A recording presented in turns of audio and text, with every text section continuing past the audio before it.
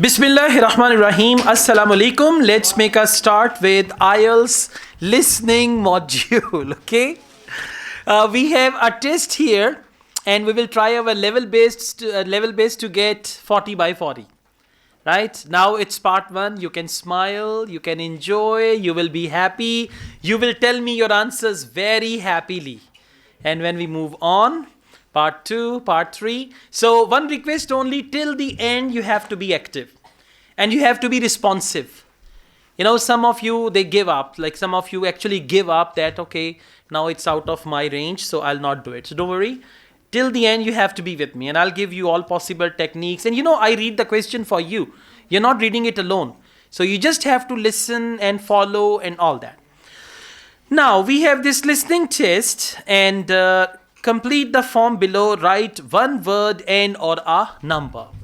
So if you are lucky, you will get one word and or a number. If you are unlucky, you will get multiple choice questions in part 1. Right? One word and or a number. Customer satisfaction survey.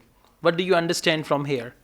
Customer satisfaction survey means there is a form, and that is a survey form. It's all about customer satisfaction survey. There will be a customer, there will be a person conducting the survey and asking questions. Are you satisfied with this? Are you happy with that? And all that stuff. So there's going to be a dialogue like this. Customer details. Name, Sophie Bird. Right? Sophie is a girl's name and her father's name is Bird, Panchi. Question number 2. Reason for travel today. Underline today. If she says, I usually travel for shopping, but today I'm here to see the concert. So reason for traveling today is see the concert or concert.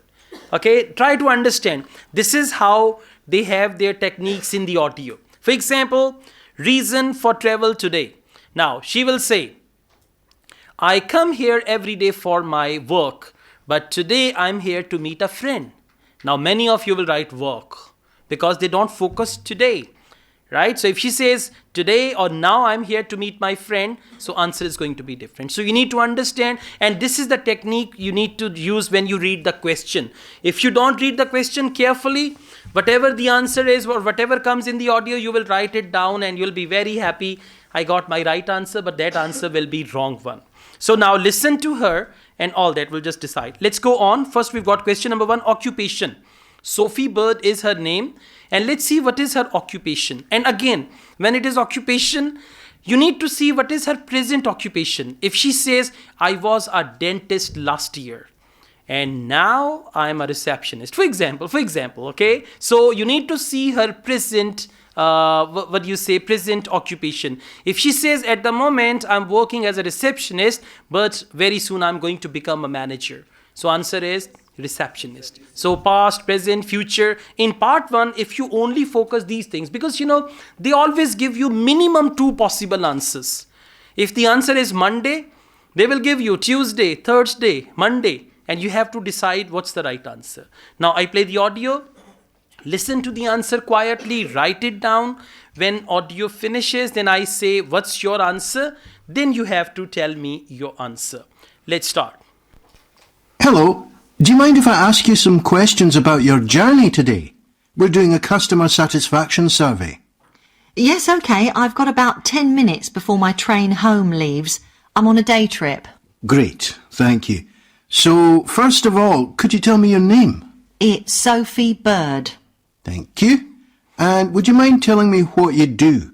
I'm a journalist. Oh, really? That must be interesting. Yes, it is.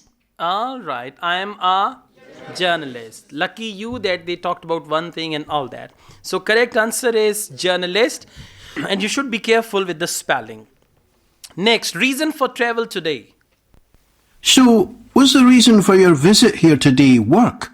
Actually, it's my day off. I came here to do some shopping. Oh, right. But I do sometimes come here for work. Okay.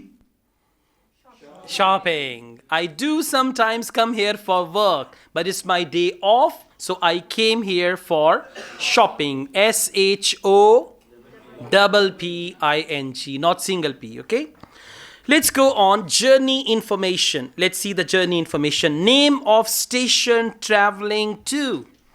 Now, name of station traveling to. It's going to be the name of the station. It can be the name of a city or that station. And traveling to.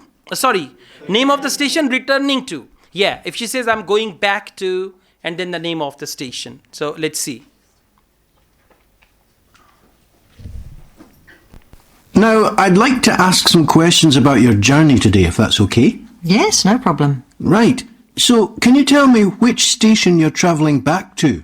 Stormforth, where I live. Can I just check the spelling? Staunfirth?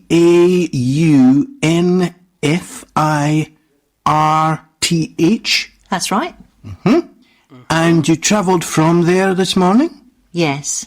Okay, good. Okay, so traveling back to or returning to, and answer is Stormforth. And this word is unusual. So there is always one unusual word in part 1, and she spelled that. Staunfirth.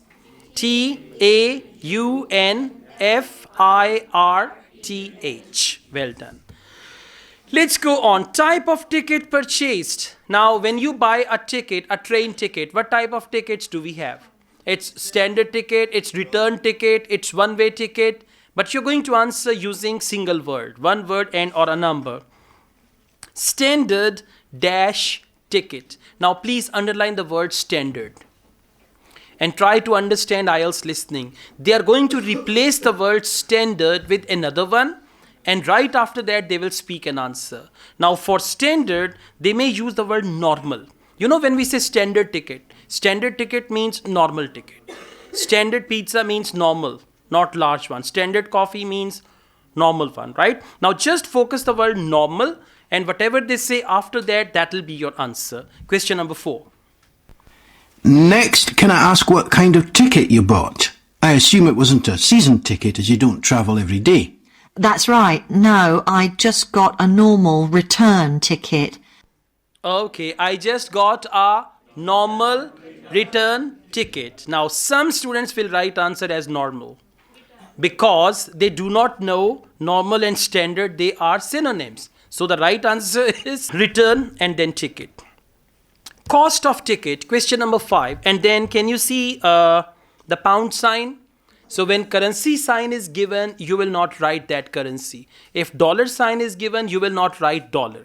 Now, if whenever they have currency, because they still use with pounds, they use pennies. With dollars, they use cents. So if they say, this ticket cost me $25.80. $25.80. What does it mean? 25.80. If she says, this ticket cost me €10.85. 10 euros 85 means 10.85. So if currency sign in the middle and then there is an amount before and after, you will just convert that currency into a point and then you can write your answer. So now let's see cost of ticket. I don't have a rail card, so I didn't get any discount. I keep meaning to get one because it's a lot cheaper. Yes, you'd have saved 20% on your ticket today. So you paid the full price for your ticket? I paid £23.70. Okay. Do you think that's good value for money? Not really. I think it's too much for a journey that only takes 45 minutes. Yes, that's one of the main complaints we get. Okay, what's your answer? 23.70. She said £23.70. Okay. All right. Let's just go on. When ticket was purchased, that was yesterday. Now, where ticket was bought? So, by the way, if you have to buy a train ticket, what do you do? Where do you buy the ticket? From the station, from the ticket window, or you buy ticket on the internet, online. Okay. So, where ticket was bought? Now, they are going to talk about that specific ticket. If they say, well, you can always buy a ticket from the ticket window or you can buy it on the internet from our website. So, if she says, well, I usually buy tickets online, but I bought this ticket from the station. Answer is station. So, you just need to listen and decide what the right answer is. So, you didn't buy your ticket in advance? No, I know it's cheaper if you buy a week in advance, but I didn't know I was coming then. I know. You can't always plan ahead. So, did you buy it this morning? No, it was yesterday. Right. And do you usually buy your tickets at the station? Well, I do usually, but the ticket office closes early and I hate using ticket machines. I think ticket offices should be open for longer hours. There's always a queue for the machines and they're often out of order. A lot of customers are saying the same thing. So, to answer your question, I got an e-ticket online. All right, at the end, she said, to answer your question, which is your favorite sentence in IELTS speaking, huh? To answer your question, I bought an e-ticket online. So answer is online, and you will write online as one word, okay? So this is how you can deal with first 6 questions. And by the way, if you get all 6 correct answers, you are ready for the rest of the test. If in the beginning you have a couple of mistakes or you miss any answer, you're going to be frustrated. So try to get 10 by 10 in the first part of IELTS listening, okay? Thank you. Okay, now let's move on. Satisfaction with journey. So we are solving this customer satisfaction survey form. Satisfaction with journey. Most satisfied with Wi-Fi. Yeah, Wi-Fi is very good, okay? Question number 7. Least satisfied with. Now she is least satisfied with something. The dash this morning. Underline this morning. What can be the synonym for this morning? Today, this morning, today morning, or anything like that. So whatever she says today or this morning, that will be the answer. Now something took place, something happened this morning, and she is least satisfied about that. What that thing is. Okay, thank you. Now, I'd like to ask you about your satisfaction with your journey. So what would you say you were most satisfied with today? Well, I like the Wi-Fi on the train.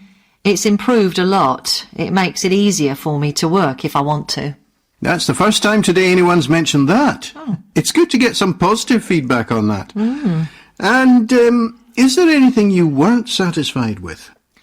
Well, normally the trains run on time and are pretty reliable, but today there was a delay. The train was about 15 minutes behind schedule. Okay, I'll put that down. So, delay. Today there was a delay. Train was 15 minutes behind schedule. So answer is delay. Now, satisfaction with station facilities. Most satisfied with. How much dash was provided? Underline how much. For how much, they can use amount of dash which was provided or which was given. Amount of. And if it is how many, for how many they use number of. How many? In the audio they will use number of. How much is uncountable, so for how much they will use amount of, right? Now let's see. How much dash was provided? Now just see, something was provided and that was too much, something like that. Now, I'd also like to ask about the facilities at the station. You've probably noticed that the whole station's been upgraded. What are you most satisfied with? I think the best thing is that they've improved the amount of information about train times, etc. that's given to passengers. It's much clearer. Before, there was only one board and I couldn't always see it properly, which was frustrating.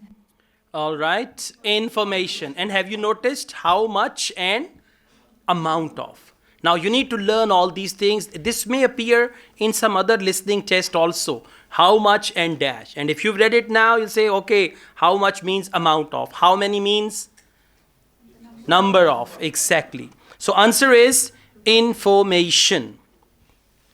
Question number 9. Least satisfied with. Lack of seats, particularly on the. Now listen. Answer is going to be location of seats. Lack of seats where? Lack of seats in the train. Lack of seats in the railway station. Lack of seats where? Location of those lack of seats will be your answer. Okay? That's good. And is there anything you're not satisfied with? Let's see. I think things have generally improved a lot. The trains are much more modern and I like the new cafe. But one thing is that there aren't enough places to sit down, especially on the platforms. OK. So I'll put seating down, shall I, as the thing you're least satisfied with? Yes, OK. All right. Platform. And have you noticed one thing? For particularly, they use the word especially. Now, in IELTS listening language, particularly and especially. Whenever you see particularly here in the audio, especially, if it is particularly in the audio, especially here. So, answer is platform. How do you spell that? P-L-A-T-E. No E? Good. Well done. Platform. P-L-A-T. That's why we pronounce it as platform. We don't say platform. Plate is P-L-A-T-E. Right? And you will write platform as one word because it's written there, one word and or a number. If you write platform, two words, your answer will be wrong. Right? So when it is one word only, even if that word contains two parts like plat and form, write it together. Classroom, write it together. Question number 10. Neither satisfied nor dissatisfied. What does it mean? She doesn't know. Neither satisfied nor satisfied, or neither dissatisfied nor satisfied. Dash available. Dash available means availability of that. If she says, well, I don't know about that. I don't know about that. So if she says, I don't know about that, and then there is something, if he asks a question, what about water? What about water, drinking water on the platform? Are you satisfied with that? He says, I carry my own water bottle, so I don't know about that. Okay, something like that. So let's see, answer will be water available. Can I ask your opinion about some of the other facilities? We'd like feedback on whether people are satisfied, dissatisfied, or neither satisfied nor dissatisfied. OK. What about the parking at the station? Well, to be honest, I don't really have an opinion, as I never use it. So neither satisfied nor dissatisfied for that then? Yes, I suppose so. All right, answer is parking. When I ask you, then you have to speak the answer, okay? Not parking. Sir, part 1 में ही तो आते हैं, बोलने दिया करें, हाँ? Okay, in part 2, if you see a map, you are lucky because map is easy. No? Don't worry, we'll find a way to deal with the map. Listen, whenever they give you a map in IELTS listening, instead of reading the questions, look at the map. Read the map carefully. Now, if you look at the questions 11 to 16, 11 is cafe, 12 is toilets, 13 is formal gardens. Are you getting any information? No, you aren't. So, you will come to this map, Croft Valley Park. Now, can you see on the right hand side we have crosses? So, the left side is west. You should write capital W there. On the left side of the map, write capital W. Top of the map, what is that? North. Write capital N. Right side of the map is east. Write there capital E. And bottom of the map is south, so write capital S. Now listen, there is one south gate and there is one north gate. If they ask you to enter from the south gate, you will enter from there. And if they say, if you go from the north gate, and then you're going to come from the north gate, right? The first thing. After that, can you see old museum? So if in the audio, now listen, in the map, they use specific language. That language is based on two things. One is prepositions of location. If I say it's next to the museum, which option? It's next to the old museum, which option? D for doctor. If I say it's among the trees in front of glass houses, option H. If I say it's on the west side of adventure playground, B, west side. If I say it is on the east side of adventure playground, C. If I say it is on the eastern side of old museum, eastern side of old museum is D. D for doctor. Okay, and if I say it's in front of the lake, again it's option D. So what you need to do on the map, first thing is prepositions of location, prepositions of place, and all that, right? The second thing is directions. There is a certain language you use: go straight ahead, turn right, first right, second left. It's the second building, it's the first building. So you need to learn all these things, okay? Now, let's see. First, they have this cafe. So what you're going to do, first your pencil is going to be in the air when the audio starts. And in the audio, when she says, if we enter from the south gate, immediately you will put your pencil on the south gate and your pencil will move with the audio. Let's try. Okay, if you enter from the south gate, please take a first left turn. Are you going there? Go along with that path, and then on your left you will find a narrow road. It will take you to the airport. Answer is A. See that? If your pencil is moving, you will reach there. If your pencil is still, you will never find anything. Okay, now again, let's try again. If you enter from the south gate, go straight ahead until you reach the bend. It's just there. Option E. Until you reach the bend, it's just there is option E. All right. And if they say, well, it's very close to North Gate and Adventure Playground. B. Or it's in the middle of North Gate and Adventure Playground. So like this you practice and at least try to solve 5 to 10 maps and you'll be fine. Now we start. Question number 11, cafe. You have to find me cafe because I love coffee very much. Okay, yeah. As chair of the Town Council Subcommittee on Park Facilities, I'd like to bring you up to date on some of the changes that have been made recently to the Croft Valley Park. So if you could just take a look at the map I handed out, let's begin with a general overview. So, the basic arrangement of the park hasn't changed.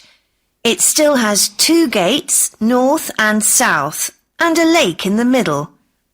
The cafe continues to serve an assortment of drinks and snacks, and is still in the same place, looking out over the lake and next to the old museum. Okay, looking out over the lake and next to the old museum. Option D for doctor. See, looking out over the lake means from the cafe you can see the lake and it's next to old museum.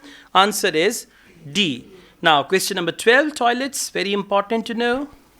We're hoping to change the location of the toilets and bring them nearer to the centre of the park, as they're a bit out of the way at present, near the adventure playground, in the corner of your map. Yeah, near the adventure playground in the corner of the map. And she said we are hoping to put them to central location, but it's not there. At the moment, they are C, in the corner and adventure playground.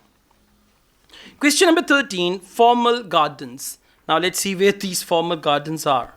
The formal gardens have been replanted and should be at their best in a month or two.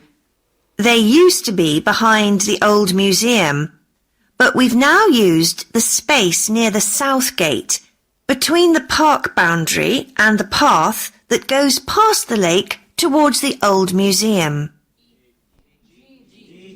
E. Wrong answer. Right answer is G.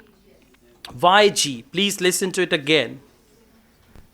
The formal gardens have been replanted and should be at their best in a month or two. They used to be behind the old museum. They used to be. It means now they are not there. They used to be behind the old museum. So now there is no option. We have already used option D. So there is no option there. But we've now used the space near the south gate, between the park boundary and the path that goes past the lake. Okay, between the park boundary and the path that goes past the lake. So that is option G. All the square is actually boundary. So correct answer is option G. Now, outdoor gym. Question number 14. We have a new outdoor gym for adults and children, which is already proving very popular. It's by the glass houses, just to the right of the path from the south gate. You have to look for it, as it's a bit hidden in the trees. Haha. First you thought F. She said you have to look for it as it's a bit hidden in the trees. That is option H. So usually when you come closer, there are two options. And then from two options, you need to see which is the right one. Question number 15, skateboard ramp. One very successful introduction has been our skateboard ramp. It's in constant use during the evenings and holidays. It's near the old museum, at the end of a little path that leads off from the main path between the lake and the museum.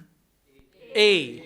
Little path that leads off between the lake and museum. So that little path, and there is only one option, that is option A, right? I'm playing it again, some of you missed it. One very successful introduction has been our skateboard ramp. It's in constant use during the evenings and holidays. It's near the old museum, at the end of a little path that leads off from the main path between the lake and the museum. Got it? Between the lake and the museum, these are prepositions. All clear? Yes. All right, let's go on. Question number 16, wildflowers. We've also introduced a new area for wildflowers to attract bees and butterflies. It's on a bend in the path that goes round the east side of the lake, just south of the adventure playground. Okay, south of adventure playground, east side of the lake, and there is only one bend in the map. So it's option E, exactly. So when you practice, you will realize it's going to be easier for you, right? Okay, thank you. Alright guys, now we see how to deal with double multiple choice questions in IELTS listening part 2. Whenever you get IELTS listening, map in IELTS listening, along with map, usually there are some multiple choice questions or otherwise double multiple choice questions. But sometimes with map, they can give you matching type of questions as well. Now, double multiple choice questions, 5 options. Out of 5, 3 options are wrong according to the speakers in the audio and 2 options are correct. Now, basically, if you identify wrong options, you will always find the right answer, because whenever you are going to select a wrong option, you are going to be cheated by the speakers in the audio. Now I tell you how to identify wrong options. Whenever you get a double multiple choice question, first of all, read the question statement. Questions 17 and 18, choose 2 letters A to E. What does speaker say about adventure playground? Now, what speaker say about adventure playground? Okay. Now, you need to see there are 5 things. Out of 5, 2 options are correct. So, it means 2 things speaker will say in the same way. And 3 things will contradict with 3 points here. Now, I tell you how. Option A, children must be supervised. If they say you have to keep an eye on your children while they are playing, A will be the right answer. And if they say we have our custodians who will take care of your children, so you can leave your children and go away, will this be the right answer? No. You understand? This is how they play. Option B, it costs more in winter. If they say during the winter months, it will cost you £10, otherwise £8. Then this is the right answer. And if they say the ticket price is same regardless of the season, then will this be the answer? Wrong. So this is what you need to understand. Option C, some activities are only for younger children. If they say all the activities are for children regardless of their age, regardless of their age, will this be the right answer? No. But if they say some activities are only for 3-year-old kids, then this is going to be the right answer. Option D, no payment is required. It means absolutely free of cost. So if in the audio they say it's free of cost, or you don't have to pay, or it will not cost you anything, or we don't charge anything, then this is the right answer. But if they say you just have to pay £1 or a little amount, even 1 penny or 1 cent, then this will not be the right answer. Last, it was recently expanded. If they say, we are planning to expand the park in the future, will this be the right answer? No. Yes, if they say, very recently we have added some more land and expanded the park, then this is the right answer. Got it? Now, another problem actually, which is more confusing, these options are not in order. If these options are in order, multiple choice will never ever be difficult. And I think options should have been in order. Like IELTS people should consider this thing that in multiple choice, if options are in order, you listen to option A, then you listen to option B, tick or cross, you find your answer. Now you are at option A and you realize that speaker has finished option C. By the time you go to option C, they come to option A. So you are confused between all these options. Now, the next question, how to catch the options. In every option, you need to underline one word. For example, option A, supervised. Option B, cost. Option C, younger children. Option D, payment. Option E, expanded.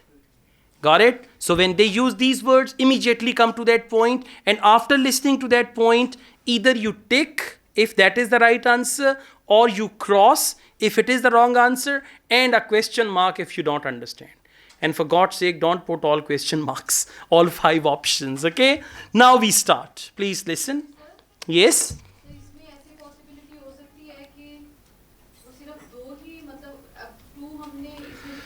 Okay, and yeah, that's a very good question. That's a very good question. I've noticed this thing. The question is it possible that out of 5, they only discuss 2 options and they ignore other 3 options?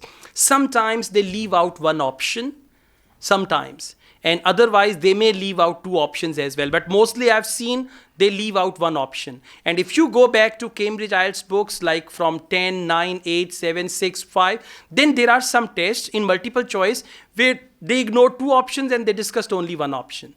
But over here, they will discuss all the options. Okay? So, let's start. Now, let me tell you a bit more about some of the changes to Croft Valley Park. One of our most exciting developments has been the adventure playground. We were aware that we had nowhere for children to let off steam and decided to use our available funds to set up a completely new facility in a large space to the north of the park. It's open year-round, though it closes early in the winter months, and entrance is completely free. Children can choose whatever activities they want to do, irrespective of their age. But we do ask adults not to leave them on their own there. There are plenty of seats where parents can relax and keep an eye on their children at the same time.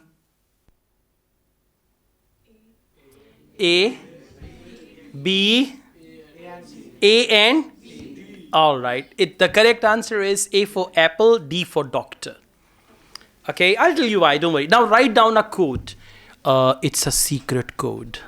The code is E, B, B for boy. Write it down, Liko. E, B, D, D for doctor. C, C for cat, A for apple. Now this is the arrangement of the options. Okay, now I play the audio again. First they will discuss option E, then B, then D, then C, then A. So listen. Now, let me tell you a bit more about some of the changes to Croft Valley Park.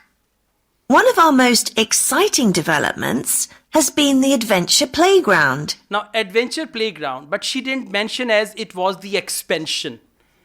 The word expanded, or it's not been used. We were aware that we had nowhere for children to let off steam and decided to use our available funds to set up a completely new facility in a large space to the north of the park. In a large space to the north of the park. Still, they did not mention that we expanded it.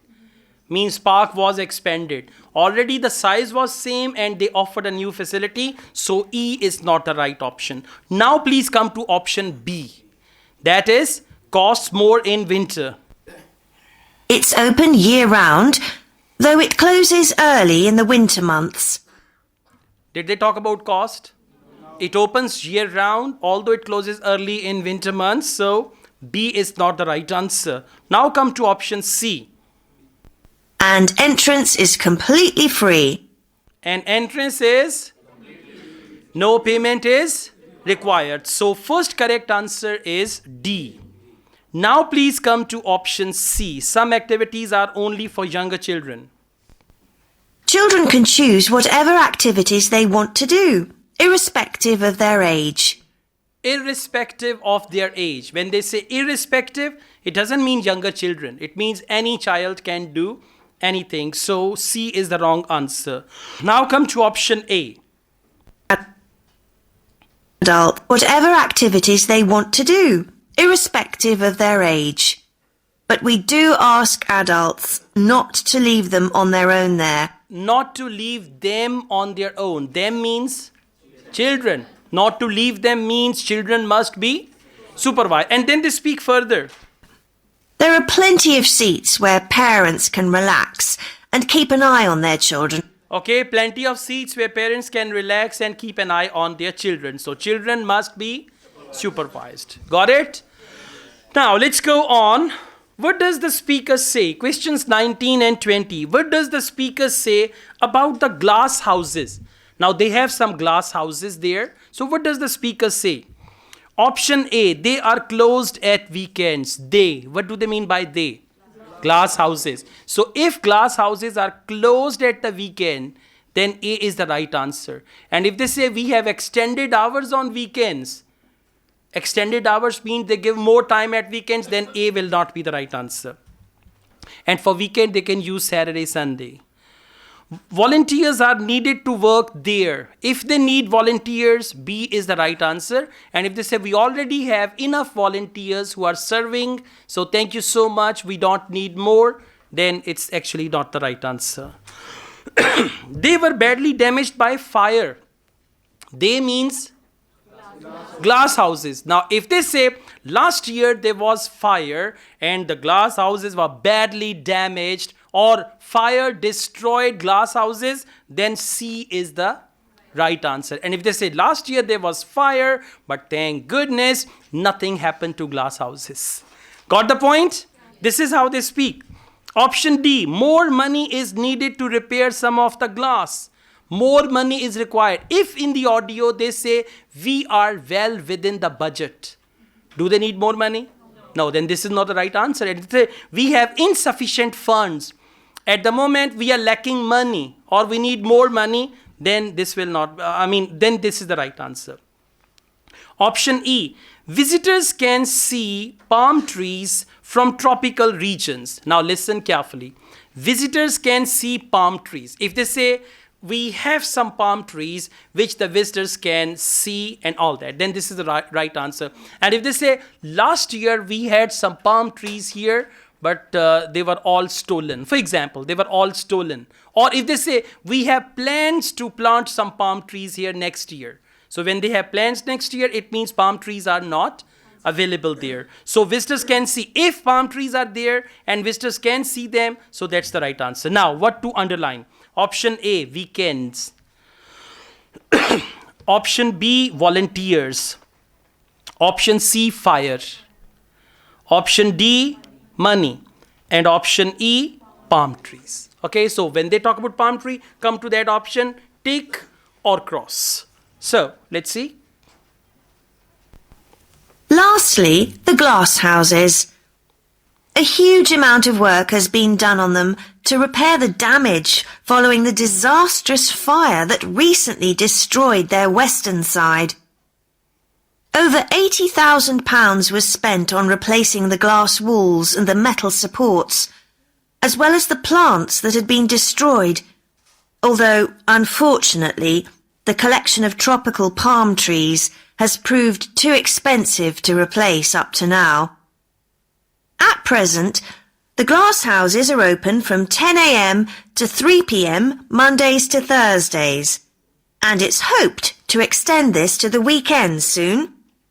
We're grateful to all those who helped us by contributing their time and money to this achievement. A and no. Good. No. Good. Yeah. A, B, C, D, E. Yeah. All right. हाँ ए तो बिल्कुल नहीं है और B तो हो ही नहीं सकता.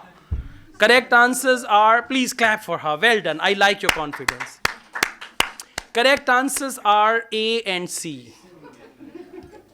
And she said, A तो बिल्कुल भी नहीं है. Ball like this, A तो बिल्कुल भी नहीं है. I tell you, don't worry. Okay, now don't worry. I mean, audio is here. I'll play the same audio and they will not change their statement. Now please write down the code. The code C, D, E, A, B. C, D. C for coffee, D for doctor, E for elephant, A for apple, B for boy. Got it? Now I play the audio again. Let's see. The one who was saying, A to ho hi nahi sakta. Lastly, Now first come to option C. the glass houses. A huge amount of work has been done on them to repair the damage following the disastrous fire that To replace the damage following the disastrous fire which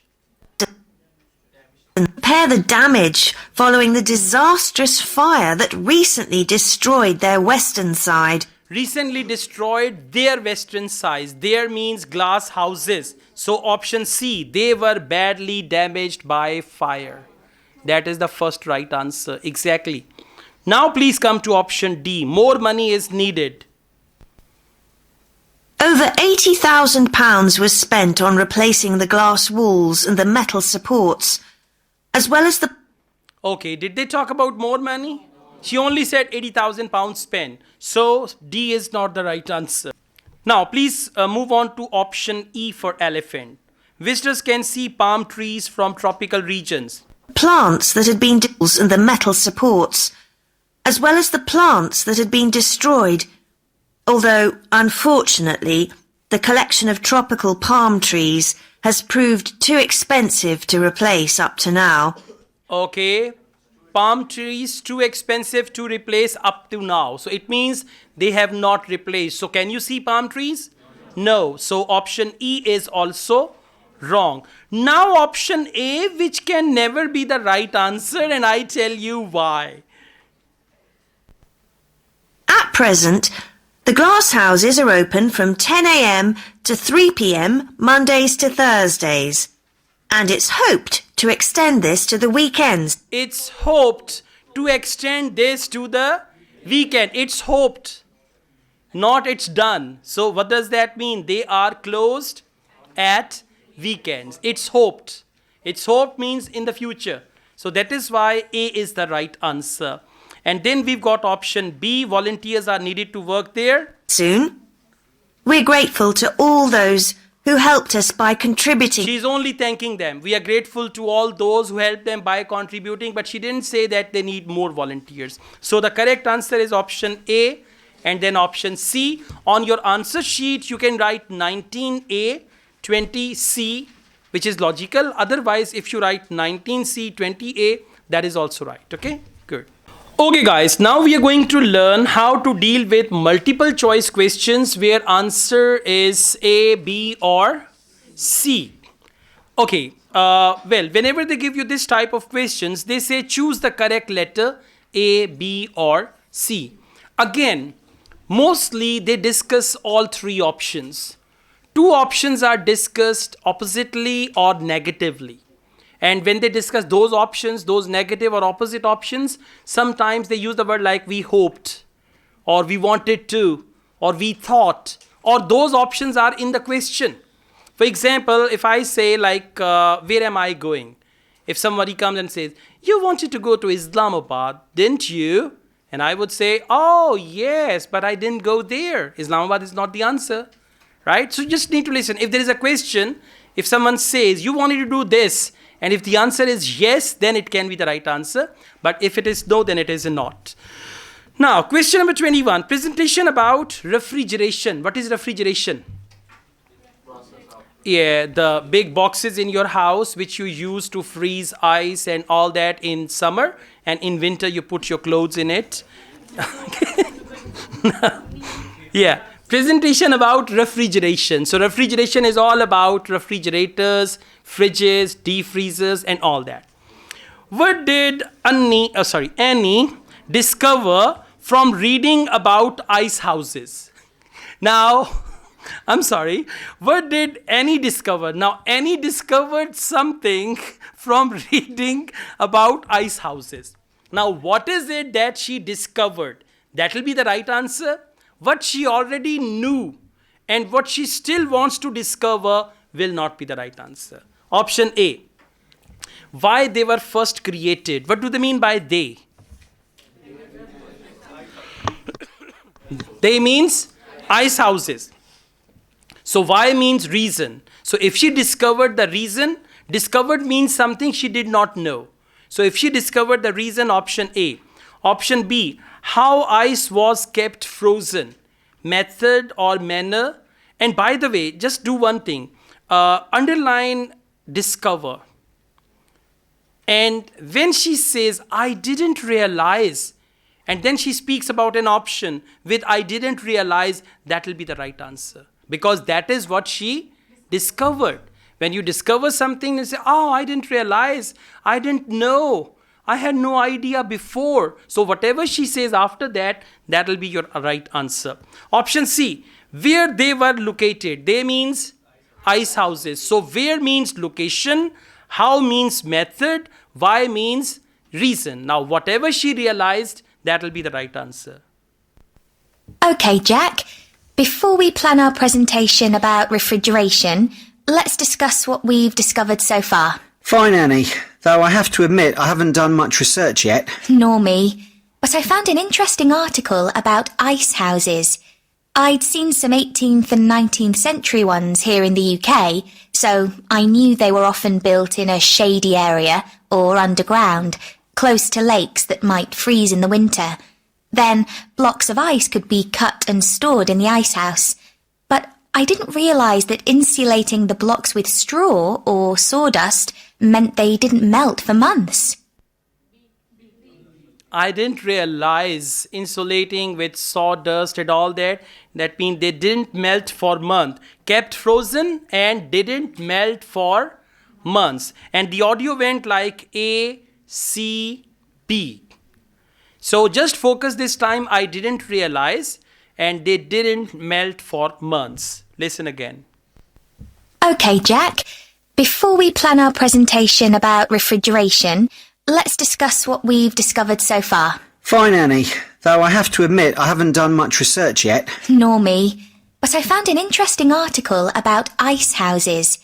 I'd seen some 18th and 19th century ones here in the UK, so I knew they were often built in a shady area or underground, close to lakes that might freeze in the winter. Then blocks of ice could be cut and stored in the ice house.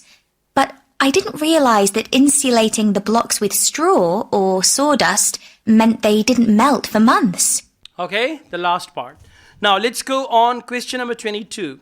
What point does Annie make about refrigeration in ancient Rome? Now you will listen to Annie carefully, and Annie is going to make a point about refrigeration in ancient Rome.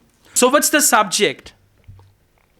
Refrigeration in ancient Rome. Option A, it became a commercial business. It means refrigeration became a commercial business.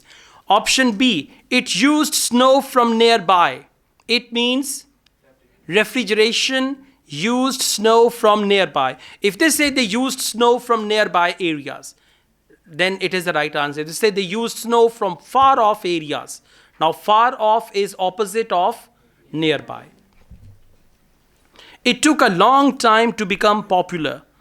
So if refrigeration took a long time to become popular, then it is C. And if they say it became popular so soon, then it is not the right answer. Okay? Now let's see. The ancient Romans had refrigeration too. I didn't know that. Yes, pits were dug in the ground and snow was imported from the mountains, even though they were at quite a distance. The snow was stored in the pits. Ice formed at the bottom of it. Both the ice and the snow were then sold. The ice cost more than the snow, and my guess is that only the wealthy members of society could afford it. I wouldn't be surprised. Why? It became a commercial business. They use the word sold. When you sell something, it is a commercial business. Why not B? Because they took it from mountains and all that. And why not C? It took a long time to become popular. They didn't mention that very clearly. Okay? So A is the right answer. Please listen to it again. The ancient Romans had refrigeration too. I didn't know that. Yes, pits were dug in the ground and snow was imported from the mountains, even though they were at quite a distance. Okay, even though they were at quite a distance. So B is not the right answer. The snow was stored in the pits. Ice formed at the bottom of it. Both the ice and the snow were then sold. The ice cost more than the snow. Okay, both were sold and ice cost more than the snow, so it became a commercial business. When you're selling something, it has become business. They did not discuss option C. Let's go on. Question number 23. In connection with modern refrigerators, both Annie and Jack are worried about. Now, both are worried about. If only Annie is worried about something and Jack says that's okay, that's normal, then it's not the right answer. Both are worried about what? You don't need to read article, never read article in IELTS listening and IELTS reading. So option A, complexity of technology. Can you see that? If you read the complexity of the technology, it's a long option. So ignore article. Article is the, and, some, right? So complexity of technology, how complex technology is. If they agree about it or if they're worried about it, option B. Fact that some are disposed of irresponsibly. But tell me, what is the meaning of some? Some means refrigerators, exactly. So they are using the word some for refrigerators. Now listen, some are disposed of irresponsibly. Means people just throw them in the ocean. If they are throwing refrigerators in the ocean, what does it mean? They are disposing them of irresponsibly. Large number that quickly break down. Large number of refrigerators and they break down. So if they say large number, then C is the right answer. And if they say the life of a refrigerator is very long, it doesn't break down so soon, then this is not the right answer. Now let's see. I also came across an article about modern domestic fridges. Several different technologies are used, but they were too complex for me to understand. You have to wonder what happens when people get rid of old ones. You mean because the gases in them are harmful for the environment? Exactly. At least there are now plenty of organisations that will recycle most of the components safely. But of course, some people just dump old fridges in the countryside. It's hard to see how they can be stopped, unfortunately. In the UK, we get rid of 3 million a year altogether. That sounds a lot, especially because fridges hardly ever break down. That's right. Fridges hardly ever break down. That means C is not the answer. Fridges hardly ever break down. Large number that quickly break down. And she said fridges hardly ever break down. So correct answer is no, A. Wrong. B is the right answer. Absolutely. Why A is wrong? It's not the complexity of technology. I'll repeat the audio. And luckily, this audio went like A, B, C in the same order. Option B, that some are disposed of irresponsibly. They use the word people throw their fridges in the countryside, right? So please listen once again. I also came across an article about modern domestic fridges. Several different technologies are used, but they would... Several different technologies are used, but he didn't say this technology is complex. The word complex was not used. Several different technologies are used. Too complex for me to understand. It's too complex for me to understand. Technology is not complex. It's complex for me to understand, right? He is stupid. Yeah. Option B. You have to wonder what happens when people get rid of old ones. You mean because the gases in them are harmful for the environment? Exactly. At least there are now plenty of organisations that will recycle most of the components safely. But of course, some people just dump old fridges in the countryside. Some people dump old fridges in the countryside. They throw the fridge and run away from there, right? So answer is B. Some are disposed of irresponsibly. Irresponsibly means people dump old fridges in the countryside. Countryside means village areas. Okay, and option C, large number that quickly break down. It's hard to see how they can be stopped, unfortunately. In the UK, we get rid of 3 million a year altogether. Okay, we get rid of 3 million a year. Now from here you say 3 million, large number, correct answer. So if you're finding the answer looking at a word, your answer will always be wrong. Okay, they say large number that quickly break down. Means large number of refrigerators that quickly break down. But what's the last sentence? That sounds a lot, especially because fridges hardly ever break down. That's right. Fridges hardly ever break down. Means fridge kharab nahi hoti. Now you say saadi te ho jandi. Okay. There's something else. Question number 24. What do Jack and Annie agree regarding domestic fridges? Now what are domestic fridges that you use in your house? So what do they agree? Now when they agree, one will make a point and second will say you are right. You've got the point. Or I agree. I think you are right. Right? But if they say, well, I think in a different way, it means they disagree. Now, what are the options? They are generally good value for money. They means fridges and good value for money. If you buy a fridge and it lasts for 20 years, it's good value for money. Option B. There are plenty of useful variations. Plenty of variations. Useful variations of domestic fridges. And if in the audio they said they are all the same. They are all the same. Like, you got either fridge or deep freezer or anything like that. Option C. They are more useful than other domestic appliances. Means fridges are more useful than other domestic appliances. And what are other domestic appliances? Washing machine, microwave oven, dishwasher, and all that. Okay? Now please listen and then decide where do they agree. In this country, we keep domestic fridges for 11 years on average, and a lot lasts for 20 or more. So if you divide the cost by the number of years you can use a fridge, they're not expensive, compared with some household appliances. True. I suppose manufacturers encourage people to spend more by making them different colours and designs. I'm sure when my parents bought their first fridge, they had hardly any choice. Yes, there's been quite a change. B. Well done. B is there are plenty of useful variations. They only talked about color. So color is not a useful variation. Otherwise, they are all the same. And option C, more useful than other domestic appliances, they didn't discuss that. So correct answer is A.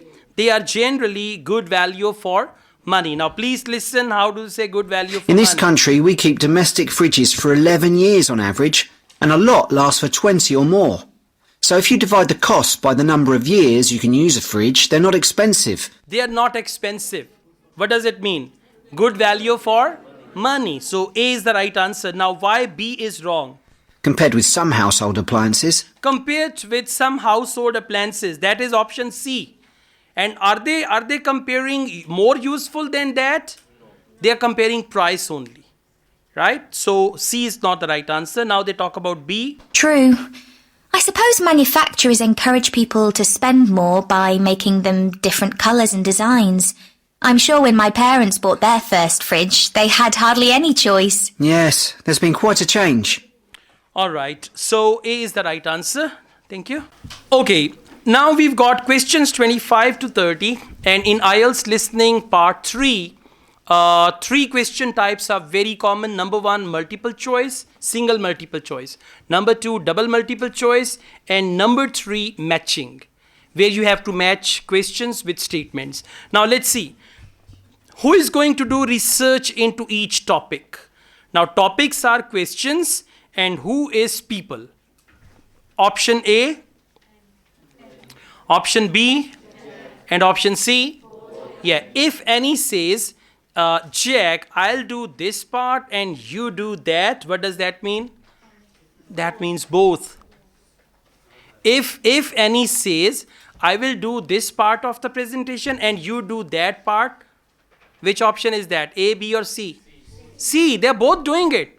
And if Jack says, I will cover this point and you can discuss that one, again it is C, both, right?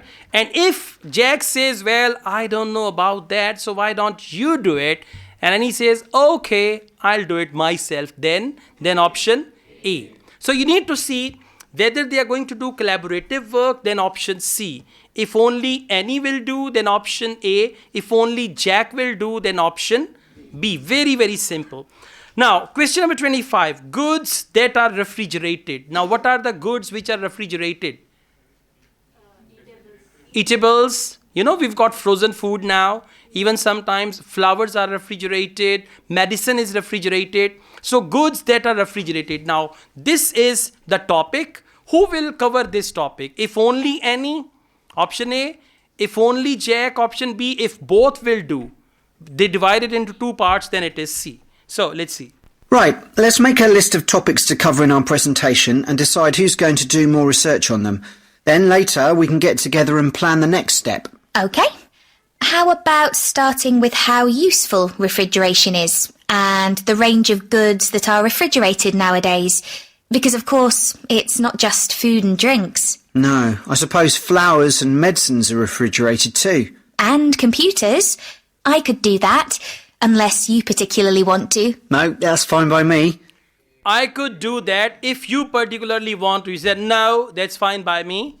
So, it's option A. Annie is going to do that. Now, effects on health. What about the effects of refrigeration on people's health? After all, some of the chemicals used in the 19th century were pretty harmful, but there have been lots of benefits too, like always having access to fresh food. Do you fancy dealing with that? I'm not terribly keen, to be honest. Nor me. My mind just goes blank when I read anything about chemicals. Oh, all right then. I'll Listen, do... you have to be quiet and wait. Sometimes A, B, A, B. Wait for the audio to complete and then you need to decide what's the right answer. They always do it. Say, my mind goes blank and then Annie will say something, but you need to see what is the decision. So that decision will be the right answer. Now, please don't give your answers as the audio is going. And then you're changing your mind. A, B, A, B. If समझ ना आए तो C. All right, now listen again carefully. What about the effects of refrigeration on people's health? After all, some of the chemicals used in the 19th century were pretty harmful, but there have been lots of benefits too, like always having access to fresh food. Do you fancy dealing with that?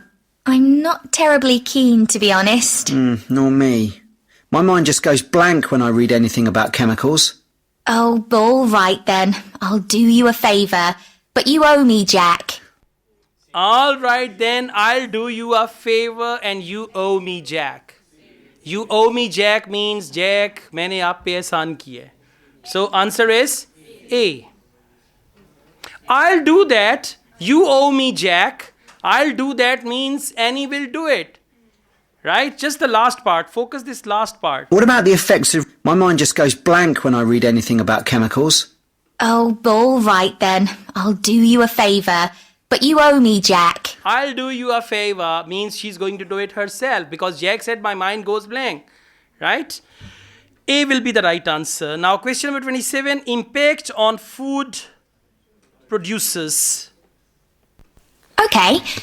What about the effects on food producers, like farmers in poorer countries being able to export their produce to developed countries?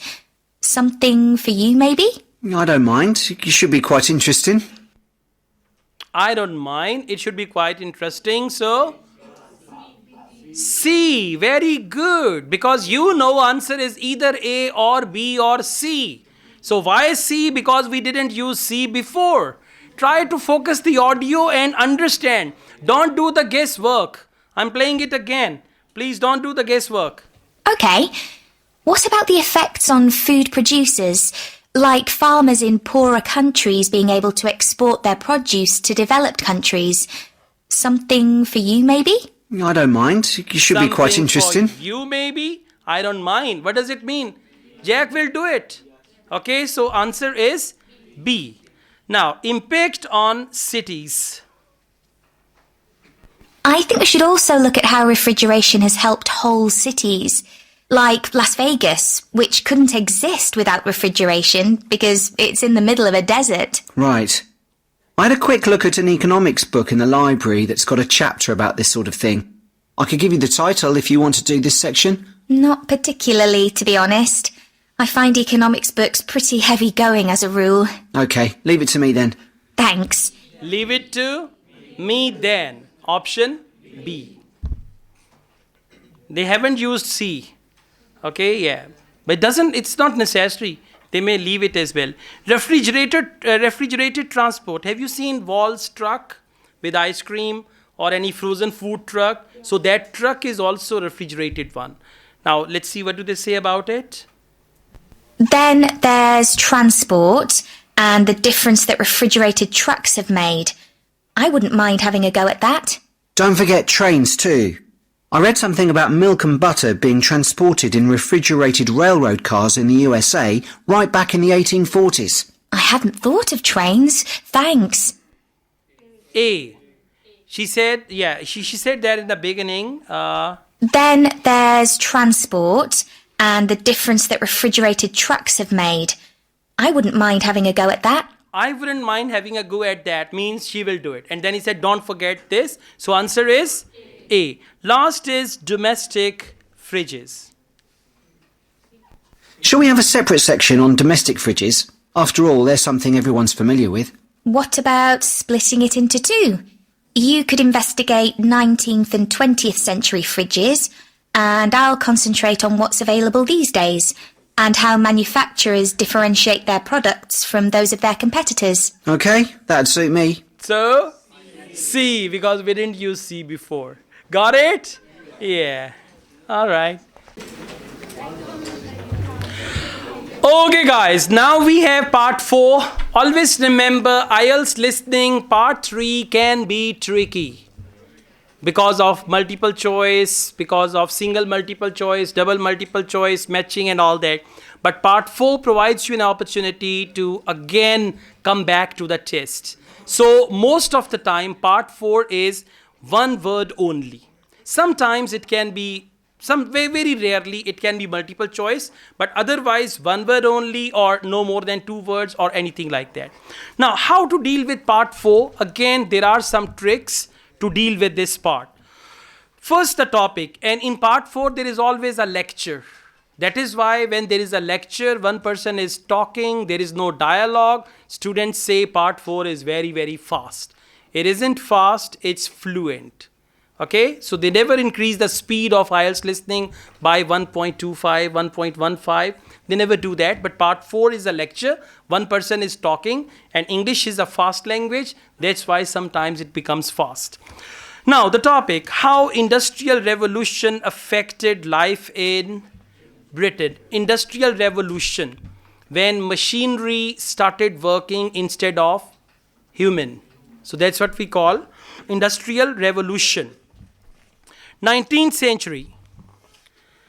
19th century, for the first time, people's possession were used to measure Britain's dash. Underline people's possession. Underline measure. Britain's dash, apostrophe S. Now answer is something related to Britain. And what is Britain? It's a country. So for that they can use the word country's dash. For example, people's possessions were used to measure Britain's something, power. So for Britain's power, they can use the word country's power, or they can use power of the country. Because for apostrophe S, they use of. Power of the country, country's power, and all that. Now please listen and answer question number 31. Hi everyone. In this session, I'll be presenting my research about the social history of Britain during the Industrial Revolution. I particularly looked at how ordinary lives were affected by changes that happened at that time. This was a time that saw the beginning of a new phenomenon, consumerism, where buying and selling goods became a major part of ordinary people's lives. In fact, It was in the 19th century that the quantity and quality of people's possessions was used as an indication of the wealth of the country. Before this, Yes. the vast majority Indication of the wealth of the country. So Britain's wealth. And for Britons, they use the word indication dash of the country. So apostrophe S, for that they usually use of preposition. Answer is wealth. Question number 32. Developments in production of goods. Now developments in production of goods and in dash. Encircle the word and. For and they can use any word like as well as, or they can use the word also. As well as, also. Now whatever they say after production of goods, that will be your answer. And they say question number 32, dash greatly changed lives. So two things greatly changed lives. One is production of goods. Second, they will tell us in the audio. This was the era from the mid-18th to the late 19th century, when improvements in how goods were made, as well as in technology, triggered massive social changes that transformed life for just about everybody in several key areas. Okay, as well as in technology. That's right, technology is the right answer. Main areas of change. One is manufacturing, second is transport, and last is retailing. So manufacturing. Question number 33. Industrial revolution would not have happened without the new types of. Underline types of. New types of. Now look here. For new types of, they can use the word new sources of. New types of, new kinds of, new sorts of, new sources of, or something like that. Let's see. First, let's look at manufacturing. When it comes to manufacturing, we tend to think of the Industrial Revolution in images of steam engines and coal. And it's true that the Industrial Revolution couldn't have taken place at all if it weren't for these new sources of power. Yeah. They marked an important shift. New sources of power. So new types of and new sources of. Question number 34. Leading industry was dash. Now let's see what was the leading industry. Okay, leading industry was dash. The most advanced industry for much of the 19th century was textiles. Okay, the most advanced industry. Most advanced means leading industry was textile. Textile. Singular or plural, there is no problem. Textile is the right answer. Question number 35. New dash made factories necessary, and so more people moved into towns. Underline the word new. For new, they can use the word latest. For new, they can use the word recent or any other word. New dash made factories necessary, and so more people moved into towns. Before the Industrial Revolution, most people made goods to sell in small workshops, often in their own homes. But enormous new machines were now being created that could produce the goods faster and on a larger scale, and these required a lot more space. Okay, new machines, very simple. Okay, now the next thing is transport. Railways took the place of canals, and because of the new transport, greater access to dash made people more aware of what they could buy in shops. Underline greater access. Now greater access means what is it which was available, and it made people more aware. More aware means knowledgeable. Something that made people knowledgeable about the shops or what they buy in the shops. So let's see, greater access. As well as manufacturing, there were new technologies in transport, contributing to the growth of consumerism.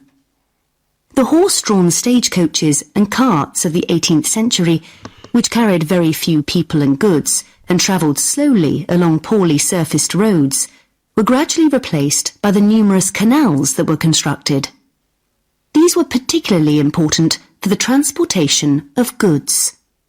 The canals gradually fell out of use, though, as railways were developed, becoming the main way of moving goods and people from one end of the country to the other.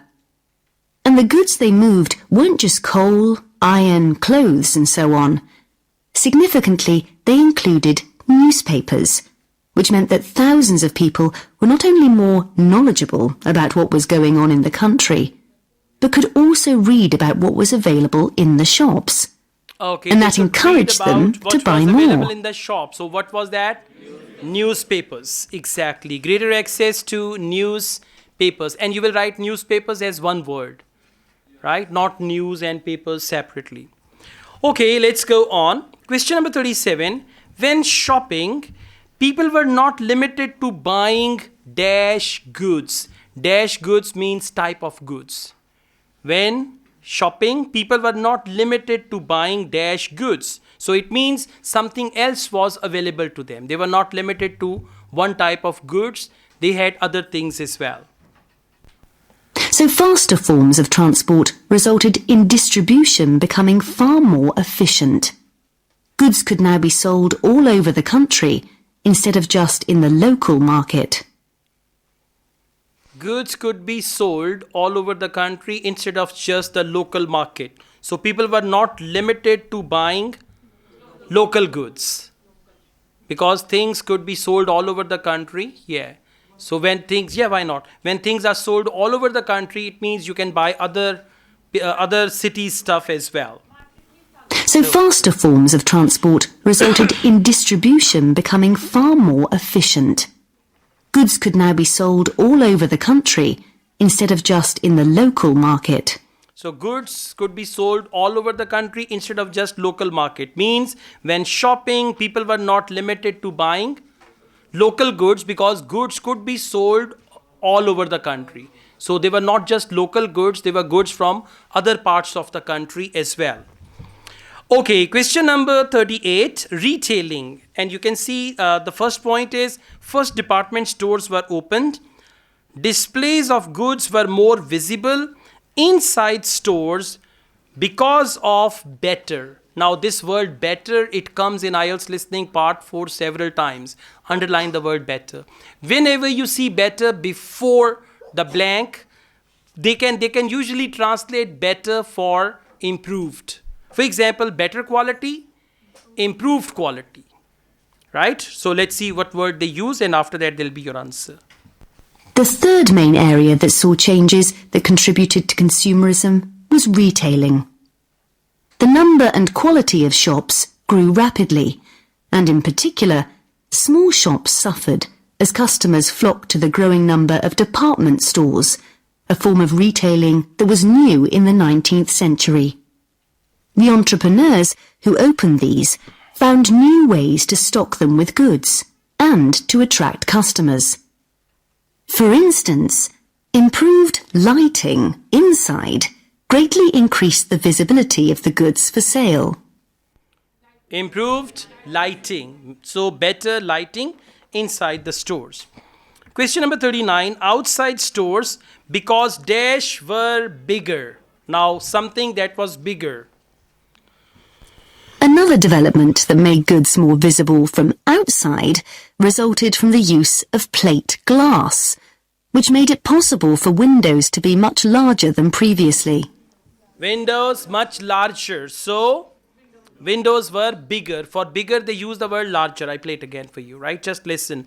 Windows were bigger and they were much larger. Another development that made goods more visible from outside resulted from the use of plate glass, which made it possible for windows to be much larger than previously. Okay, windows much larger than previously. So windows were bigger. Bigger and larger, they are synonyms. Last, dash that was persuasive. Dash that was. Now the word that is, that was. For example, dash that was persuasive. For example, answer is presentation that was persuasive. In the audio, they can use the word persuasive presentation. Food that is healthy. In the audio, they use healthy food. Food that is spicy. In the audio they say spicy food. So dash, that was persuasive. Now whatever they say before persuasive, that will be your answer, became much more common. New ways of promoting goods were introduced too. Previously, the focus had been on informing potential customers about the availability of goods. Now, there was an explosion in advertising trying to persuade people to go shopping. Advertising trying to persuade people means advertising that was persuasive. Right? They didn't use that technique, by the way. So answer is advertising. Okay, thank you.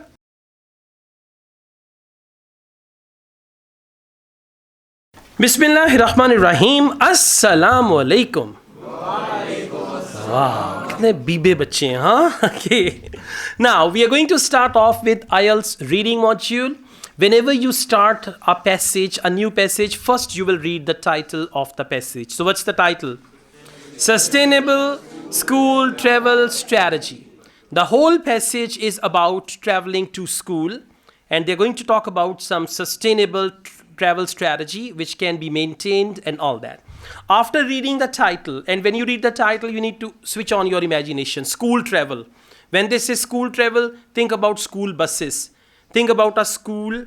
Think about children going to school by bus or other stuff like that, okay? Other mode of vehicles like that and all that. After that, you will come to questions. After reading the title, you will come to questions. So we've got questions 1 to 6. What's the type? True, false, not given. Now listen. For true, false, not given questions, if they appear in IELTS reading part 1, they are very simple.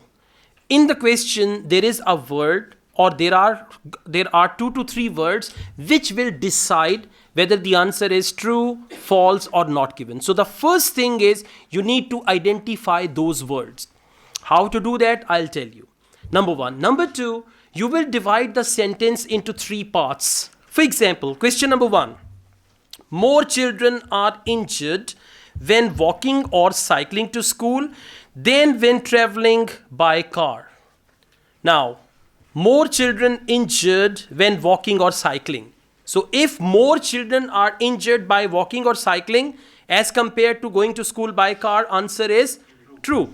If more children are injured when they are traveling by car, those who are walking and going to school by bicycle, they are not injured, then answer is false. And if they don't give this comparison, if they don't tell us whether more children or less children, when comparison is not given, answer will be not given. Okay, so this is what you need to check.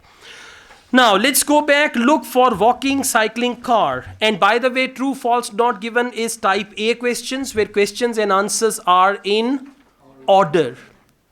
So, first paragraph, 4th line, you can see the word cars and all that. I'm reading it from the beginning. Over the last 20 years, number of children being driven to school in England has doubled. National data suggests that 1 in 5 cars on the road at 8:50 a.m. is engaged in the school run. Children are subject to up to 3.9 times more pollution in a car than in standing in traffic than when walking or cycling. So did they talk about injury? No. They talked about pollution. So answer is not given because there is no information on injury. Question number 1, answer is not given. Got it? This is just the beginning. So location and then explanation. Question number 2. Children who are driven to school are more ready to learn than those who walk or cycle. Now look here. Children who go to school by car, they are very active and alert in the class. And children who come to school on foot or by bicycle, they are tired and all that. Now if this is the fact, answer is true. But if children who come to school on bicycle or by car, on foot, they are more active and alert than those who are in the car, then answer is false. And if they don't tell us about this thing, then it is not given. Let's go back. Same paragraph. Second last line. It has been noted by teachers. Found it? It has been noted by teachers that children engaging in active travel. Now tell me, what is active travel? Cycling and walking. That is what we call active travel. Arrive at school more alert and ready to learn. Now let's go back. Children who are driven to school are more ready to learn. No, children who go to school by on foot or by bicycle, they are more ready to learn. So the answer is false. Got it? This is how you need to check the facts and all that. And in true, false, not given, you have to check the facts which are given in the passage. Question number 3. Every year, the words like every, this word is very dangerous in IELTS, true, false, not given. Why dangerous? Because it decides. Every year, council gathers information about travel to schools. Now look here. If for every year, they may use the word annually. If they collect data, gathers information means collect data. If they collect data annually, answer is true. If they collect data after 3 months, after 6 months, after 2 years, after 5 years, answer is false. And if they don't tell us the frequency of collecting data, whether they collect data annually or after 6 months, then answer is not given. So the clue word is council. Second paragraph, first line. And in true, false, not given, you need to find the clue word, right? So the country council, found it? The country council has a strong commitment to supporting and promoting sustainable school travel. We means country council. We collect data annually. Annually means yearly or every year. So the answer is true, not yes, true. Got it? Yeah? Now see, at least you are understanding, and this understanding will help you in academic reading. So if you find academic reading extremely hard, solve some general training tests and then switch to academic, you will find it better. Question number 4. Council is disappointed, underline disappointed, with the small reduction in the number of cars taking children to school. Now look here. There is a small reduction in the number of cars which are taking children to school. If council is disappointed about that fact, answer is true.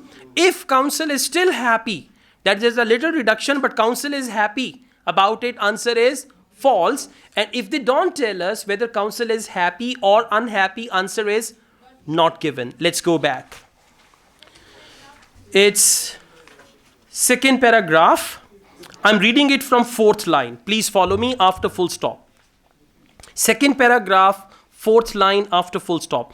Different parts of country council are working together to address the actions identified in the strategy, and we are proud that we have been able to reduce the number of cars on the daily school run by an average of 1%. Now what is 1%? Little reduction. And they said we are proud. We are proud means, are they disappointed? No, they are happy. So the answer is false. Got the point?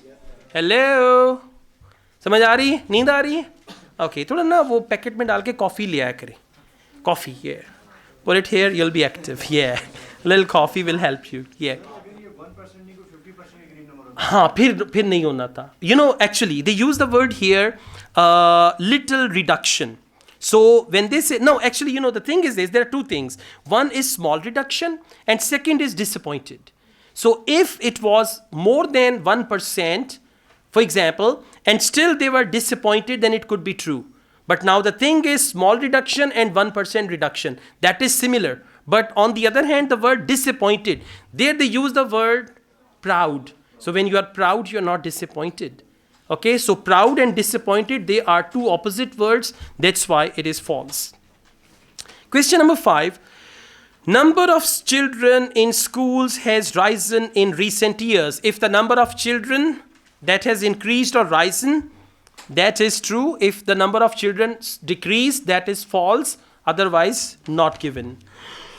Second paragraph, last line, after 1%. After 1%, second last line of the last 3 years, which is equivalent to taking approximately 175 cars off the road annually despite an increase in pupil number.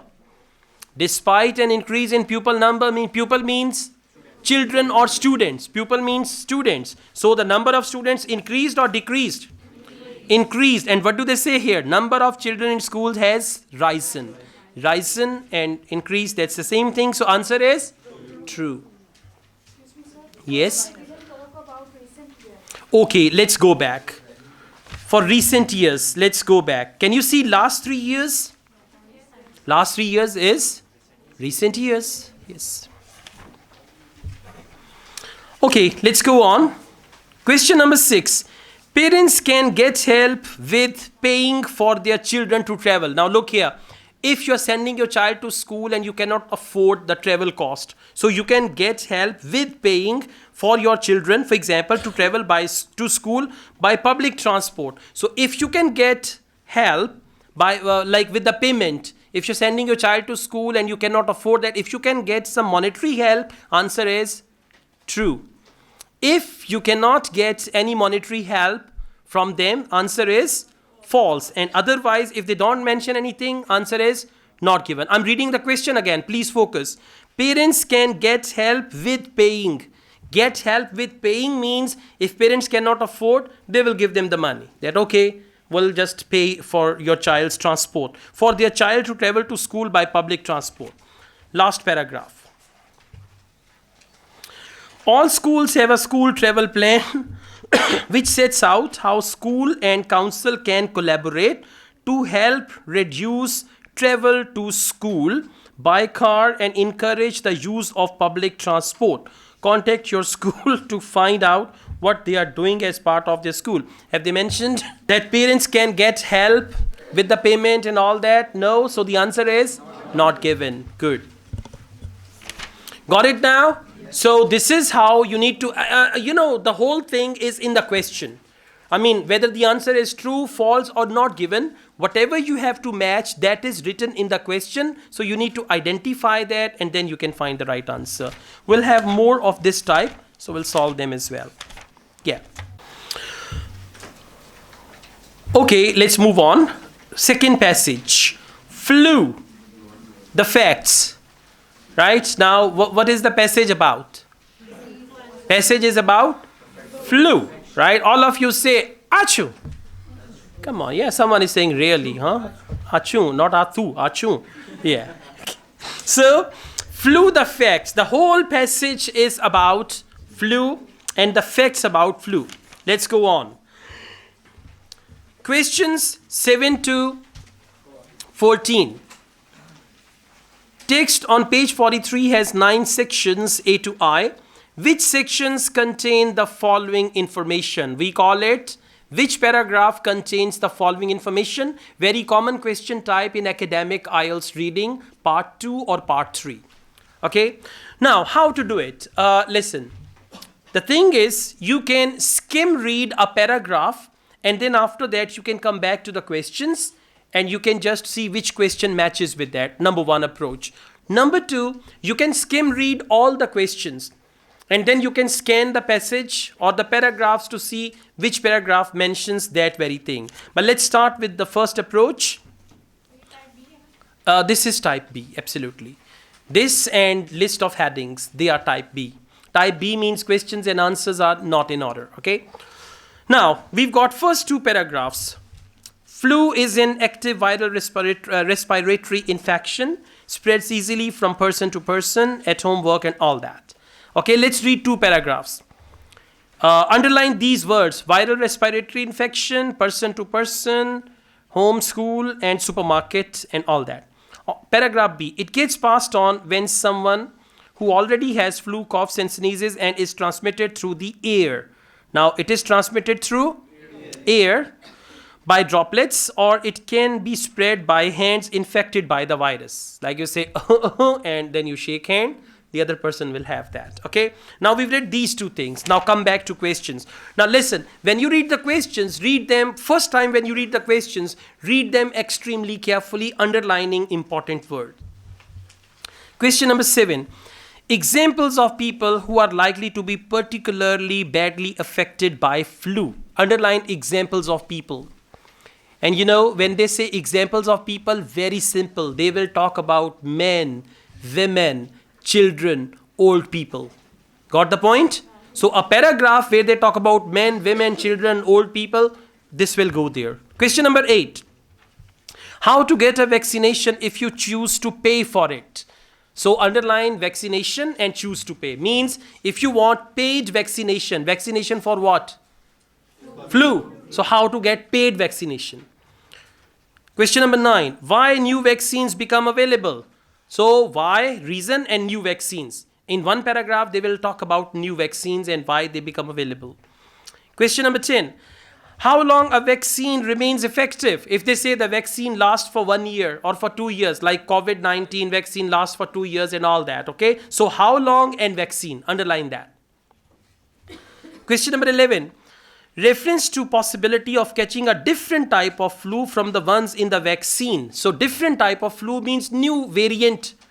Another variant. For new type of flu, they use the word variant. You might have heard this word during corona times, a new variant of COVID and all that. Question number 12, categories of people who do not have to pay for vaccination. Now look here. If you are categories of people, now categories of people who do not have to pay. If you are unemployed, right? Or if you are an old person, or if you get free medical treatment, something like that. So category of people who get free flu vaccination.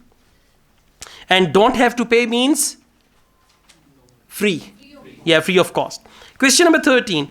Information about what a vaccine consists of. So they will tell us what is inside the vaccine. The vaccine contains something. And question number 14, signs that you might have flu. So what are the symptoms? Signs means symptoms. Now have you noticed in paragraph A and B, nothing matches with any of these options? Got it? Now we have read the questions. Please let's read paragraph C. Symptoms can include fever, chills, headache, muscle pain. Which question? Exactly. Symptoms. And what is the word for symptoms there? Signs. Right? Signs or symptoms that you might have flu. So question number 14, answer is C. And now you will cross number 14. Why will you do that? Because you will not read question number 14 again. So please put a cross only on number 14. This is for your good time management. Got it? Okay, let's read on. I'm reading paragraph C, second line. Most people will recover within a week, but flu can cause severe illness and all that in England and Wales and all that. So is there any other option that matches with paragraph C? No. Now, D, vaccination, be alert. We had 2 to 3 questions related to vaccination. Vaccination is most effective way to prevent infection, although anyone can catch flu. Certain people are at a greater risk, type of people, from the implications of flu, as their bodies may not be able to fight the virus. If you are over 65 years old, now this is one type, or suffer from asthma, it's second type, diabetes, third type, or certain other conditions. Now what is it? Question number 7, examples of people who are likely to be particularly badly affected by flu. So question number 7, answer is D. Now we cross 7 number also. Just cross the number. Let's read on. Okay, I'm reading this paragraph from sentence number 4. Okay, now they say, sentence number, you are considered at greater risk from flu and the implications can be serious. If you fall in one of these at-risk groups, are pregnant or a carer, you are eligible for free flu vaccination. Free means you do not have to pay. Which paragraph? Which question? 12. Well done. Categories of people who do not have to pay for vaccination. So question number 12 answer is, and now we cross number 12 as well. D for doctor. So how many questions have we answered? 3 questions. Let's go on. Paragraph E. If you are not eligible for a free flu vaccination, you can still protect yourself and those around you from flu by getting a flu vaccination at a local pharmacy. Now what is it? Local pharmacy means you have to buy it from there. If you choose to pay for it from local pharmacy, you will buy it. Which question? 8. What is it? How to get a vaccination if you choose to pay for it. And for paying for it, they said local pharmacy. So question number 8, answer is E. Now please cross number 8 as well, because you've done it already. And at this point, if you forget the questions, you can quickly refresh the questions. Refresh means read them again. Now, we've got paragraph F. About 7 to 10 days after vaccination, your body makes antibodies that help to protect you against any similar viruses that may infect you. This protection lasts about a year duration that vaccine remains active. Question number 10. Exactly. This protection lasts about a year. How long? How long and lasts about a year? How long a vaccination remains effective? Question number 10. Answer is F. Now please cross number 10 as well. Just cross the number. Okay. Let's go on. Paragraph G. A flu vaccination contains. See that? Contains and consists of. A flu vaccination contains. Which question? 13. Information about what a vaccine consists of. So question number 13, answer is G. Now please cross 13 as well. What are we left with? 9 and 11. 9/11. Okay. Yeah, very popular day. Right. 9/11. Okay, let's move on. Next paragraph is H. A flu vaccination is designed to protect you against the most common and potent strains of flu circulating. So there is a small chance you could catch a strain of flu not contained in the flu vaccine. Question number 11. What is that? Reference to the possibility of catching a different type of flu. What is the word for different type of flu? Exactly. A strain of flu not contained in the flu vaccine. So question number 11, answer is F. And now we are going to cross 11 as well. What are we left with? 9. And how many paragraphs are left? 1 only. And 9 is why new vaccines become available.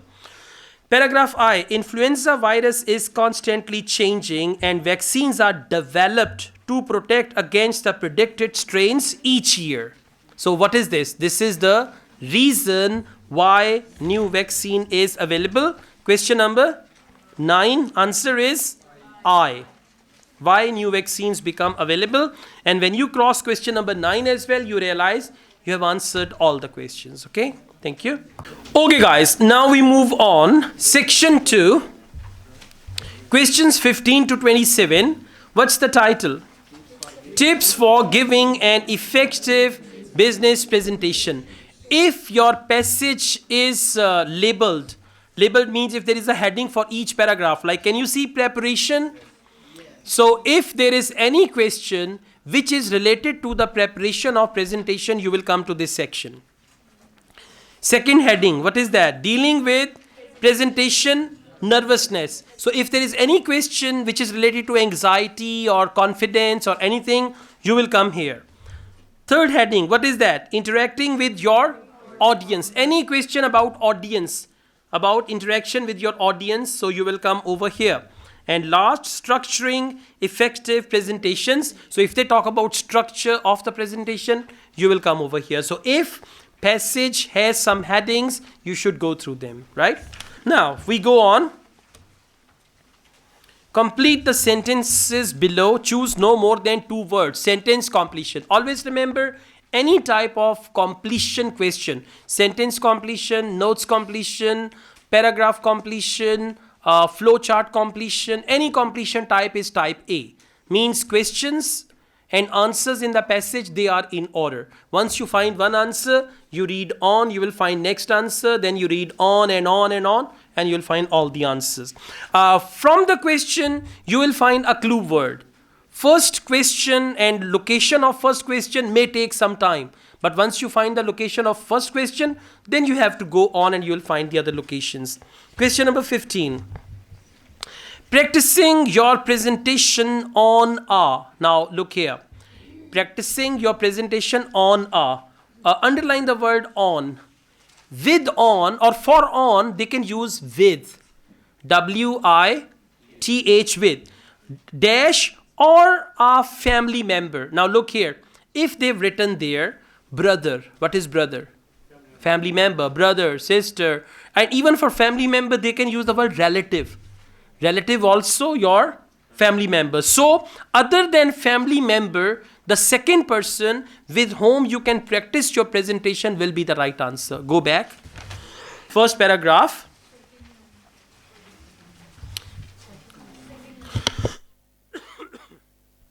For example, go through your presentation in front of a colleague or relative. Now, what is the answer? Why not relative?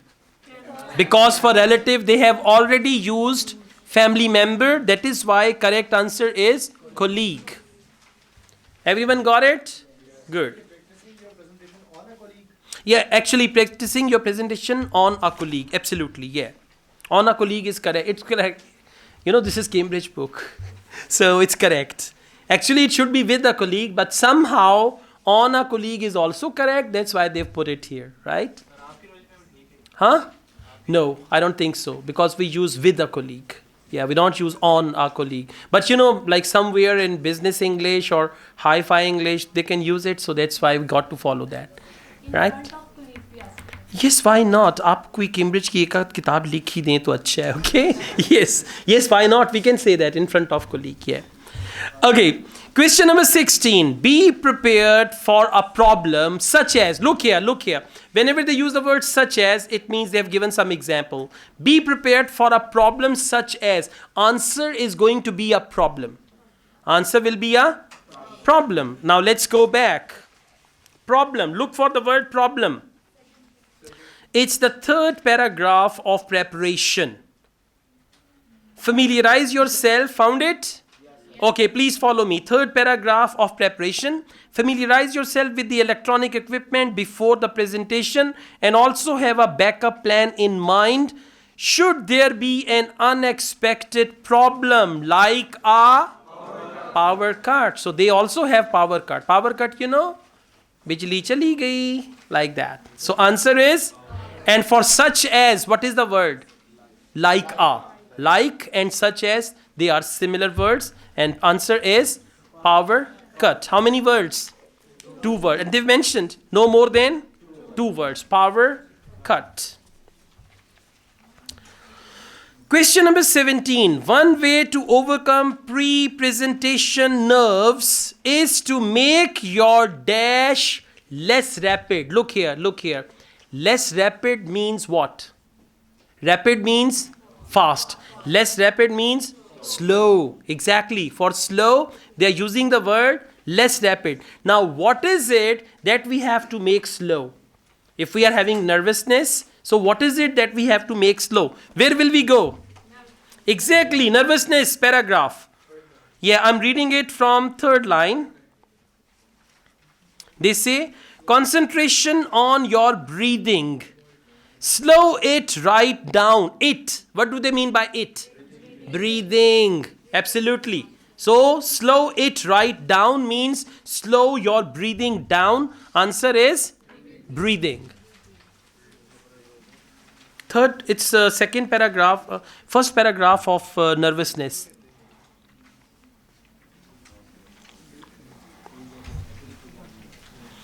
Got it? Help it. मिल गया? हाँ, इनको बताएं कहाँ पे? Tell him where is the answer. Okay, if you are sitting with a group of people in the class who do not know where the answer is, जिनको नहीं पता चल रहा कि क्या हो रहा है, next time उनके साथ नहीं बैठना. Got the point? Try to sit with someone who is active. तो अगर 2 एक्टिव के दरमियान एक बंदा थोड़ा सा सुस्त भी बैठा है तो उसको समझ आ जाएगी दाएं बाएं देख के. आपको भी नहीं मिला, तेनू मिलिया? नहीं. तेनू मिलिया? नहीं. तो नेक्स्ट टाइम उसके साथ नहीं बैठना, ठीक है? उस नेक्स्ट टाइम वो 3 बंदे इकट्ठे नहीं बैठेंगे, वो अलग अलग बैठेंगे, ठीक है? दोस्तियां नहीं बनानी यहाँ पे। एग्जैक्टली। सो अपने काम से काम रखने। Answer is breathing. Okay, let's go on. Question number 18, it is acceptable to do something called, अब उस चीज का नाम क्या है? Let's read on. At the start of the presentation to reassure you, now what do you need to do in the beginning of the presentation? And they call it what? Let's go on. Second paragraph of this second heading, dealing with presentation nervousness. Second paragraph. It may seem an odd idea. Found it? Yes. Everyone? Yes. Please look at your neighbors also. If anyone is lost, just tell them where we are. It may seem an odd idea, but we seem to feel calmer when we engage in what's referred to as. What's referred to as means what is called. What's referred to as a displacement activity like clicking a pen or fiddling with jewelry. Right? So let's go on. A limited amount of this will actually. So what do they call this activity? Displacement activity. Come back. It is acceptable to do something called, and for called they use the word it is referred. So displacement activity. Question number 19. Your presentation should be like a dash with the people who have come to hear you. People who have come to hear you means audience. So your presentation should be like a, come back, interacting with your audience. So I'm reading it. Think of your presentation as a conversation with your audience. So your presentation should be like a conversation. Well done. Answer is conversation. And for audience, look at them. For audience, they have used the word people who have come to hear you. Siapa. If they use the word audience, it's okay. This is rather stupid. Question number 20. Check constantly for dash to the points you are making. Points you are making, check constantly for something. Let's go back. Same, interacting with audience. Second paragraph. Engage with your present audience, not the one you have prepared for. Keep looking for reactions to your ideas and respond to them. So keep looking for reactions. Check constantly. Keep looking for and check constantly. Answer is reactions. समझ आई? Good? हक्के बक्के बन के ना नहीं भी समझ आ रही, even then you have to be busy. Otherwise बाकी लोग समझेंगे इसको कुछ आ ही नहीं रहा. Just okay? Be busy all the time. Don't sit like a lost cow. You know lost cow? Gavachi gone. Question number 21. Make sure you use plenty of. For plenty of, now they will replace it. Let's see. An answer should be plural. Plenty of dash to communicate your message. Structuring effective presentation. Effective presentations are full of plenty of. Absolutely simple. शुक्र करें आसान वाला test कर रहे हैं, वरना तो वो भी नहीं हजम हो रहा. I can see some people here that still looking here and there. इस तो आसान नहीं हो सकता. In IELTS reading they should ask you to read English alphabets. Okay. So answer is examples, plural, right? Full of and plenty of. Question number 22. Keep the presentation short. Use things like dash to provide extra details. Now extra details you will provide in something. Let's go on. Same paragraph. I'm reading it from third line. Structuring effective presentation, second last paragraph, third line. For any subsidiary information that you cannot present in 20 minutes, try another medium such as handouts. So, to keep your presentation short, tell me what is the word for short?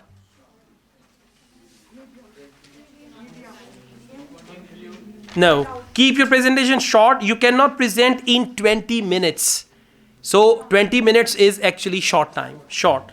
Try another medium such as handouts. All clear? Now like such as, so at least you understand the logic, you understand the synonyms, how they use the language and how to find the answers. Okay, thank you. Okay guys, now we've got this second passage of section 2, how to get a job in journalism. So they will give you, I mean, it's basically a sort of leaflet where they provide you guideline how to get a job in journalism. Okay. Questions. Wow, flow chart. So I told you every completion type of questions is type A. Flow chart. In flow chart we have arrows. Sometimes these arrows are from top to bottom. And we have flow chart in IELTS listening as well. Okay. So flow chart has got arrows. Sometimes these arrows are from top to bottom like this. Otherwise one arrow is here, another arrow is here, then like this. Sometimes it's more like a circle. So it can be anything. Now choose one word only. So you will write one word, just one word. And where will you select that word from? Passage. Getting a job in journalism. Now you can see in the first part of the flow chart, there is no question. Second part, apply for temporary. Now listen, temporary dash with local papers. Look for temporary and apply. We apply for jobs. So apply for temporary jobs or anything like that. First paragraph. Please follow me. First paragraph, third line after full stop. Found it? Yes. So write for your local magazine. Then maybe try your hand at editing. Once you've done that for a while, start requesting internships. Now apply for internships in newspapers in the area. These. Now tell me, what do they mean by these? What do they mean by these? Internships. For internships, they are using the word these. These are generally short term and unpaid. Short term. Short term means temporary. What is temporary? What is temporary? That is internships. So what will be the answer? Internships. See, you know these words. These, those, it. Where does it go? So answer is internships, plural. Okay, with local papers and acquire the extra dash you will need. Same location, acquire the extra dash you will need. After that, we'll read after internships. Okay, but I'm reading third last paragraph after comma. But they are definitely worthwhile since instead of providing you with money, they will teach you the skills that every 21st century journalist has to have. They will teach you the skills. So what's the question? And acquire the extra skills. And what is the word for you will need? Has to have. Every 21st century journalist has to have. Has to have means you will need. And answer is? Answer is? This someone do not know. देखिए इसको ये क्या पढ़ रहा है? What are you doing? Huh? You're not answering. You're not responding. Response तो करें कम से कम. पता चले आपको आंसर मिला नहीं मिला and all that. हाँ? इसको बताएं कहाँ पे आंसर? आप बस ढूंढते ही रहेंगे और उसकी शादी भी हो जानी और बाद में 2 बच्चे होंगे फिर आप कहेंगे अच्छा ऐ हो गया. Question number 25. Build up a set of dash in a portfolio. Now portfolio and build up a set of. Set of means answer will be plural. Build up a set of dash in a portfolio. Come back. Second paragraph. Most reporters keep a copy of every story they have had published. What do we call it? Portfolio. Portfolio means like if your article was published in the newspaper, you get the cutting and put it in a file. That is called portfolio. So most reporters keep a copy of every story they have published, they have had published. From secondary school onwards, they are called cuttings. Now that portfolio or that copy is called cuttings. Let's just come back. Build a set of cuttings in a portfolio. So answer is cuttings. Now as we are proceeding, there is silence in the class. Question number 26. Take time to do detailed dash. Underline detailed first. So first you need to do detailed something. Let's go back. Third last paragraph. It seems obvious. Research is an important part of an effective job hunt, but it is surprising how many would-be journalists do little or none. If you are thorough, it can help you decide whether the job you are thinking about applying for is right for you. If you are thorough, it can help you. Now, what can help you? What do they mean by it? It means research. Absolutely. It seems obvious. Research is an important part of an effective job hunt, but it is surprising how many would-be journalists do little. Little means little research. None means no research.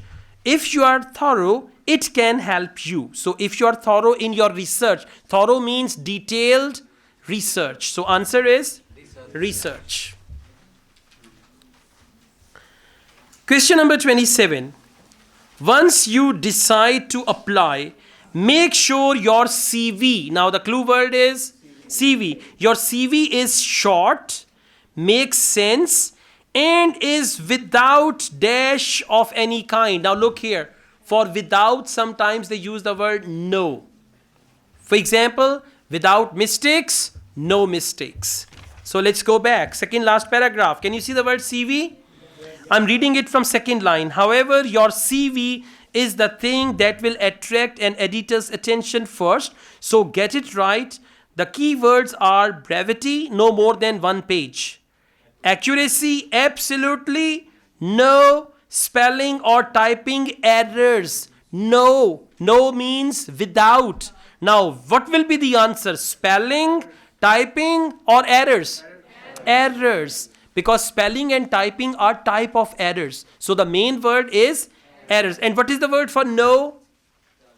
Without. Without errors and no errors. Right answer is errors. Thank you. Okay guys, now we go on with IELTS reading part 3. Yes.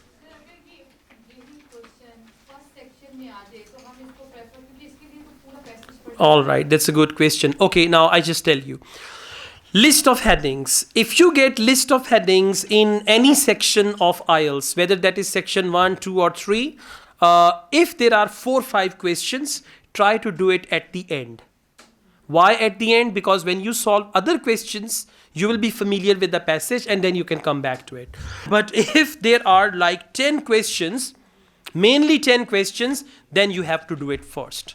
Because other questions are 36 to 40. It's a good idea to start from 36 to 40, true, false, not given, and then you can come back to it. Because otherwise, if you are not good at reading or if your speed is not good, all your time will be gone here and you will not have time for type A questions. So remember, you should always prefer to solve type A questions.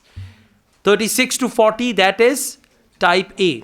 And questions 28 to 35, they are type B questions. So where should we start from? Type A. Let's start from type A. True, false, not given. Okay, question number 36. First we read the title. We didn't read the title. What is it like to run a large supermarket? What is it to run a large supermarket? What does it mean? It means how to run a large supermarket. And you know supermarket. Do you? Yeah, supermarket. When you go to the zoo, you see monkey cage. That's it. That is supermarket. No? So supermarket is where everything is available. Like we call it hyper market. Huh? Yeah, Al-Fateh. Let's not do their marketing. But anyways, yeah, there is supermarket. So where everything is available under one roof. we call it supermarket. So what is it like to run a large supermarket? Now this passage is about how to run a supermarket. Got it? Okay. Question number 36. Paris. It's a proper noun. It may be the name of some person. Paris. Can you see Paris anywhere? First paragraph. First paragraph, fourth last line. No, first I'm talking, you will see where it starts from. So first paragraph, fourth last line. Adrian Paris, manager of the branch. Who is Paris? He is branch manager. Now we understand. Paris is branch manager. So Paris encourages, means branch manager encourages staff to offer help to all customers. Now encircle the word all. All. Now look here. Look here. If Paris, who is the branch manager, if he encourages the staff to offer help to all the customers, whoever comes in says, may I help you, sir? If he encourages them to help all the customers, answer is true. It's true. Come on, why? Yes, true. Okay, if he encourages staff to help those who are in need of help and don't disturb other customers. It's bad if you go to a supermarket and there is a person say, may I help you? Say, no, thank you so much.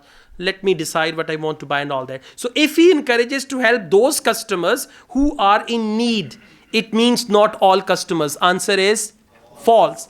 And if they don't tell us whether he encourages all or few, then it is not given. Now let's go back. First paragraph. Adrian Paris. I'm reading it from third last line. He says. Everyone found? Yes. He says. Your neighbor is your responsibility. Okay. He says it's about. He means Paris. He means Paris. He says it's about recognizing that someone needs help. Someone means customer. Someone needs help. Not being a nuisance to them. So recognizing someone needs help. Does it mean to help all the customers? No. It means to recognize a customer who is like a lost cow, gwachi ga. Then you can help those customers, but otherwise not all customers. So what will be the answer? False. Because in the question they say all customers. In the passage they say only those customers who are in need of help. Okay? Samajh aaya? Good. Question number 37. Paris is sometimes worried that customers will arrive before the store is ready for them. Now, if Paris is worried that customers will arrive before the store is ready. Now, look here. If store opens at 9 o'clock and at 8:50 they are still setting all the things and he says, well, how will we be ready for the opening time at 9 o'clock and all that? If he is worried about it, then answer is true. If he's not worried, if he says, well, we always set the things on time, so I'm not worried about that, it's all fine, then it is false. And if they don't tell this thing, then it is not given. So let's go back.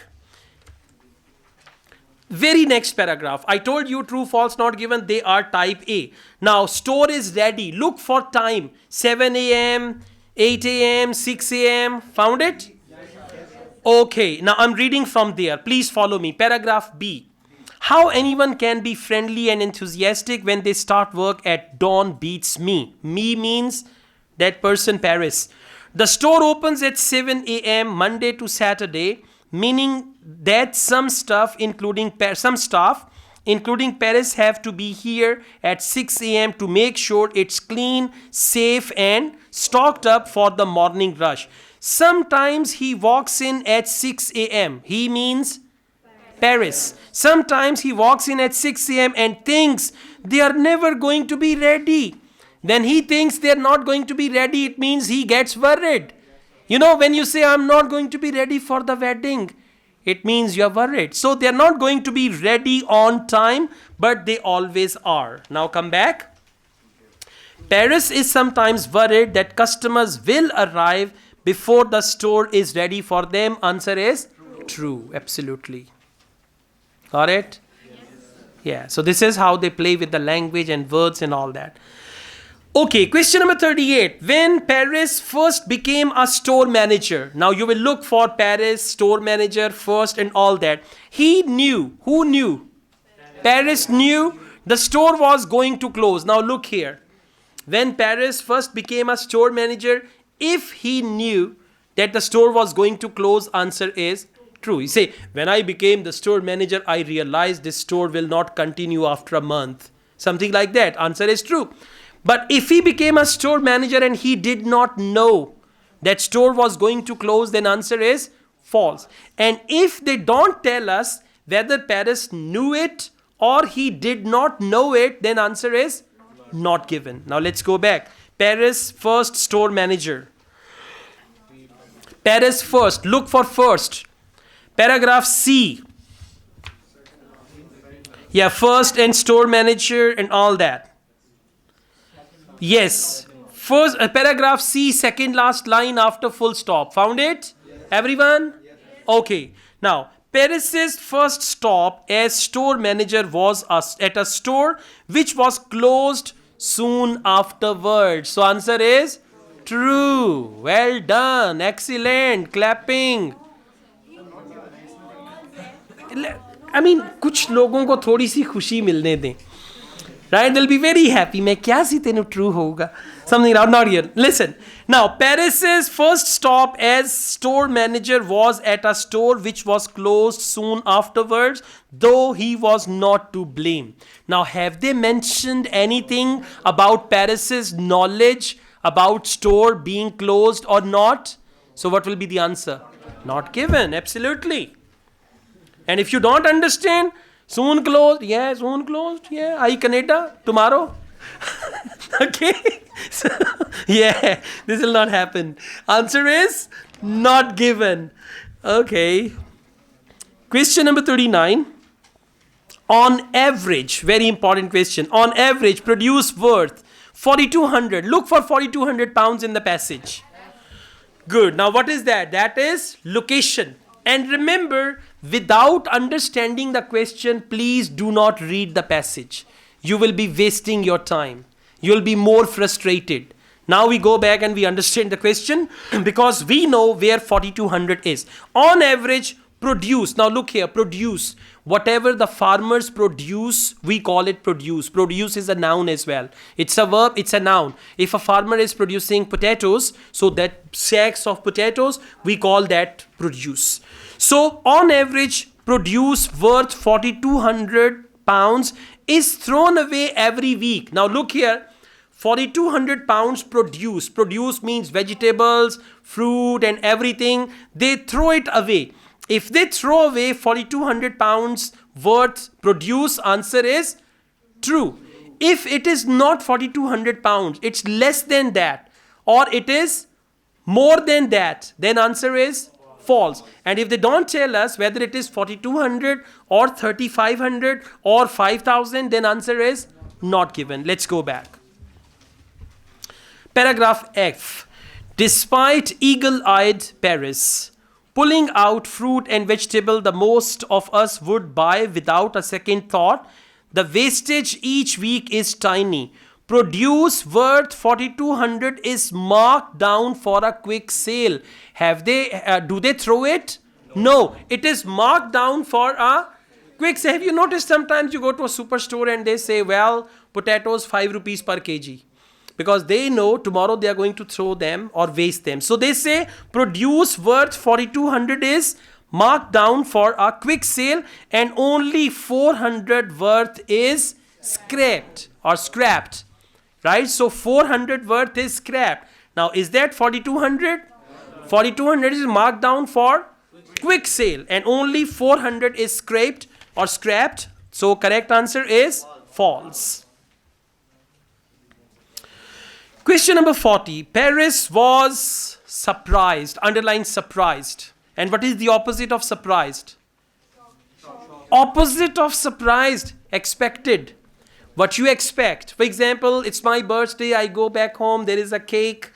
I was expecting that. I go back home. There is no cake. That is surprising for me. So Paris was surprised How many staff asked about promotion on the talent day? Talent is given in inverted commas. Now scan talent. And Paris was surprised. How many staff asked for promotion? Paragraph G. And what's the question? Look here. Paris was surprised about what? Number of staff who asked him for promotion. Many managers or employees, they said, sir, give me promotions, give me promotion, give me promotion. And Paris was like, why everyone was asking me and all that. So let's go back. I'm reading from the beginning. Paris is in charge. I'm reading it from second line. A key team of 4 and then we look for their talent day. Yeah, talent day is in third line. So please follow me. Paragraph G, third line after full stop. He recently held a talent day, inviting employees interested in moving to a new job within the store to come and talk to him about why they thought they should be promoted and discuss how to go about it. We had 23 people come through the door, people wanting to talk about progression. He says, what do they need to do to become a supervisor? 23 people will be better members of staff as a result of that talk. Yes, they didn't mention anywhere that Paris was surprised with the number of people who asked him for promotion. So the answer is not given.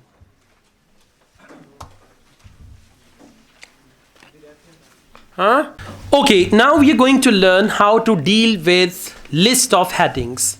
Remember, list of headings, they belong to type B questions. Type B means where questions and answers, they are not in order.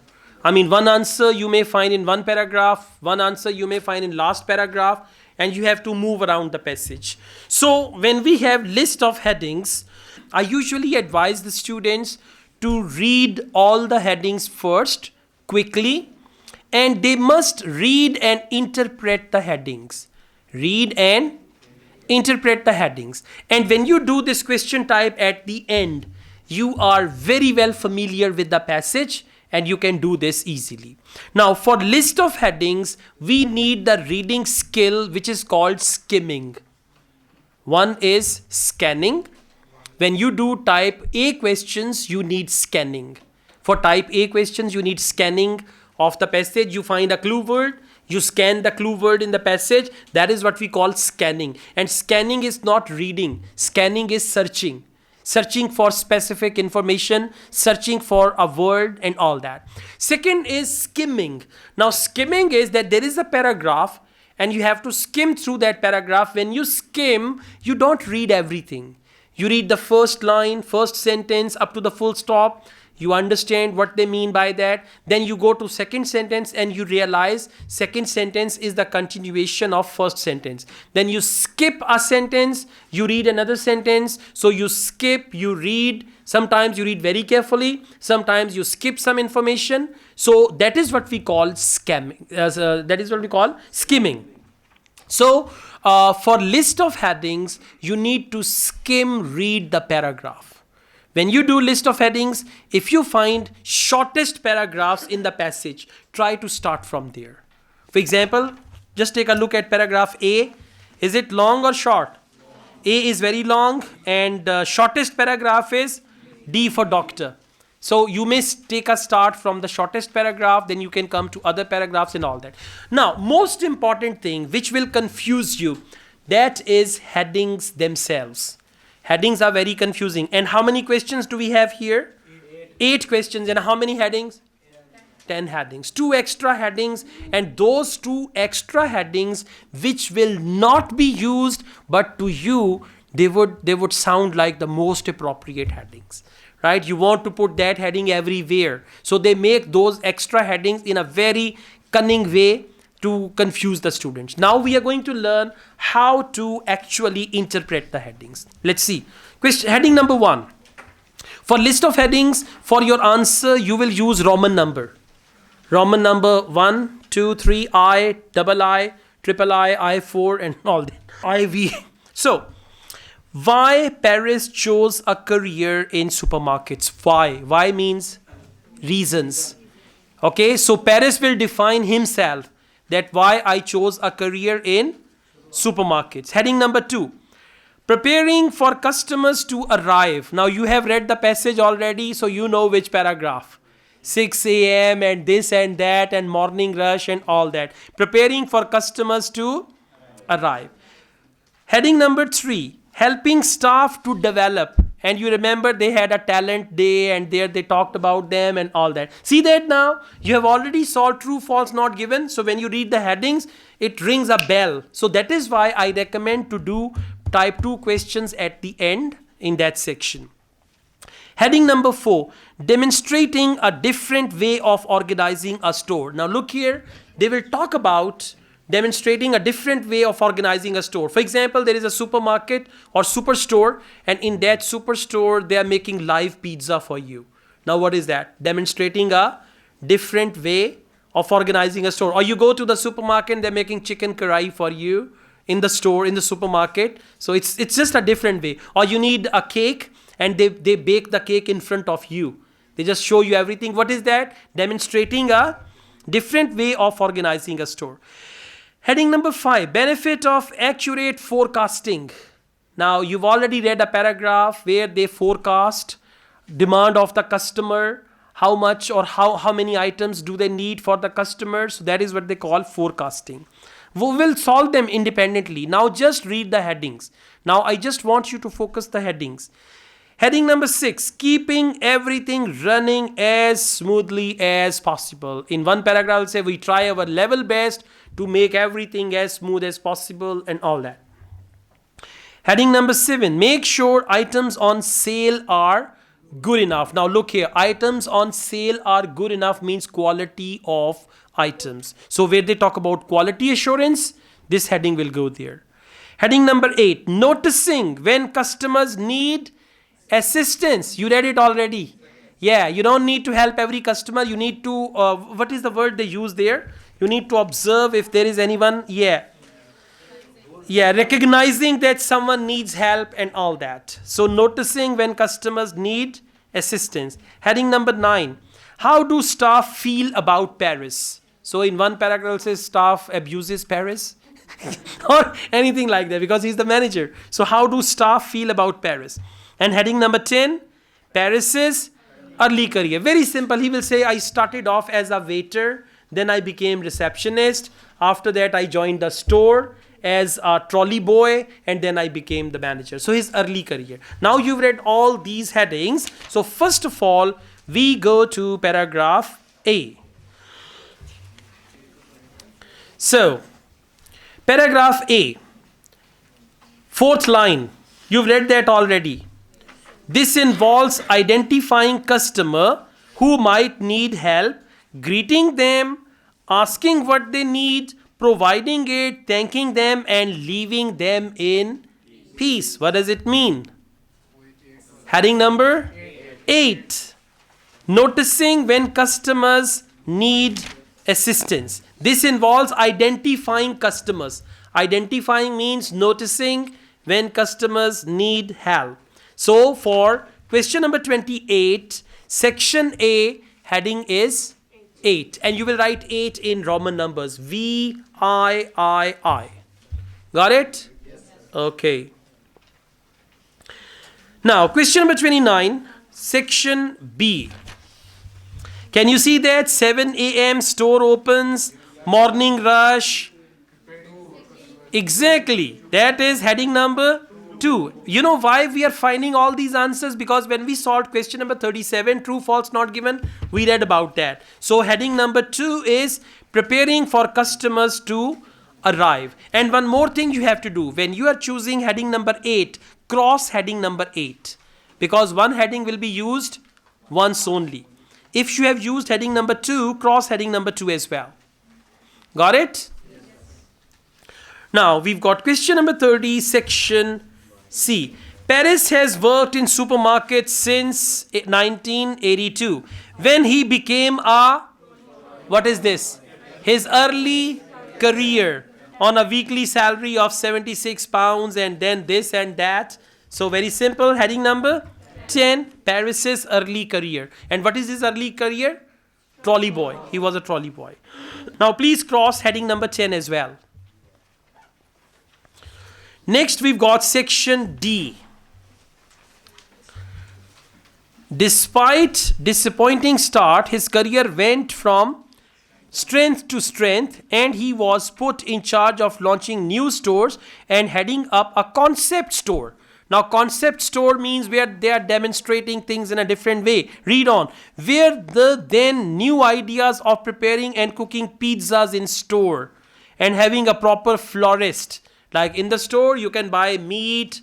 Now you can buy fish, you can buy other stuff like that. Florist and fruit and vegetable market were trialed at that time. So what is this? Heading number 4, demonstrating a different way of organizing a store. And what is that different way? Making pizza, having a florist, fruit, vegetable, meat and all that. Yes. No, never. You'll just do it once, okay? Not in true, false, not in list of headings, never. One heading will go with one paragraph, the end. Yeah, it is not possible that 2 headings will go with one paragraph or one heading will go with 2 paragraphs, never. Okay, what's the next paragraph? E.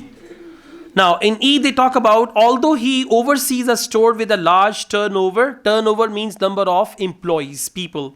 There is strongly practical aspect of Paris's job. As we walk around, he chats all the staff while checking the layout of their counters and the quality of the produce, the products. He examines the baking potato shelf and rejects 3. Right? 1 that has split virtually in half and 2 that are beginning to go green. Potatoes are going green. What is this?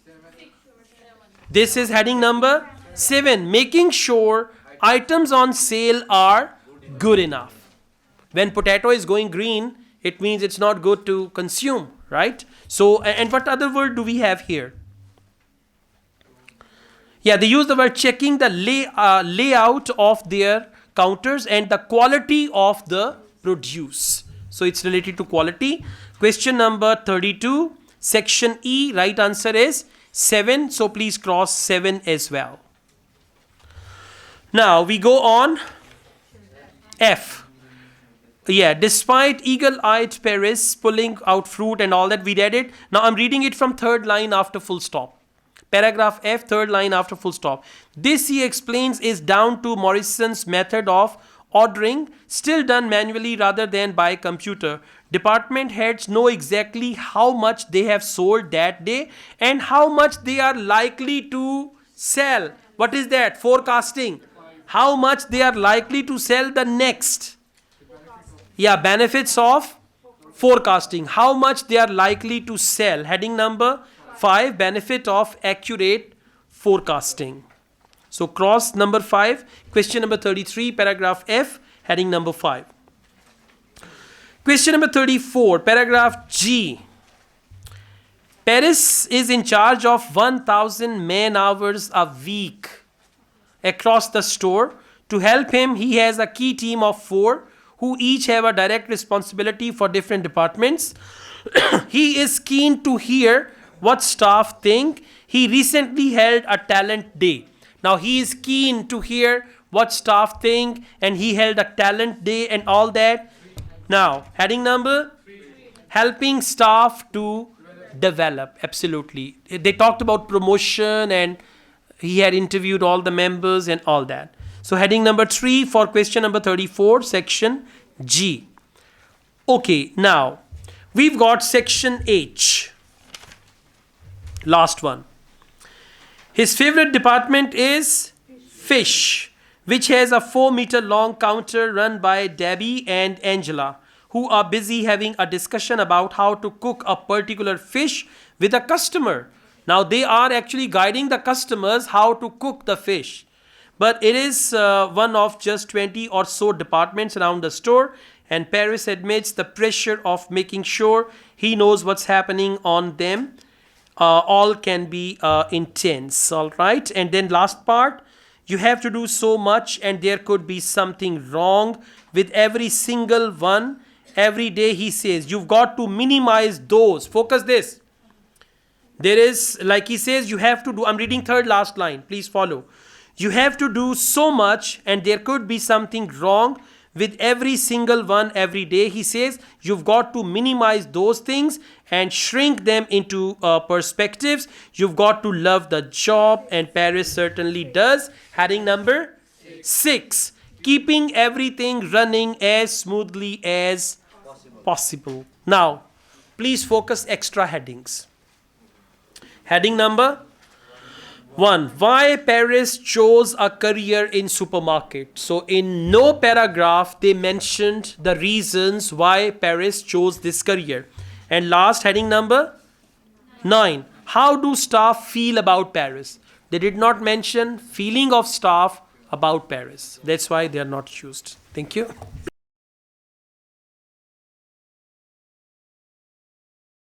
Okay, now we are going to discuss IELTS writing task 1. Right? So first of all, we will discuss general training writing task 1, and after that we will discuss academic writing task 1. So as far as general training writing task 1 is concerned, it's letter writing. You have to write a letter. Okay, basically there are 3 types of letters which we write in IELTS. We call it tone. The first type is formal, second is semi-formal, third is informal. You've already got this book, so this is written in this book as well. Okay, formal, semi-formal and informal. Yes. You don't have letter writing book? Okay, it's gonna give you. Are you academic or general training? General training. Okay. So as far as the letter writing is concerned, today we are going to learn how to write formal letter. Chances are you are going to get formal or informal, but sometimes they give you semi-formal as well. You've got it? Okay, she's got it already. She's got it. So you need to learn about formal letter, how many sentences and what to write in each sentence and all that. Okay, well, you can bring it here. Is it from Cafe Khudi? Huh? All right, that's great. So this is from Cafe Khudi. Good. इनके उत्ते कोई चीज़ रख दे. Okay. और इसको बाहर ले जाओ भाई. Take it out. इसको देख के पढ़ाएगा कौन? तो मेरे को वखरा काम ही करेगा कर. इसको भाई उधर ले जाए ना. पढ़ाई दे टाइम पे तू ये नहीं खाऊंगा मैं ही, लेकिन बाद में. ठीक है भाई, रखें, अभी पढ़ाया नहीं जाएगा. कुछ लोग दिल के कमज़ोर भी होते हैं. Okay, just like me. हाँ, टिश्यू लगा के ना मेरा नाम लिख देना ऊपर. ओके, सो formal letter. अब सबसे पहली बात ये है, you need to see there are 2 type of languages written English. One is formal English, one is informal English. So you should be familiar with that. And those of you who are academic candidates, they should also learn how to write a letter. Because after 4-5 years, so you will do IELTS again for permanent residence PR. So then you will say, sir, I'm in Canada now. I attended your classes in Management House and now I need to take IELTS again and all that. Okay? I receive calls like that. So inshallah you will call me from there. +1 for Canada. Yeah, +6-1 and all that. Okay. Mainly there are 5 parts of the letter. How many parts? 5 parts. The first part is called salutation. That is dear sir or madam. Okay. Are you looking for letter writing in this book? Ladies, are you looking for letter writing in this book? We don't have letter writing there. Okay, you can just open the book on WhatsApp group. There we have this book, right? Alright. So I was telling you there are 5 parts of the letter. The first part is greetings. There you write dear sir or madam, dear mister and all that. Second part is statement of purpose, where you write the first paragraph, the purpose of writing the letter. Third part is letter details. In your letter topic also, they will give you some bullet points like cue card. In cue card, they give you bullet points. In letter writing also, they will give you some bullet points which you have to cover. Okay, so that is what we call letter details. The fourth part is the last paragraph, statement of request. And the fifth part is actually farewell. Farewell means bye-bye. How to say bye-bye? Statement of request. Statement of request. Right? Okay, now please come to page number 9 of this book. The letter writing book which you have. Please come to page number 9 of that. Page number 9 and formal letter. Found it? Okay. Yes. No, you're not. Actually, this book is not with you. You're academic candidate. No. Are you general training? You can ask Mr. Yasin. He'll give you the book. It's the other book. Don't you have any other book? Okay, just ask him. He'll give you. So, formal letter. Beginning. Dear sir or madam, and then write comma. Comma is missing there. Dear sir or madam, because formal letter is to someone you don't know. Please come to page 19 first. Then we will come back here. Page 19. Page number 19. Right? And over here, there's a table. The first part of the table. If you don't know the name of the addressee, if you don't know the name of the addressee means whom you are writing the letter. So if you don't know the name of the addressee, beginning dear sir or dear madam, but I advise you to write dear sir or madam. And ending is yours faithfully, right? So this is formal. Whenever you are writing formal letter, it means you are writing a letter to someone you don't know, unknown person. Yeah, a comma is missing. Please write it down here. You can put a comma there. Okay, now please come back to page number 9. Page number 9, formal letter. Beginning, dear sir or madam, no greeting necessary. In formal letter, don't write, I am glad to write you, or I hope this letter finds you well, I hope you will be alright, and all that. Next, no contractions, I am, did not, and all that. Contractions are like don't, doesn't. In formal letter, never write any contraction. Next, normally avoid direct questions. In formal letter, do not write questions. In informal letter, you can write questions. Next week, I'll teach you that, by the way. No exclamation mark, because we only use exclamation mark in informal letters. You can use linking words like you use in essay writing. So linking words should be used. And then you can use phrases and all that.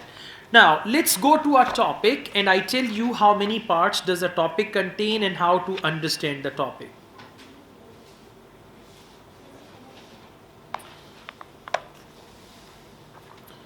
Just give me a few seconds, I'll tell you the page number. Page number 25, please.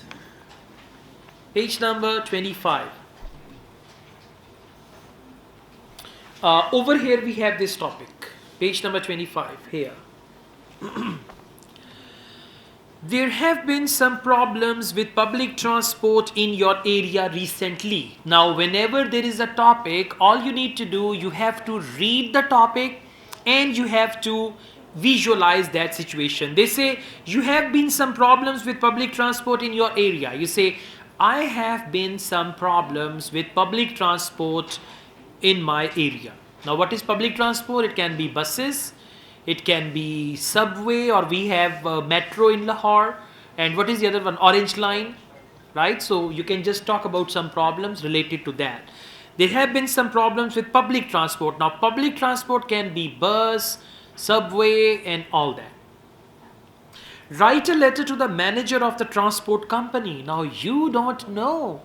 Transport company manager is male, female, or the name of the person or anything like that. So write a letter to the manager of the transport company in your letter. Next we have letter details. Okay, and by the way, this sentence, write a letter. From this sentence you will understand the type of letter. If they say write a letter to a friend, informal. Write a letter to a company or complaint letter, it's going to be formal. So write a letter. From this sentence you will understand the type of letter. Now we have 3 bullet points, and these 3 bullet points are called letter details. What do we call them? Letter details. And you have to cover these details in your letter. The first is describe the problem. Okay, so you can even do one thing on the question paper. You can make a little outline. Describe the problem. In brackets, you can write one problem. Just write one major problem. Don't write 5-6 problems. Next, because for letter writing, word count is 150. So you can write 180, 190, but don't write more than that. Okay, because then it will be difficult for you to manage it in 20 minutes. Sir, they write describe the problems. Sir, one problem or two problems? Okay, you can do one thing. When you are going to describe one problem and you're going to elaborate some more problems with that, so that's going to be fine, right? All right, describe the problems and then explain how these problems are affecting the public. So the first thing is problem, second is effect of the problem. Explain how these problems are affecting the public, and third is suggest some changes that could be made. So third one is suggestion. First one is problem, second one is explanation of the problem, how it is affecting, and third one is suggestion. Now please come over here. Problem. Trains arrive late and are overcrowded. If your problem is about buses, you can write buses arrive late and are overcrowded. So this is the problem.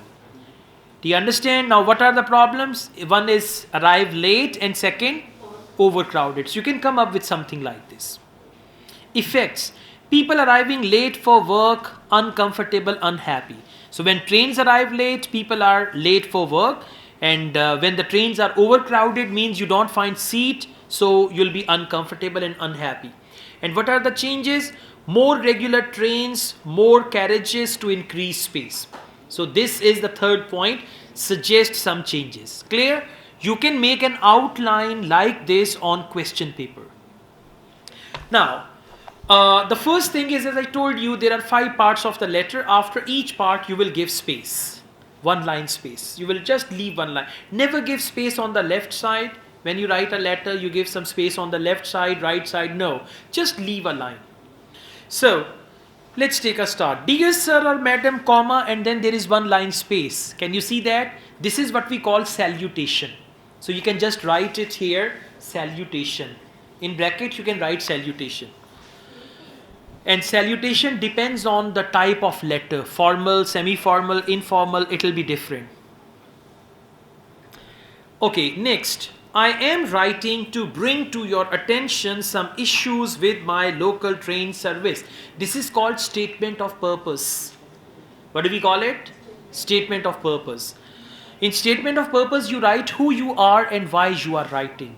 Who you are and why you are writing. After that, we have letter details. Now, what are letter details? The bullet points. How many bullet points are there? 3. Now, you may cover those 3 bullet points in 3 short paragraphs, or join 2 bullet points in 1 paragraph and 1 bullet point in separate paragraph, or all 3 points in 1 paragraph. It's all up to you. But I advise you to write 3 short and separate paragraphs for each of these. So, let's see. The first thing is describe the problem. I take the 8 a.m. train from Manchester to Liverpool every morning. This week my train has arrived at least 10 minutes late each day. Look at them, 10 minutes late and they are complaining. And our trains are 10 hours late and we say, thank God train aate gayi na. Okay, see the difference, huh? So you guys are going to fit into that society, inshallah.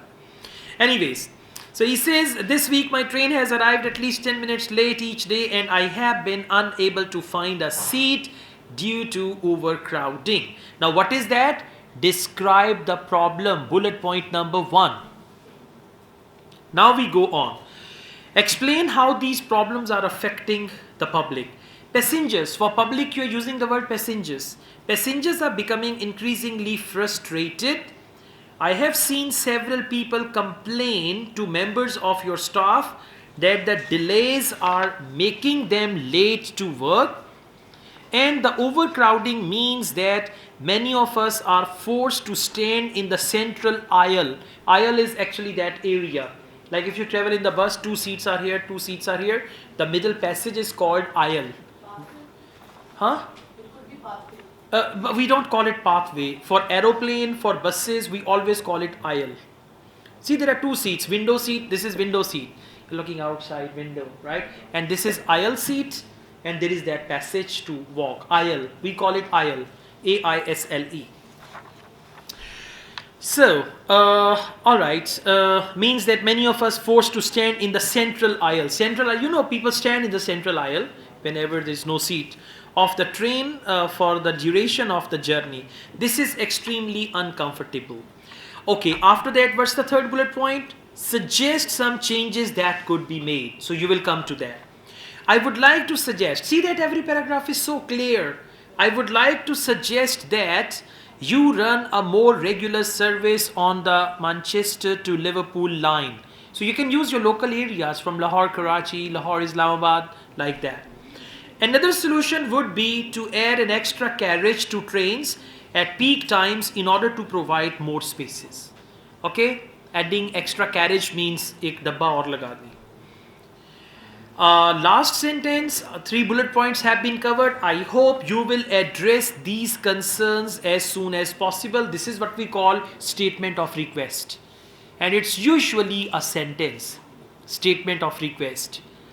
I hope you will address these concerns as soon as possible. Then again leave a line, yours faithfully, because letter is formal. At the end of formal letter, we write yours faithfully, comma. Again leave a line and then Adam Smith. Or you can write your own name after leaving a line. Absolutely. And don't write A, B, C, X, Y, Z. Just write your name. Okay? So this is the pattern, and for your mock test tomorrow, you will get formal letter. And you have to just, topic can be any topic, but the letter will be formal. 5 parts of the letter. After each part, you will give 1 line space. Okay? Alright, thank you. Yeah, Shamaila. Okay guys, general training, writing task 1 is letter writing. कभी किसी ने letter लिखा? हाँ, बड़े लिखे हैं. कौन है ये बड़े वाला? Yeah, alright. जवाब आया कभी? आए चल, पकड़े भी जाते थे. ओए होए होए. Wow. Okay. Like I'm sharing my childhood memory. Once somebody from my neighborhood wrote me a letter. Okay. मोहल्ले से ही पीछे से किसी ने ना खत फेंका मेरे घर में मेरे लिए. अब इमेजिन करें बच्चे ना, बच्चों की सोच क्या होगी. कागज के ऊपर सबसे ऊपर लिखा हुआ खत, उर्दू में लिखा हुआ खत. फिर उसके बाद नीचे जो लिखा वो तो नहीं बताऊंगा, लेकिन टॉप पे लिखा खत, ताकि कोई जो जिसको मिले तो वो कहीं आम कागज नहीं है, ये क्या है, ये खत है. हाँ. सो एनीवेज, वो किताबें में नहीं मिलती थी पहले, 100 blah blah blah blah khatut and all that. Anyways, in IELTS you write 3 type of letters, right? Type 1 is formal letter, type 2 is informal letter, and type 3 is semi-formal. अब जरा तीनों को एक दफा समझ लें कि क्या हैं, कहाँ पे लिखने हैं. Whenever you don't know the recipient of the letter, recipient means the person who is going to receive your letter. If you don't know the recipient, if you don't know the name of the recipient, even you don't know the gender of the recipient, that is going to be formal letter. Clear? And if you know the recipient, you are likely to know the name of the recipient, but he is not your friend or family member, that is going to be semi-formal letter. Now, for example, you are writing a letter to your neighbor. Formal, semi-formal, informal? Semi-formal. Although, even if your neighbor is your friend, but the letter is going to be semi-formal. You are writing a letter to your course tutor. Course tutor, your course tutor. Okay, imagine you write me a letter. Semi-formal, you know my name. And you know the name of your course tutor. So that is going to be semi-formal letter. You are writing a letter to airport manager.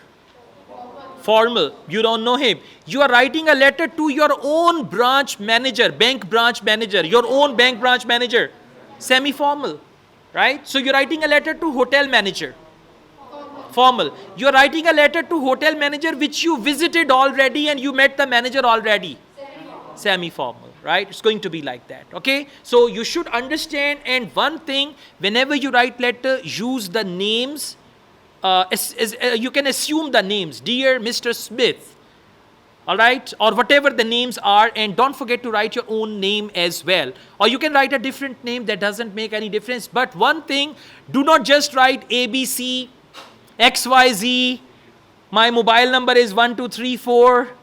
Okay, if you have to give your passport number, you can write BA5493, anything like that. By all means, your letter should look real, right? Now, if the letter is going to be formal, you will start with dear sir or madam, comma, and then you will leave a line. Dear sir or madam, comma, and after that you will leave a line, right? If you're going to write a letter like semi-formal, then you write dear Mr. Smith, dear Mr. John, dear Ms. Lloyd, or whatever the name is, right? And the last one is informal. There you can write dear Asad. Even you can write hi Asad. That is fine as well, right? Okay. Now we move on. This is the book IELTS Journal for letter writing. So general training candidates, please come to this book. First you need to come to page number 19. And we have this table here. Page number 19, this table. No, this is not, are you academic or the other book which is on the table? This one, page number 19. Got it? Okay. So, we've got beginning and ending. If you don't know the name of the addressee, what is it? Formal. Write it down. Write down here, formal. Beginning, dear sir, dear madam, or otherwise dear sir or madam, and then comma. Ending, yours faithfully. Comma is missing. Just write it there. Comma is missing. If you know the surname of the person, but he or she is not a close friend, what is it? Semi-formal. Right? So, you will just write dear Mr. Mr. Mr. Jenkins, dear Ms. Lang, dear Dr. Spock, and ending, yours sincerely. Very easy. Formal, F for faithfully, S for semi-formal, S for sincerely. And the last one, if the person is a friend, friend ko to kuch bhi keh lein, oye.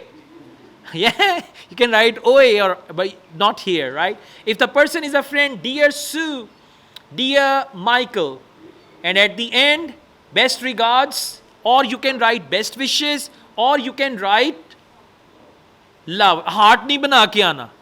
Yeah, wo sir laal rang nahi mil raha tha. Not like that. Just write best regards, best wishes, or you can write love if you're writing a letter to your friend. You can just do that. Is this all clear? Now remember, letter writing has certain formalities. Formalities, the first thing, these formalities. The second one is, there are 5 parts of letters. Part 1, salutation. This is salutation. Part 2, statement of purpose. Statement of purpose, if the letter is formal, who you are and why you are writing. Who you are does not mean your name. Remember, within the letter, do not write your name anywhere. Within the letter.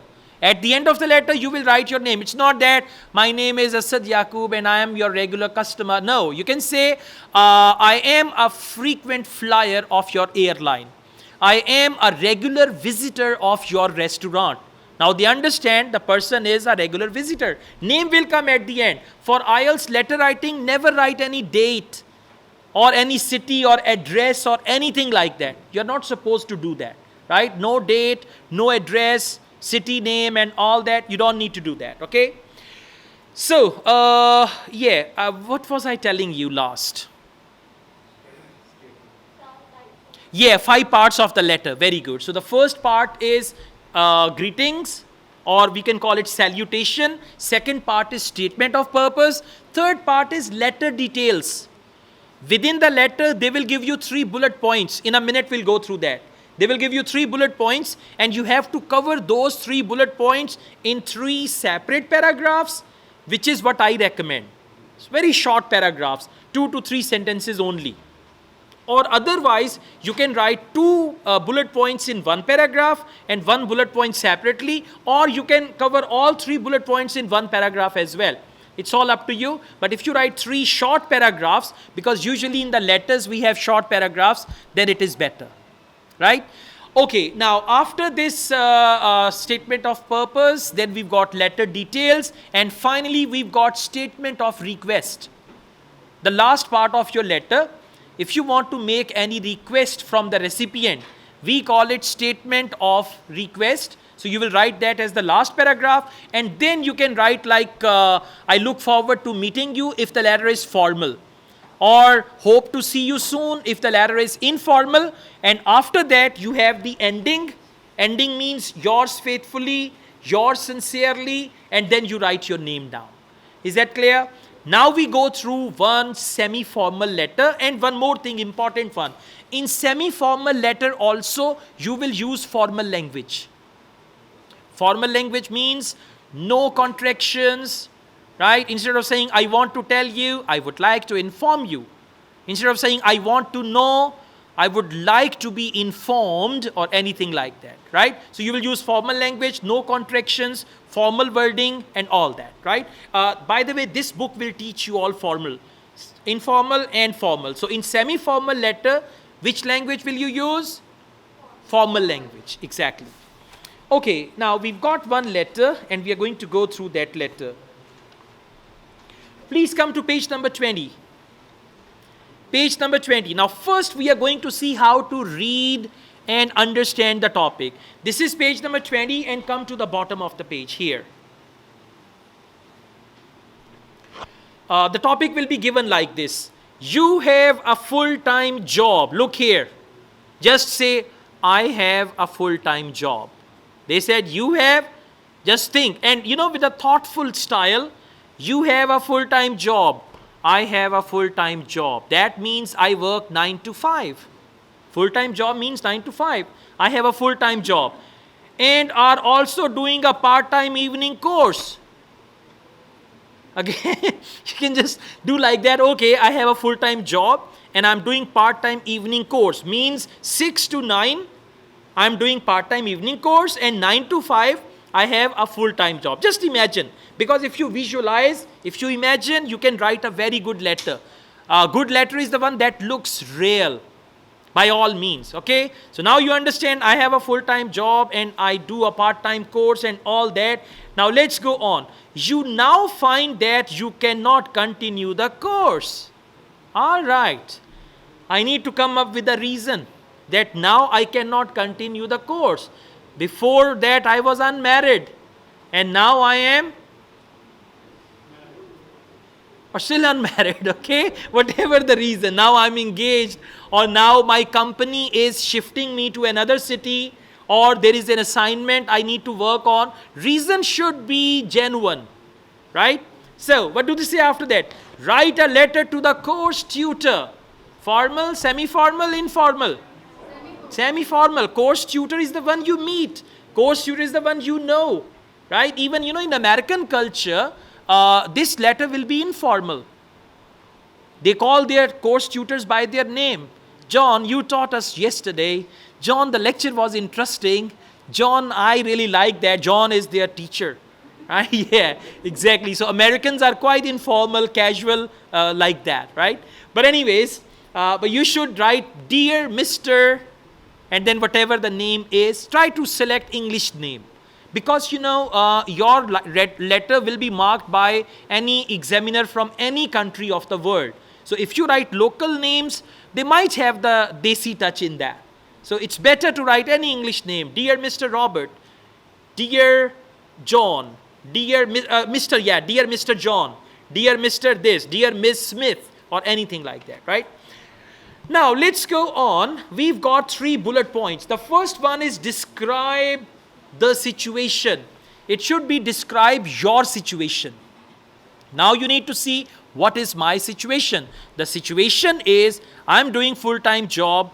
I was doing this part-time course, but now my company is going to send me somewhere for a couple of months and I will not be able to continue this course and all that. So the first thing is describe the situation. your present situation. Second bullet point, explain why you cannot continue at this time. Now, why you cannot continue, come up with a good reason and say what action you would like to take. What do you want them to do? Do you want them to freeze your course and then you can continue when you come back? Or do you want them to allot you the leave for 2 weeks and then you come back and join? Or do you want them to shift you to the next semester? That okay, from here you can go on to next semester and continue the same course there. Now this is what you guys have to think and come up with that. Now we go on with this letter. So please follow me. I will show you all 5 parts here. Dear Mr. Lloyds. Lloyd is the name of tutor. And then you can see 1 line space. Can you see that? Dear Mr. Lloyds, 1 line space.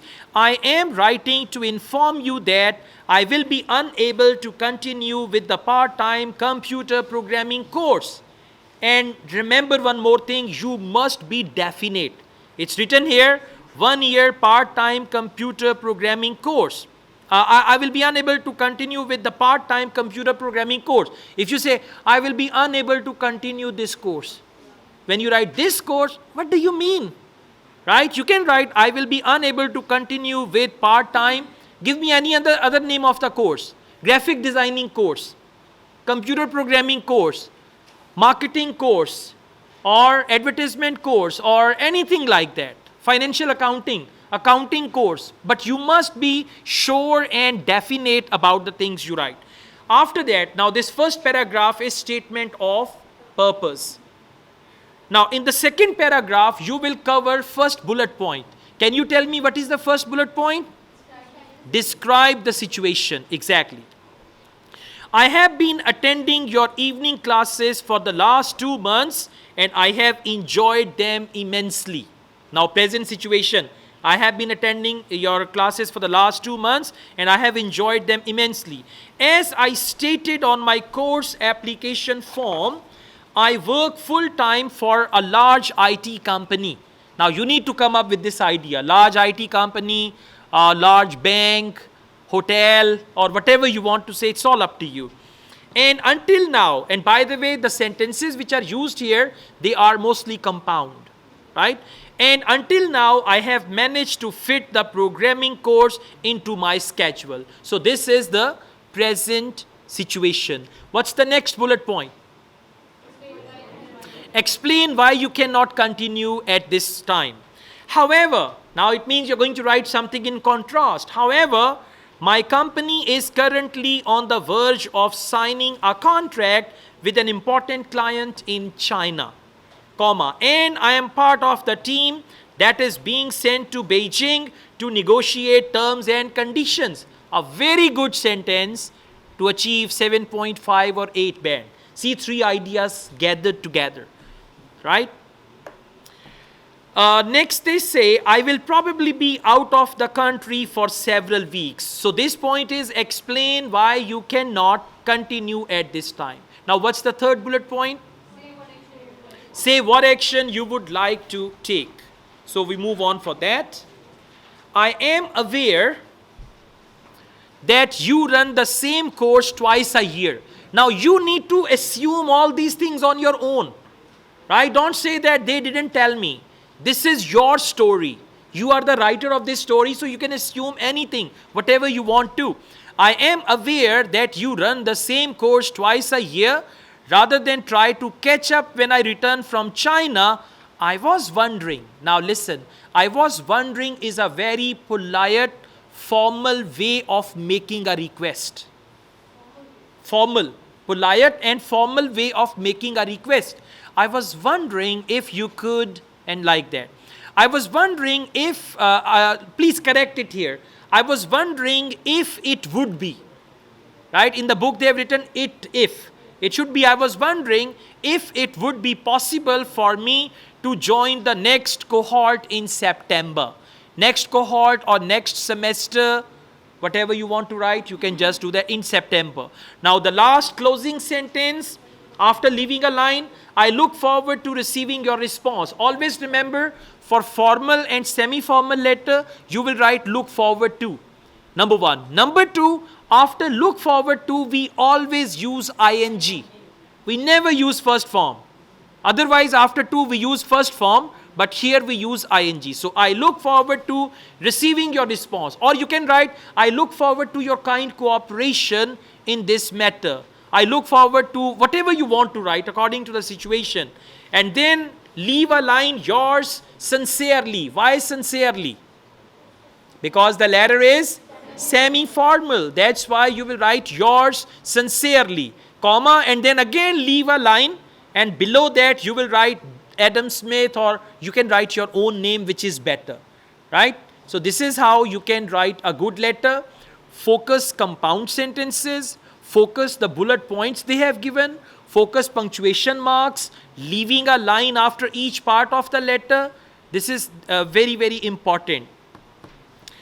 The common mistakes that students do in formal letter, they use contractions sometimes. And in informal letter, they don't use contractions. So for that, I would advise you to go through another page. I just tell you that.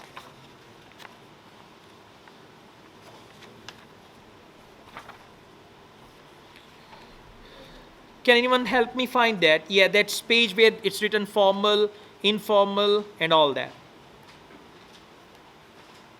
Yes, page number 9, please. Page number 9. Formal letter. Now, I told you formal or semi-formal, only beginning and ending will be different. Otherwise, it's the same. Beginning, dear sir or madam. For semi-formal, dear Mr. Brown or whatever. No greetings necessary. In formal letter, never write, I hope this letter finds you well. I hope you'll be all right. In formal letter, never write. That is only for informal. And whatever I'm telling you about formal, that is true for semi-formal as well. Exactly. No contractions. In formal or semi-formal, don't use contractions. Normally avoid direct questions. Do not write sentences with question mark. No exclamation marks. Linking you can use, however, and all that, and then ending can be I look forward or I await your prompt response. You will find more phrases in this book, by the way. If you go through that, you will find more phrases, right? Now, you can do one thing from this book. We've got another book, 50 letters for IELTS. I'm going to share that. Where is Yasin? I just ask him to share the book, okay? He's going to share the book, 50 letters for IELTS. All you need to do, just mark semi-formal letters from the book. At least now you know, read the topic and then see this is formal, this is semi-formal, this is informal. Only read at least 5 to 10 semi-formal letters so that when you come tomorrow, you are better equipped with letter writing stuff, right? Okay, thank you. Well guys, we will talk about letter writing, and general training candidates mostly need 7 band in writing. You know, because of age factor, because of many other factors, they usually need 8,777 band. So in order to get 7 band in writing, in general training writing, you must write a wonderful letter. Only then you can achieve that band score. If the letter is not good, only you focus essay. So, I mean, only essay will never bring you 7 band. Essay writing is equal to 6 band total. 2/3 is essay writing and 1/3 is letter writing. So together, like out of 3 you get from letter writing, out of 6 you get from there. So if you get 5 in essay writing and 2 in letter writing out of 3, then you will be able to get 7 band. So that's why you must pay very special attention to letter writing so that you could write a good letter. Now, mainly we have 2 types of letters. One is informal, second is semi-formal, third is formal. And mostly they give you informal or formal letters. But even if it is semi-formal, you can just write that as well.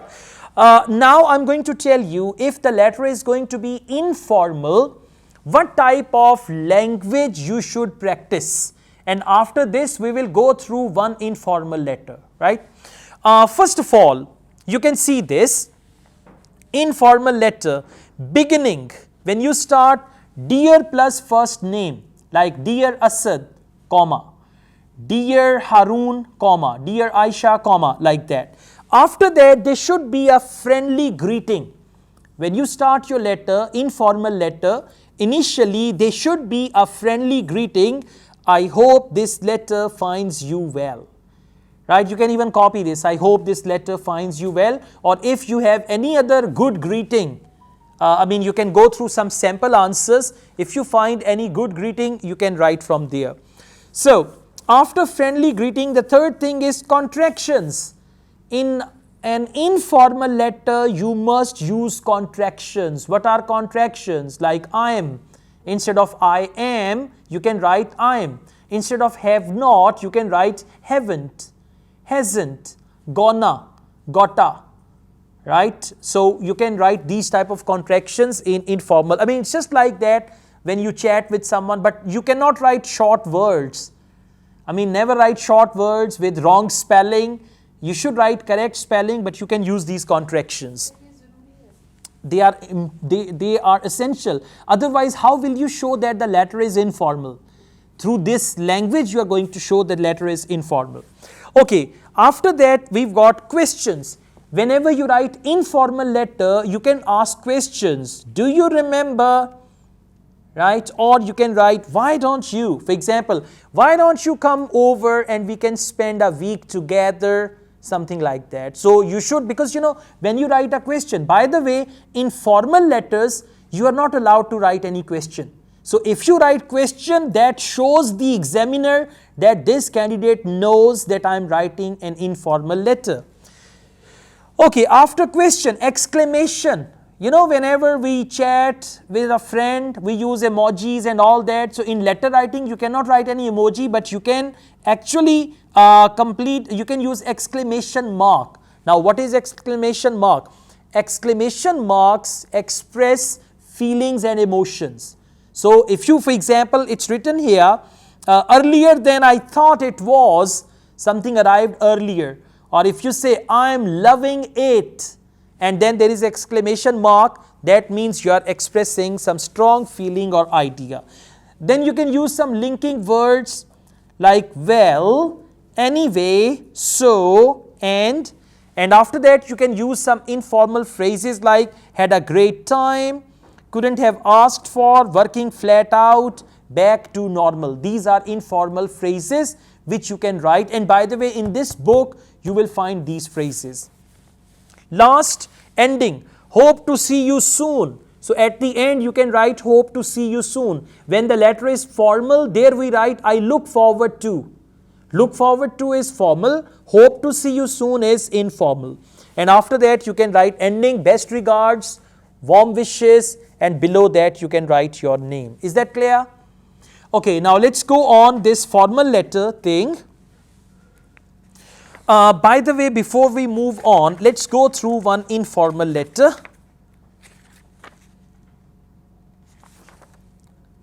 In a minute, I'm telling you the page number, and we go through one informal letter.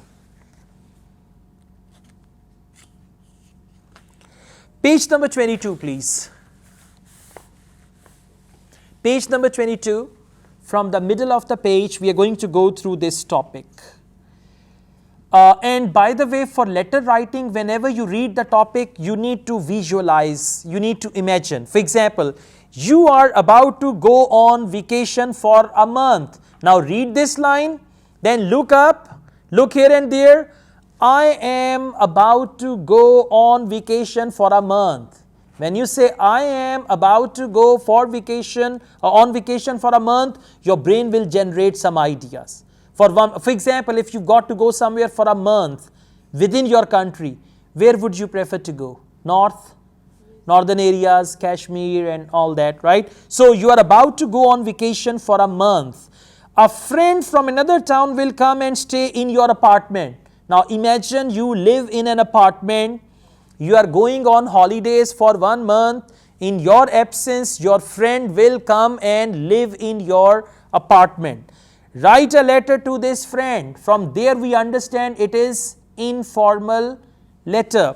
In your letter, then we've got 3 points. Explain where your friend can get the keys to the apartment. Now you can say keys are somewhere hidden or keys are with Mrs. For example, any name, she lives in apartment number 12, you can just go to her and get the keys from there, something like that. Gives your friend some instructions about using your apartment. You got to tell her इंसानों की तरह use करना है. Okay, so give instructions about instructions. You can say where the main switches are, right? Where is the main water connection? Okay, how to use heating system, cooling system, and how to use the kitchen, what is inside the refrigerator, and all that stuff, right? One paragraph you will write about it. Next, recommend some places to go. Now, as your friend is coming to your town, you are going to recommend some places to go, like you can go to the museum, there is a nice museum here, or any restaurant, or if there is any festival, you can talk like that. Is it all clear? So when you read the topic, your imagination should be on, because you will write a letter as if you are writing a real letter. You're not writing a letter in exam, you're writing a real letter, so that's what you got to do.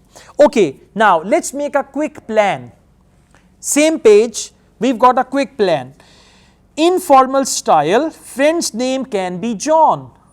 You can decide that immediately. Yes, letter is informal, friend's name can be anything. Quick greeting and reason for writing. Quick greeting, I've already taught you how to write, and the reason for writing, why you are writing this letter. Next, neighbor at number 10 has keys. This is bullet point number 1. Neighbor at number 10. Number 10 means flat number 10. Has the keys. Visit anytime after 5 p.m.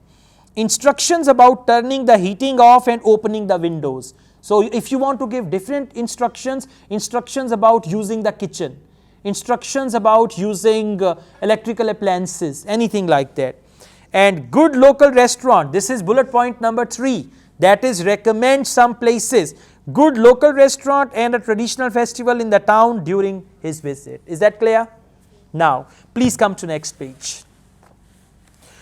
I told you after each part you should give one line space. So, dear John, comma, one line space. Then you write, I hope you are well. So, this is that sentence as I told you about it. I hope you are well and looking forward to. Now, there is a mistake here. When you say I hope, then you cannot write looking forward to. So, you should write it like I hope you're well. And by the way, your is contraction.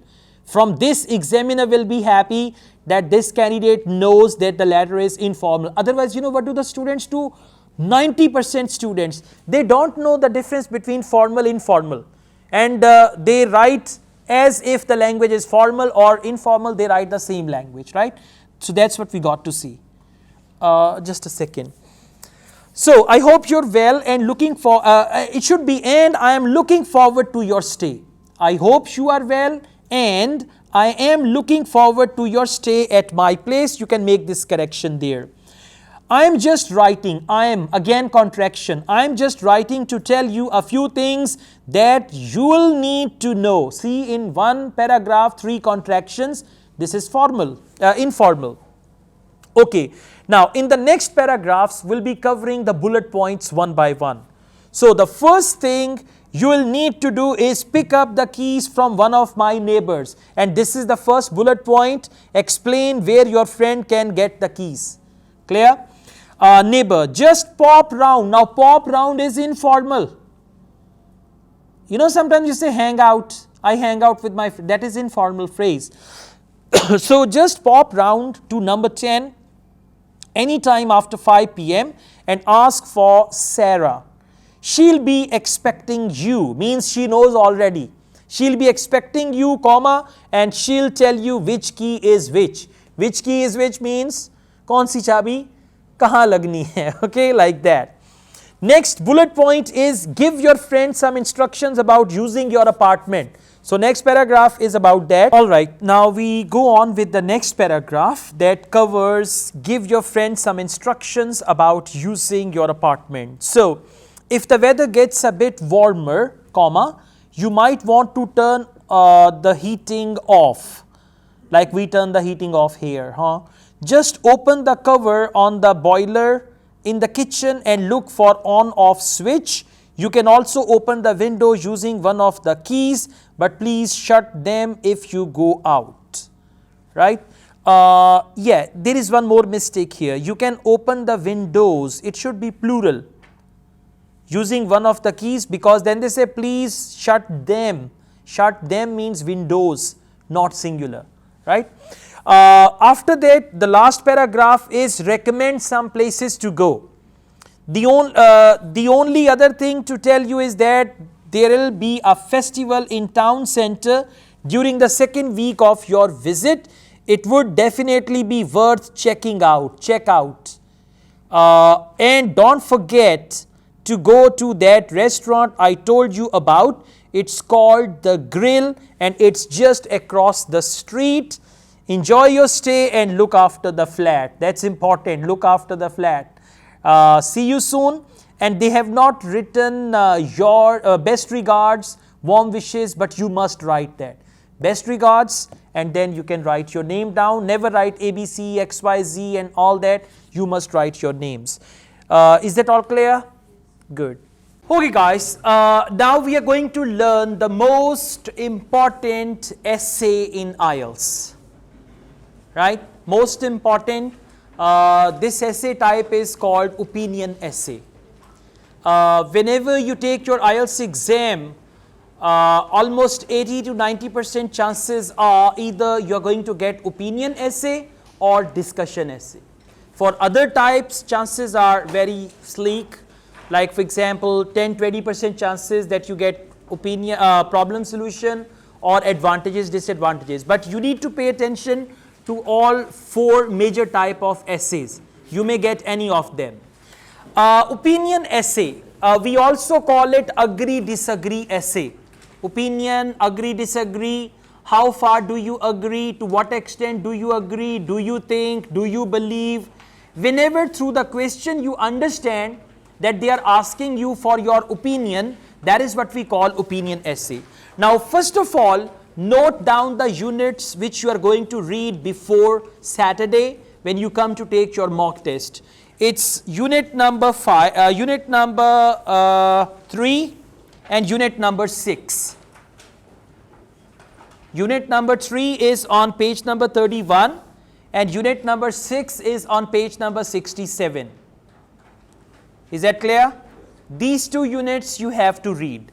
Now first of all, we go to unit number 31. We go through a topic, we read the topic and then I just elaborate that for you. For now, please come to page number, yes.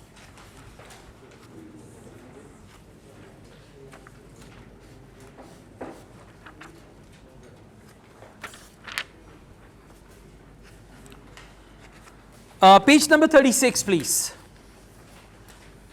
We have a topic here, prison is the best punishment for criminals, and then they have written discuss. Now cross discuss. This is wrong. Cross discuss, and instead of that you should write how far do you agree or disagree with this statement. How far do you agree or disagree with this statement? Prison is the best punishment for criminals. How far do you agree or disagree with this statement? Now, whenever they write how far do you agree, to what extent do you agree, do you think, do you believe, all these things show it's an opinion essay. Before we continue, I just want you guys to think about the topic prison. What is prison? Whenever you do brainstorming, for 5 minutes, during your brainstorming session, you have to discuss it like that. Prison means jail. Prison means behind the bar. Is the best punishment. Means this is the most suitable way to punish criminals. Now you have to think, prison is the best punishment for criminals. Is that right? Or are there any other ways to punish them also? Right? Now first, what is your opinion? What do you think? Do you believe prison is the best punishment for criminals? Yes or no? Either you agree or you disagree. In both cases, whether you agree or you disagree, you need to come up with 2 reasons for your agreement or disagreement. Now, if I believe prison is the best punishment for criminals, reason number 1 can be when we sent the prisoners behind the bars, they become good human being after that punishment. Like if they are there for 6 months or 1 year, then they understand the value of freedom, and as a result, when they come out of the jail, they become good human being. This is reason number 1. Reason number 2, it's a good idea to separate bad people from the good people in the society. So prison is really a good way to separate all the offenders, criminals, lawbreakers, and when we separate them for some time, they learn the value of pious life or normal life, and then they become good human and all that, right? So you need to think like that. If you agree, if you disagree, prison is the best punishment for criminals. No. Sometimes there are petty criminals.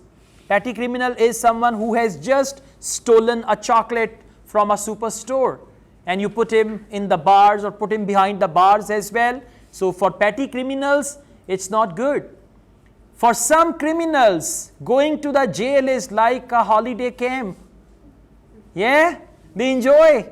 One of my students, he was sent to a jail in England, and as he reached there, they took his belongings, and then they gave him some options. Do you want a book, or do you want playing cards, or do you want any game like that? So he said, I took playing cards, and I was playing cards, you know, tash ke patte and all that. So maybe being in a prison is just more like a holiday camp. You get 3 times meal. There is television. Meals will be served on time. Roti bhi achhi. Not like our jails. Panti padti hai. Not like that. Their jails are good. Sometimes air condition and all that. Right? So you can just think, it's all up to you. Whether you agree or you disagree, you need to come up with solid reasons. And how many reasons? 2. Total 2 reasons. 2 solid reasons why you agree and why you disagree, and these 2 reasons should be like this, not like this, close. I mean opposite. Okay, one thing. Now I just want you to come to unit number 6, and we have another type of opinion essay. I would like to tell you about that as well. Page number 67, please. Page number 67. Got it? Now the topic is, it's a common aspiration among many young people. Whenever you read the topic, translate it into Urdu, Punjabi, or whatever you are comfortable with. It is a common aspiration. Common aspiration means a common desire among many young people. Young people means university graduates, youngsters, people who just finished their education, to run their own businesses or business rather than work for an employer. To run their own business means to become an entrepreneur. This is their desire. Instead of doing a 9-to-5 job, they want to do their own business. So the topic is, it is a common desire of young people to start their own business instead of working for some employer. Now the topic sentence, do you think the advantages of working for yourself outweigh the drawbacks? And many students think this is advantages, disadvantages essay. It's not. It's opinion essay. Do you think? When they say do you think, now if you agree, do you think advantages of working for yourself outweigh the drawbacks? If you agree, it means advantages are more. So you will come up with 2 advantages to support your opinion. If you disagree, that means disadvantages are more. Then you will come up with 2 disadvantages to support your disagreement. Is that clear? Right? I'll go through these essays, by the way. Right? So in opinion essay, you always write 5 paragraphs. How many? Always, whatever. And it's very important to identify opinion essay, because sometimes they write like this, do you think this is a positive or a negative development?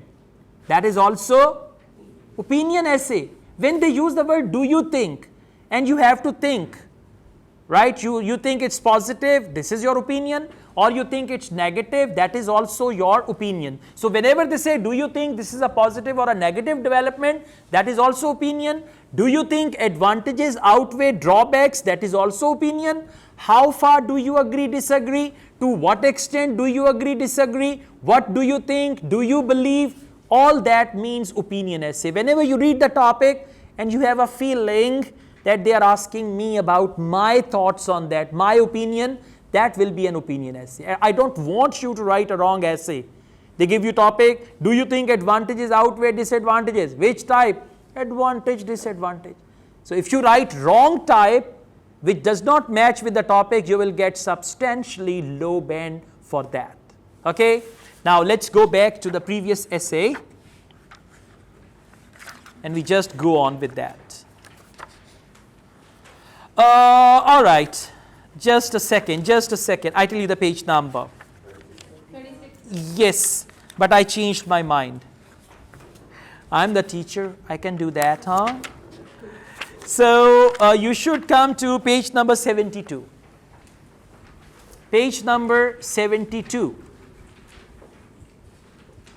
And by the way, for opinion essay, there is a template which I'll share with you.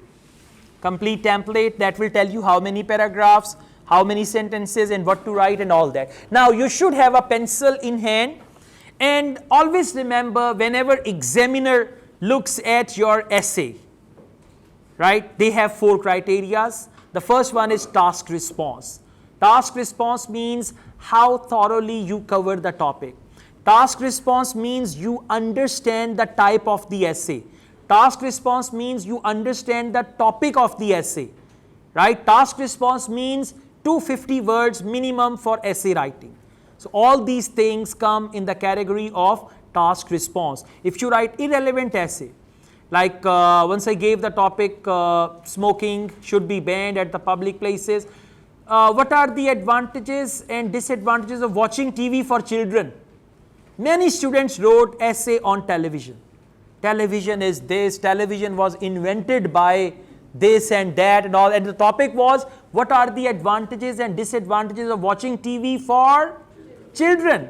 Now you will not write about adults, you will only write about children. So it's very important to, if you understand the topic and you achieve task response, even though your grammatical range is not very good and all that, still you can get reasonable band score.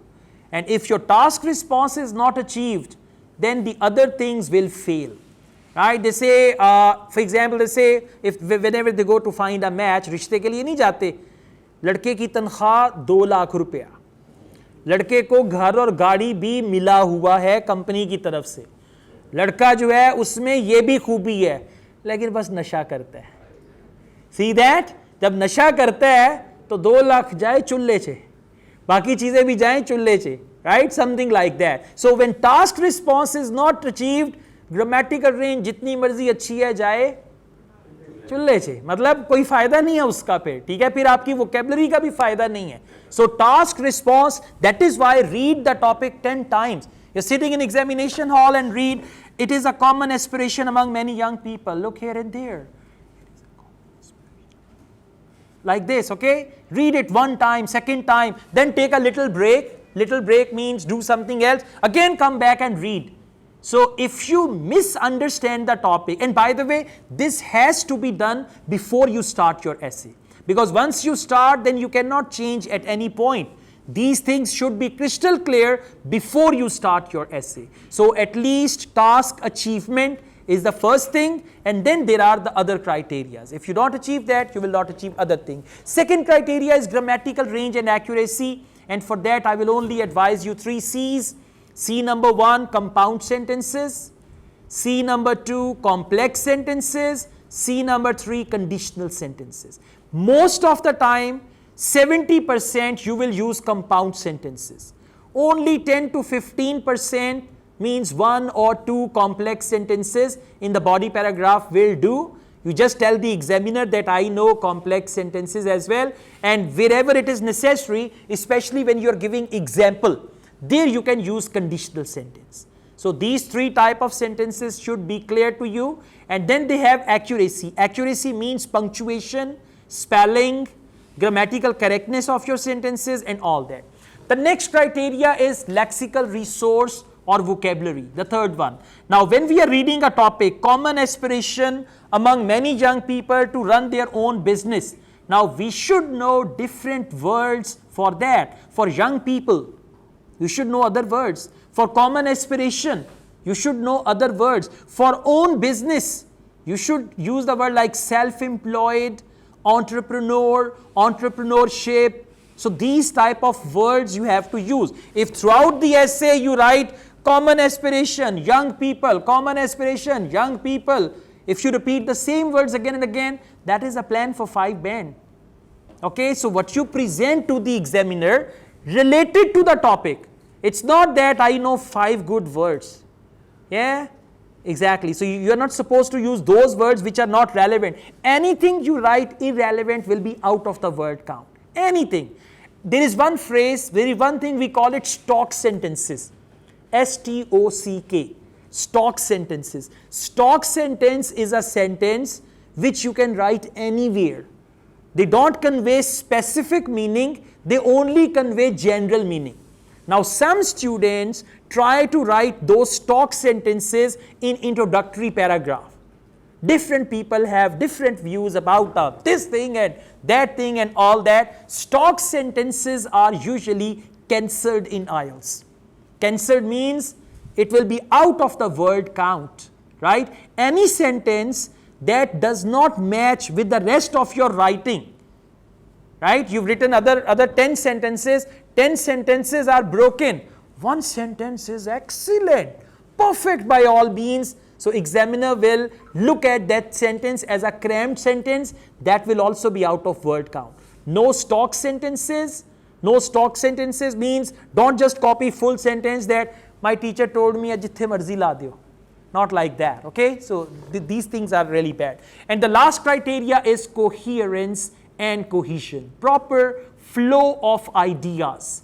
Now what is coherence and cohesion? First things first. The first point, explanation of the point, example. And for coherence and cohesion, you have to use the tags like first of all, secondly, finally, moreover. These type of words actually connect your ideas. Now, I just want you to write down on a piece of paper, number 1, TR. Just write it down somewhere. TR. Number 2, GR. TR is task response. GR is grammatical range, or you can write GRA, grammatical range and accuracy. LR, lexical resource, vocabulary. And the last one is CC, coherence and cohesion. Now I will show you all these things here. I will tell you this is LR, this is GR, this is this, this is that. Okay, page number 72. Are you guys there? Okay, and as I told you before, you have to do one more practice. Just pick up this essay. Let me tell you, for every essay type, you have to prepare your personal template. What is that personal template? Opinion essay, in introduction, 4 sentences. Sentence number 1 is this, sentence number 2 is that, third is this, fourth is that, and then you write your points. So like this, you need to, the first thing, make your own template. Number 2, practice these sentences. I'll tell you how. Let's take a start. First paragraph, please. These days, it is a common aim of many people leaving university to try to start up their own company. Now you can write here general sentence about the topic. And what's the topic? Topic is common aspiration, young people run their own business. So you started these days, comma, it's a common aim of many people leaving university to try to start up their own company. At least you can just see these days it is common, and then you can write sentence on any other topic. So you can practice these days it is common, and then after that whatever you want to write, you can just do that. Second sentence, and by the way you can see here leaving university. Leaving university is for young people. They've used in the question, they use the word many young people, and here leaving university. And for start up their own company, for start up their own company, what is that they used in the question? Run their own business. Now startup is a very popular word for the new companies or organizations and all that.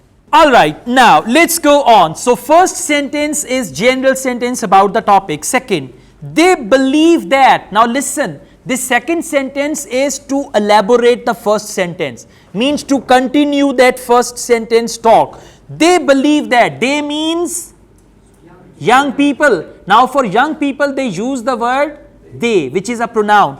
They believe that running a business has many advantages over working for someone else. Now for someone else they use the word rather than work for an employer. Do you understand? No repetition. They are using different words for that. Okay. Such as freedom to make your own decisions. Now this is what we call, the third sentence is called thesis sentence. Thesis sentence is your main, basically thesis sentence tells the reader whether the type of the essay is what? Opinion, problem solution, discussion and all that. I agree with this point of view. When you write I agree, examiner will say yes, this candidate has understood. And if you write in this essay I will discuss advantages and disadvantages of starting your own business, the donkey will go into the well. खोता क्यों में चला गया, सत्यानाश हो गया, यहीं से सत्यानाश हो गया, अब आगे जो मर्जी कर लें, it will not benefit you, right? So this sentence is called thesis, thesis, thesis sentence, and this sentence tells your position on the essay and the type of essay. So I agree with this point of view, but it is important to bear in mind that running a company does not suit everybody. So this is the middle sort of agreement. I agree, but running a company does not suit everybody. So you can write like that as well. How many sentences are there in introduction? Exactly. So now you remember 3 sentences, and you should know what are those 3 sentences, so that when you write you know that. First is general, second is elaborate the topic in the second one, and third one is your thesis sentence. Okay, now you said I agree. So there should be 2 reasons for agreement. 2 reasons in 2 body paragraphs you will write. Let's see what is reason number 1. There are several benefits. The word benefits is for advantages. See that? Rewording, paraphrasing, using. This is what examiner wants to see. Examiner does not want to see high-fi vocabulary, very, very extreme vocabulary, right? There are several benefits of setting up your own business. For me, the main one is that you have room to be creative. Benefit number 1, room to be creative or creativity. Now throughout this paragraph, you will elaborate on this point. You will not have another point. In one sentence, one point, another sentence, another point. You need to develop your idea. Now around this creativity, you will develop your idea. Instead of having to follow your employer's decisions, comma, you can set the goals for the business yourself, comma, which means that you feel more in control. Underline this sentence, and then later on write it on top of your notebook and try to write 5 different sentences using this pattern. This is a compound sentence with 3 ideas, and these sentences are highly regarded in the eyes of examiners. Okay, just underline that, write it on a copy, focus, comma kidhar aaya, which kahan pe aaya, kitni clauses hain, and then try to write something like that. This generally results in people feeling happier in their job. This is concluding sentence of this paragraph. So what is reason number 1 or benefit number 1? Room to be creative. Let's go on. Not only that, so you can write secondly, or you can write not only that, means I have another benefit. Not only that, comma, you can also keep the profits if the company is successful. What is benefit number 2? Keeping the profits. Okay? You can also keep the profit if the company is successful. If all goes well, conditional sentence. If all goes well, comma, you will earn far more than if you work for someone else. So see a variety of sentences, compound, complex, conditional and all that. For instance means for example. You can write to illustrate, for instance, for example, and all that. For instance, if you set up, and by the way, usually examples are given in conditional sentences. For example, if you start a company. For example, if you go abroad. For example, if you start your own business, like that, right? So, for instance, if you set up, now the word set up, your own graphic design company, and by the way, in IELTS essays, you can always create examples on your own. You're not going to see I don't have general knowledge. Now, this graphic design, you can change it to a software house. You can change it to a call center. You can change it to any academy or any coaching center. It's all up to you. For instance, if you set up your own graphic design company, comma, and you build a good reputation, comma, you will be able to make substantial profits. How many ideas in one sentence? 3 ideas. It's a compound sentence. So write sentences, at least 1 to 2 sentences like this in body paragraph, right? Okay, let's go on. You will therefore be more motivated to work hard in order to make a success of your company. Always remember, in opinion essay, you will write 2 points to support your opinion. Just 2. Now, what is the third paragraph? The third paragraph is actually to discuss the opposite side. Because you are going to balance your essay. This is what we call contrast. You agree? Good. Now, people who disagree, you will write about them. And whenever you write contrast paragraph, do not write it with I. Write it with people believe, they think, they argue, according to some people, because that is not your view. Your views have been discussed in the 2 body paragraphs. Now, let's see. Having said that, you can even write however. Instead of having said that, you can write however, on the other hand, on the contrary, and all that. Having said that, it is understandable that running a business is risky. First, you are saying room to be creative, making profits and all that. Now, you are going to talk about contrast, and the contrast is it can be risky. If there is an economic downturn, this is a very good word, economic downturn, like economic crisis. If there is an economic downturn, comma, or you make mistakes in your business decisions, comma, your company can go bust. Go bust. It's another word, right? Then again, comma, which can mean that you have that you lose everything and you have to lay off your staff. Now, underline this sentence and try to write at least 1 or 2 sentences like this in your essay. There are 4 ideas joined together. Clear?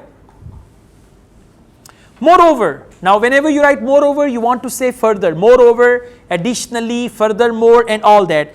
Moreover, it is very hard to switch off at weekends. Switch off is a good word here. And by the way, we know these words.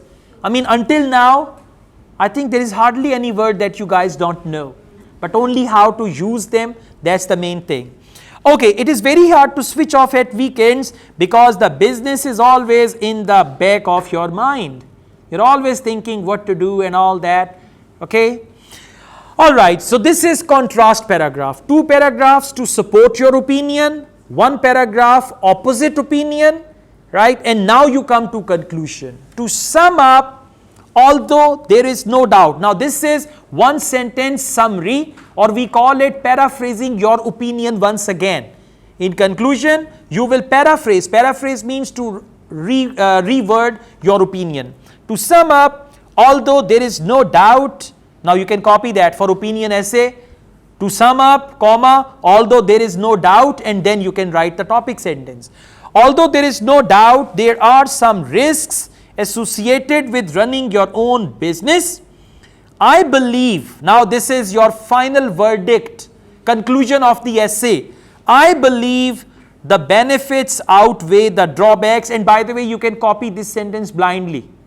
Because in opinion essay, when they are talking an opinion essay with the advantages outweigh disadvantages, only there you can copy this, right? So I believe the benefits outweigh the drawbacks particularly with regards to making decisions, or if you want to write all three with regards to creativity and making decision.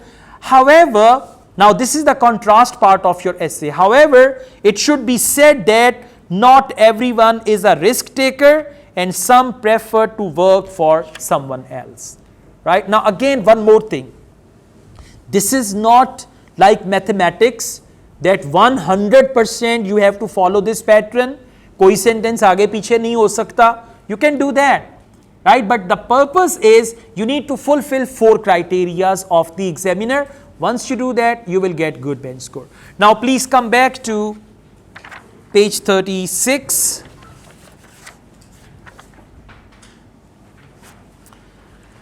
Page number 36.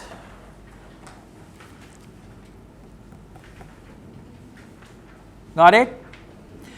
We have another essay over here. We'll just go through it so that you guys understand. I'll be very quick now. Very quick. Prison is the best punishment for criminals. And then you write, how far do you agree or disagree? Sentence number 1. These days, now the topic is prison is the best punishment. These days, every time you turn on the television or flick through the pages of newspaper, you learn about victims of crime. What is this? General sentence about the topic. Topic is crime. So these days, every time you turn on the TV, pick up the newspaper, you learn about victims of crime. Second sentence is, but what is the most effective method of dealing with the rising crime rate in our society? This is a style where you highlight something by asking a question. If you want to do it, this is fine. Otherwise, you can paraphrase the topic here. The main topic, you can paraphrase that. Some people believe the best, now this is paraphrasing the topic. If you want to leave second sentence, you can do that, no problem at all. Some people believe the best way to punish criminal is to sentence them to time in prison. Now that's the topic. Prison is the best punishment for criminals. Sentence number 1, general sentence about the topic. Sentence number 2, paraphrasing the topic. I completely disagree. What is that? Thesis sentence. I completely disagree with this idea, and in this essay, I will support my opinion with examples. Clear? Now we go on. Firstly is to achieve coherence and cohesion. You are telling the reader, this is my first point. Life in jail is far too comfortable for prisoners. Right? Jail mein koi responsibility nahi. Just enjoy. They also play football. Right? Life in jail is far too comfortable. So what is the reason behind disagreement? Reason number 1 is life is comfortable in the jail. For example, many inmates, now for prisoners they have used the word inmates, have access to luxuries such as television, computers and sports facilities and so on. In other words, again for CC, coherence and cohesion. In other words, when you say, it means what you said before, now you want to explain that further. In other words, spending time behind bars is more like being in a holiday camp. And finally, this is the concluding sentence. If prison is going to act as a deterrent, now this is a conditional sentence, then I believe it needs to be considerably tougher. One reason is what? What's the reason here? Life in jail is too comfortable. Second, another reason why I disagree, you can copy this. Another reason why I disagree. For opinion essay, I told you यहाँ से copy करके अपना एक template बना लें कि हर paragraph में एक में for example लिखूंगा. In one paragraph I will write for instance. In one paragraph I will write to illustrate and all that. Another reason why I disagree with prison as a punishment is that a large number of prisoners are not actually a danger to society. Right? Now we are talking about petty criminals. Okay? Take shoplifters as an example. Do you know who shoplifters are? The people who go to big shopping mall and they put a chocolate in their pocket or any other thing in their pocket and come out. We call them shoplifters. Take shoplifters as an example. Now you should know words like that, shoplifter.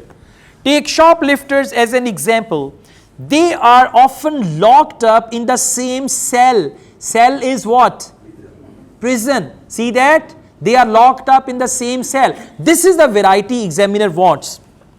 As murderers, rapists and violent criminals. Now murderers, rapists, violent criminals, these words have been used for criminals. So this is what we call vocabulary.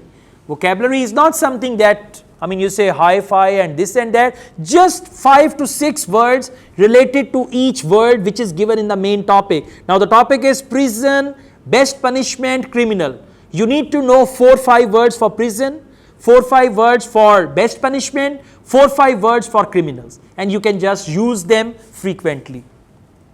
Okay, I strongly believe, once again, your opinion, I strongly believe that this is a serious waste of taxpayers' money. What's more, in IELTS essay writing, never use contraction.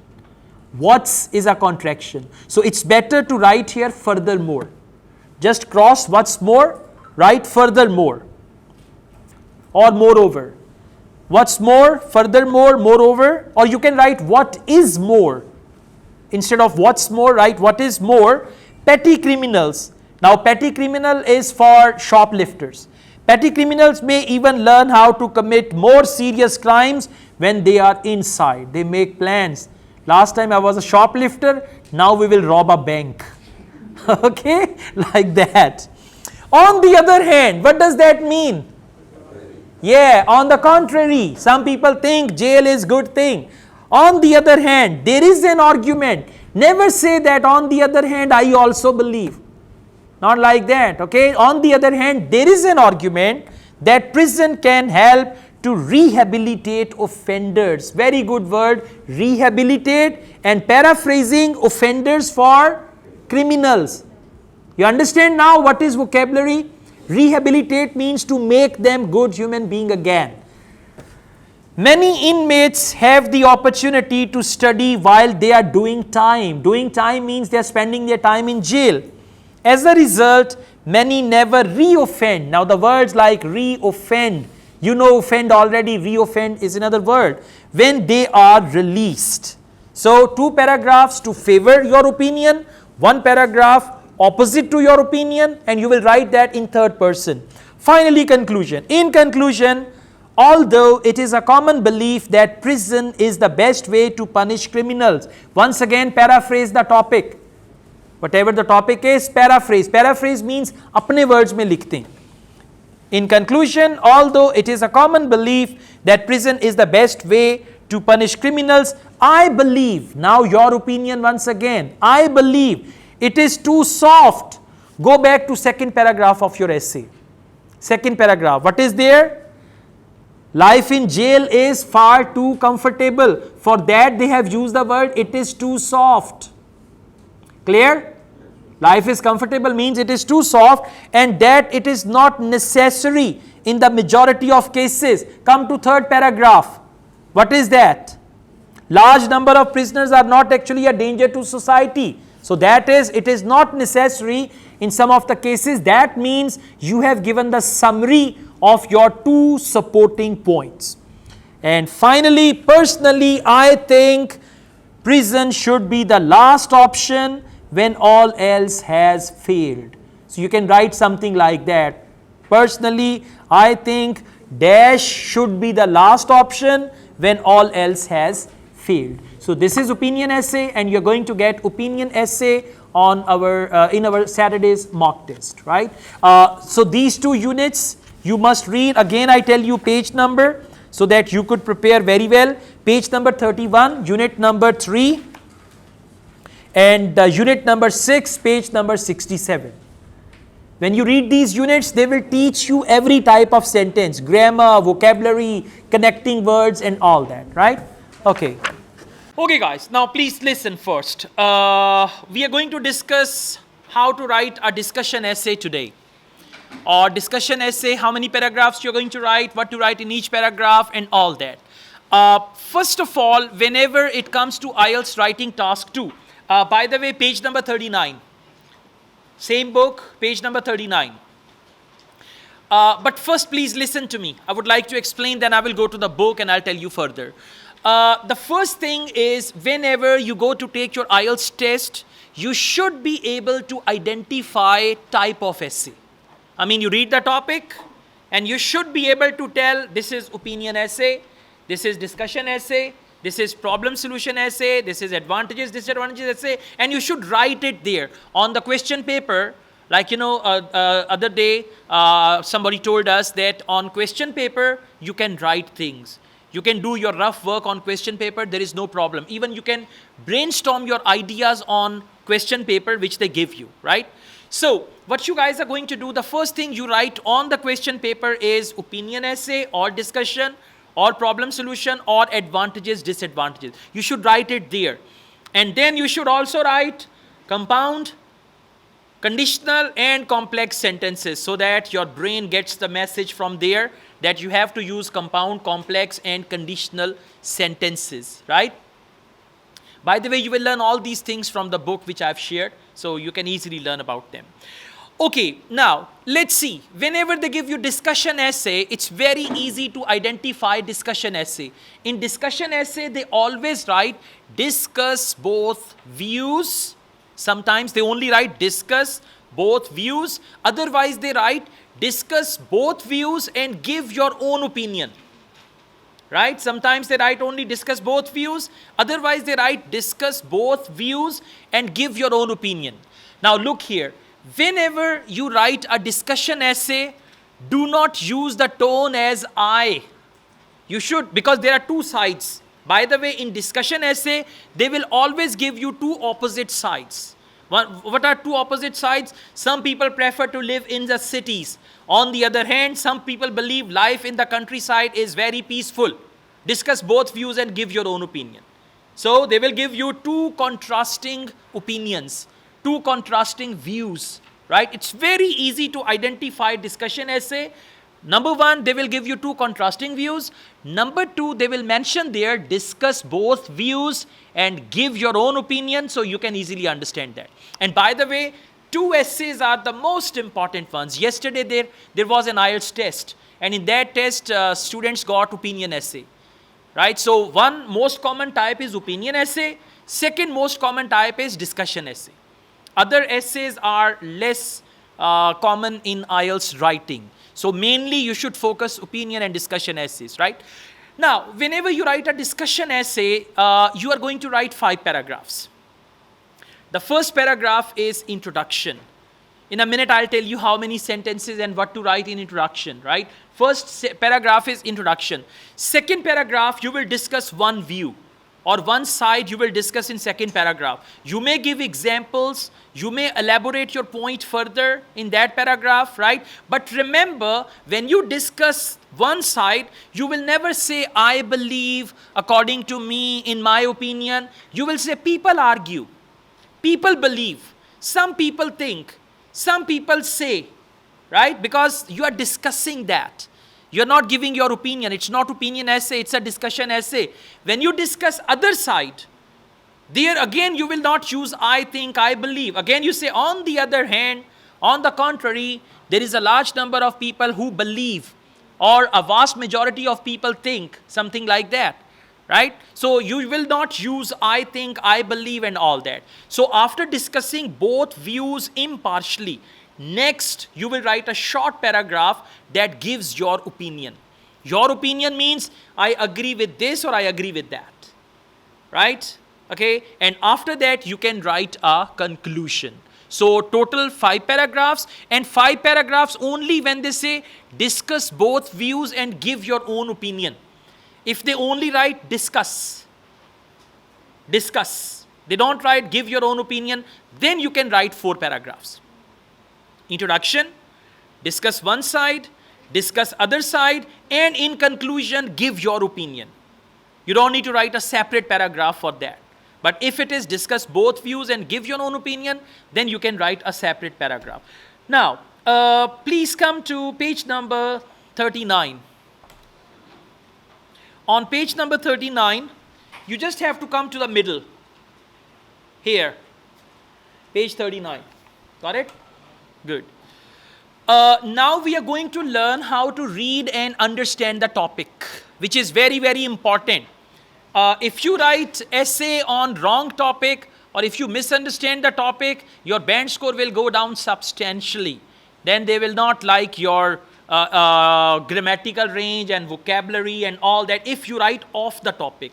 And they have a marking criteria for off the topic. Whatever you write off, for example, one paragraph off the topic, they will just put that in bracket, and that is out of the word count. Isko bahar pheng do. They will not consider that. Whatever you write off the topic. Now, for example, you learned a paragraph, and some teacher told you, you can put this anywhere. You know, there are some different people have different opinions and this and that and all that, very flowery ones. If you write anything like that, they will just roll it all, and that's out of the word count. Examiner will not consider that. So write things on your own language. Your own language written according to the topic will bring you better bench score as compared to the copied one. If you cram paragraphs, if you cram some sentences, that these are beautiful sentences, remember one thing, a sentence which you can write anywhere in any type of essay must be avoided. They are what we call stock sentences, S-T-O-C-K, stock sentences. Stock sentences means you can write them anywhere. So you should avoid those sentences, okay? Now, please follow me. We read and understand the topic. Some people view teenage conflict. Now, please look here. Some people view means according to some people. Teenage conflict with their parents. I just want you to imagine some teenagers, right? You know, from 13 to 19, yeah, that is teenage, right? Just imagine some teenagers. So, some people view teenage conflict. Teenage conflict means when children reach teenage, they often argue with their parents, right? Mothers say something and they go against that. Fathers say something and they go against that. So, teenage conflict with their parents, according to some people, what is that? As a necessary part of growing up. Means it's normal. There is nothing bad about it. Okay, it's a necessary part of growing up. When children reach teenage, they argue with their parents. That's normal. There is nothing bad in it. So it's a necessary part of growing up. What is this? One view. Now this is one view. Hold it here. Now we see what is the second view. And I told you there will be two contrasting views, right? Second view is whilst. In discussion essay, they will use the words like whilst, however, on the contrary. Whilst. Others see it as something negative which should be avoided. It means, what does it mean by it? Some people or others see it as something negative. It means teenage conflict with their parents. So one view is teenage conflict with their parents is normal. Other view is teenage conflict with their parents is negative. It should be avoided. Now what is after that? Discuss both views and give your own opinion. Clear? Now you understand it's a discussion essay. Right? Okay. Now let's have a long jump. I've already told you about that. So the first paragraph is introduction. Second paragraph is discuss one view, one side. Third paragraph is discuss other side. Fourth paragraph is give your opinion. And your opinion only means which view you support. According to me, teenage conflict with their parents is something which should be avoided. That's my opinion. First I will discuss teenage conflict is normal.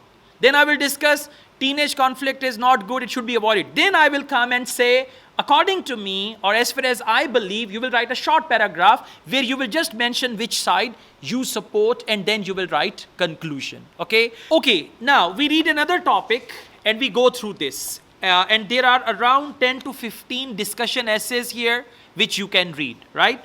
So the topic is several languages are in danger of extinction. What is extinction? Dying out. 29. Several languages are in danger of extinction. Extinction means they will wipe out. They will finish. They will not be anymore. Right? Because they are spoken by very small numbers of people. So what is one side of discussion? Like they've just given us the background. At the moment, this is background. Several languages are in danger of extinction because they are spoken by very small numbers of people. Now, some people say that governments should spend public money on saving these languages. What is view number 1? Government should spend money on saving these languages. This is one view. While others believe that would be a waste of money. So some people say money should be spent on saving these languages. Other people say it's a waste of money. We have other serious issues other than these languages. So this money should be spent on medication and education and all that. So we have these two views. And by the way, you should spend around 2 to 3 minutes reading and understanding the topic. It's not that you say, what was the topic? Languages. And I wrote very well. English is international language, spoken all over the world. That's not the topic. Topic is not languages. Topic is actually several languages are in danger of extinction. Should we spend the money to save the languages, or it's a waste of money? Right? So this is what you need to address in your essay. Discuss both these views and give your own opinion. Now let's go to first paragraph, please. The first sentence is a general sentence. And by the way, there are different ways of writing first paragraph. You can write 4 sentences. You can write 2 sentences, right? 3 sentences. It's all up to you. I just tell you, I mean, if you want to write 2 sentences, the first one is general sentence about the topic. Second sentence is what we call your thesis sentence. Thesis sentence is a sentence that tells the examiner what your plan in that essay is. In simple words, you can call it plan sentence. Plan, or whatever your plan is. Thesis is spelled like Thesis, right? So let's see how many sentences we have here. It is true that some minority languages may disappear in the near future.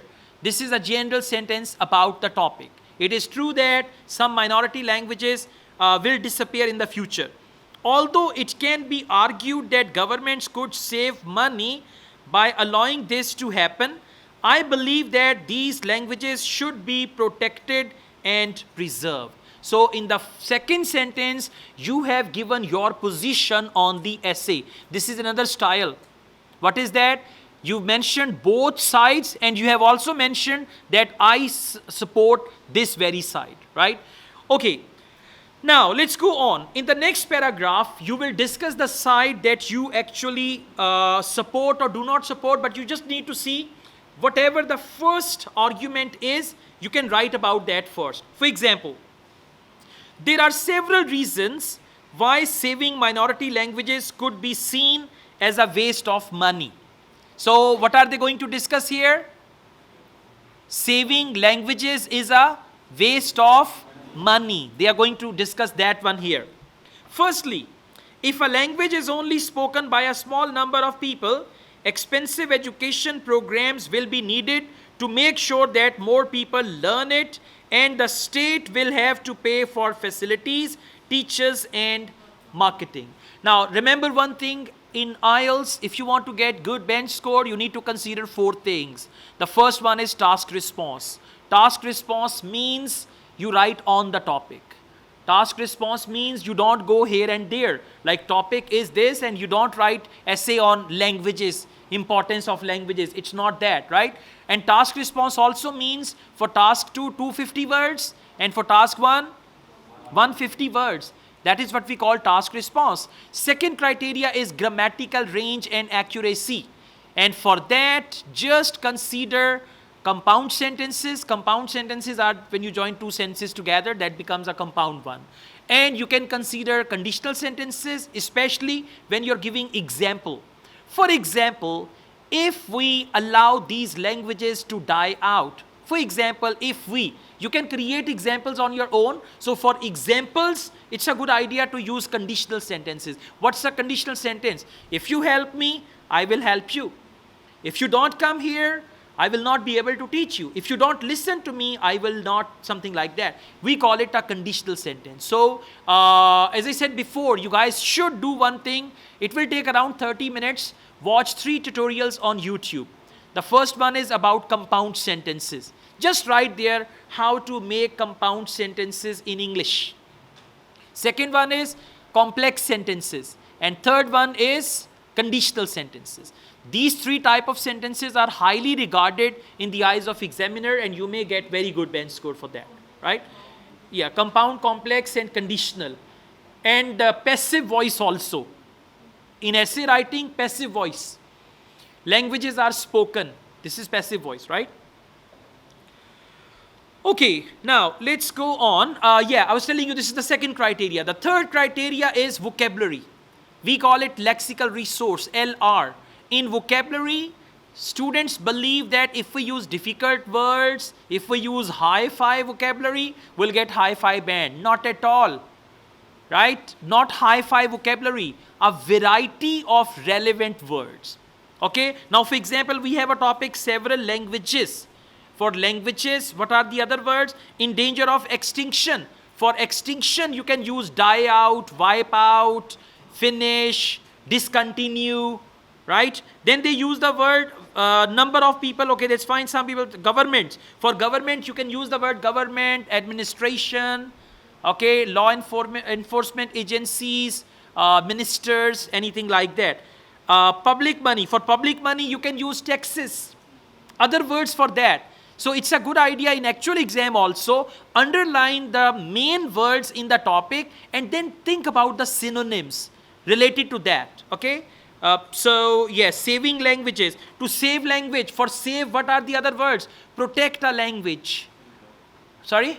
Preserve a language. Very good. Preserve a language, protect a language. This is what they want to see. Now see, protect is a simple word. Preserve is a simple word. So if you use these words, most definitely you will get good bench score. And if throughout the essay you say only government, language, government, language, government, language, you will get low bench score for that, right? So 8 band candidate did not write any word which was a fancy word. He said, I only used variety of simple words related to the topic and I got 8 band, right? Okay, let's just go on. The fourth criteria is left. The fourth criteria is coherence and cohesion. Very simple. Every sentence that you write in IELTS essay, you have to guide the reader what that sentence is. For example, if you write a sentence and you say, first of all, now reader is clear, this is your first point. Then second sentence you write and you write there, by this I mean. By this I mean means what you said before. Now you want to elaborate on that. You want to express more on that, right? After that you write for example. When you write for example, you are telling the reader that now I am giving the example.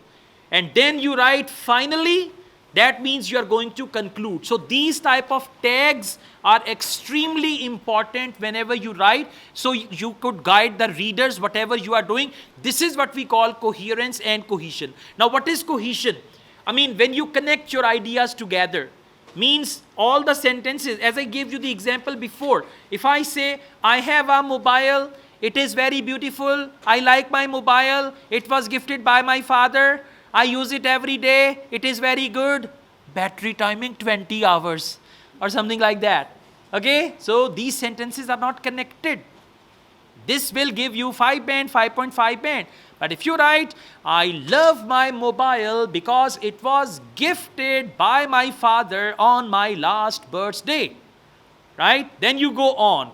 Moreover, there are several applications in my mobile which have educational uses. Therefore, I always keep it with me. You're connecting your ideas, 2 to 3 ideas together, right? That will bring you good bench score, not only in writing, but also in speaking as well, right? So that is what we call coherence and cohesion. ये 4 बच्चे खुश हो गए, तो आप बच्चे भी खुश हो जाएंगे. Okay, you'll be very happy at the end when you get the result. So let's go on. This money, I'm reading this same paragraph. This money might be better spent on other public services. Secondly, now see that I told you. Firstly, secondly, finally. Secondly, it would be much cheaper and more efficient for countries to have just one language. Governments could cut all kinds of costs related to communicating with each minority group. So this is one side. Now we come to the second side. Despite the above arguments, and by the way, from each essay, try to learn and copy some phrases. You can copy the phrases to achieve coherence and cohesion. If you write this, despite the above arguments, you mentioned something, now you say despite the above arguments means now you're going to go on to the other side. I believe that governments should try to preserve languages that are less widely spoken. I believe. Now what are you doing? You are talking about the view with which you agree. Okay? Again, let me tell you, there isn't any single way of writing essay. I'm teaching you discussion essay this way. There are 5 other ways also by which you can write discussion essay. Now you might be thinking, which essay will give us 8 band? It's not the essay style which will give you 8 band. It's your writing. What you write in the essay, that will bring you good band score. I've seen some essays in introduction, they write only 1 sentence. That is also fine. Introduction, just 1 sentence. No thesis statement. Just a generalized sentence, and then they go on with the essay. So it's not the style. You may find variation to this style. Okay, that's pretty normal. It's not maths. 2 plus 2 always 5. Okay? Thank you. Wanted to check your reflexes, whether you are in learning state of mind or not. So 2 plus 2 is 6. Yes. Yeah. He said, he come jari rakho. 5 or 6, I don't care. I was one day I was in another part of the country and I was giving workshop on English language and I said, C-A-T, cat. Pronounce it like cat. A guy appeared and said, no, it's not cat. It's Kate. Kate. And I said, come on, it's not Kate. Kate is actress, Kate Winslet. But although Kate Winslet looks like cat, that is something else. But actually the word is cat. At the end, the gentleman said, what difference does it make? Whether you call it cat or Kate. So it makes a lot of difference, right? Yeah. Anyways, let's go on. It is, now you can see this, a language is much more than simply a means of communication. Next we have this semicolon. Semicolon is usually used when you are writing complex sentences. They are only for complex sentences. In complex sentence, you've got the main clauses and the subordinate clauses. It has a vital connection with the cultural identity of the people who speak it. If a language disappears, now the word disappears for what? For extinction, right? For extinction. If a language disappears, a whole way of life will disappear with it, and we will lose the rich cultural diversity that makes societies more interesting. By spending money to protect minority languages, governments can also preserve traditions, customs and behaviors that are part of our country's history. And finally, we've got conclusion.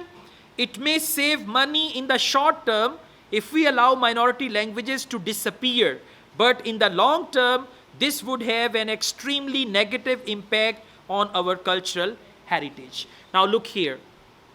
I'm going to share a handout with you. This is for those who want solution, ready-made solution. Those who just say, mere muh mein niwala dalne, You know, there are some of you, some are saying now, well, do some effort and all that. Some say, no, I'll just open my mouth. और उस पे भी कहते हैं कि इतनी देर से मुंह खोला है, चम्मच क्यों नहीं मुंह में डाल रहे, something like that. So, I have made a template for all essay types. I'm going to share that in our class WhatsApp group. There are 3 to 4 pages. You can print them out. At least that template will help you understand how many paragraphs and what to write in each paragraph, right? The next thing which I'm going to tell you, in a discussion essay, what are the sentences that you will write? First of all, when you write introduction, and by the way, you should be clear. For example, in actual exam, you are sitting and they give you advantages, disadvantages essay. You should be very clear how many paragraphs, how to start, and what to write in each paragraph. You should be very, very clear about that. Otherwise, you'll be thinking, looking here and there, and then you say, uski surkhi achhi hai, I'll buy that also, or something like that. You know, people just think like that. If you know how many paragraphs, if you know type of essay, you can easily, without wasting your time, start writing that essay, right? So whenever you write a discussion essay, I advise you to write 2 sentences in introduction. Okay, 2 are fine. If you want to write 3, you've got the plan for that also. If you want to write 3 sentences, number 1, write a general sentence about the topic. Now, topic over here is languages are in danger of extinction and all that. Write a general sentence about the topic. Sentence number 2, paraphrase the topic in your own words. Paraphrase means अपने words में उस topic को जो wording दी हुई है उसको घुमा फिरा के use synonyms and write a sentence about that. And sentence number 3, your plan. Your plan means in this essay I will discuss both these views and finally give my opinion. You can write. This is thesis sentence, right? So you may write 3 sentences comfortably, but make sure these 3 sentences out of 3, 2 sentences should be compound. 2 sentences should be compound and 1 you can write simple, that will be fine. Now, after that, when you write the body paragraph is after introduction. In body paragraph, first of all, you just rewrite the first side of discussion. As they mentioned here, there are several reasons why saving minority languages could be seen as a waste of money. So, in the first sentence of the body paragraph, you just write about that topic. If it is a discussion essay, the first thing. Now, there is another thing, we call it development of ideas. Let me tell you what is development of idea. If I say, I would like to learn French, this is my desire or opinion. Or, okay, let's make it like this. In my opinion, French language is quite important to learn. Now, this is, I have not developed my idea. I have only given my opinion. In order to develop my idea, number 1, I have to explain my idea. Number 2, I have to give relevant example. So, in my opinion, French language is quite important to learn because this language is spoken very widely in many countries of Europe. Moreover, see that I'm developing the idea. And if I say, in my opinion, French language is very important, French language is very useful, French language has many applications, French language this. No, develop your idea. First, talk about the main thing, make another sentence to express further about it, then give example to further develop your idea. Remember one thing, do not stuff your essay, body paragraph with a lot of idea. For example, if I say, what will you do at the weekend? Or what will you do on the weekend? You say, I will go to, all right, let's make it like that. What will you eat at the weekend? What will you eat? And you say, I will eat pizza, I will eat burger, I will eat shawarma, I will eat some French fries, I will eat like that. Are you developing the idea? No. But if you say, what will you eat at the weekend? First of all, this weekend I will eat pizza. The reason is I like pizza very much and there is a birthday in my family. So therefore, first I will eat pizza.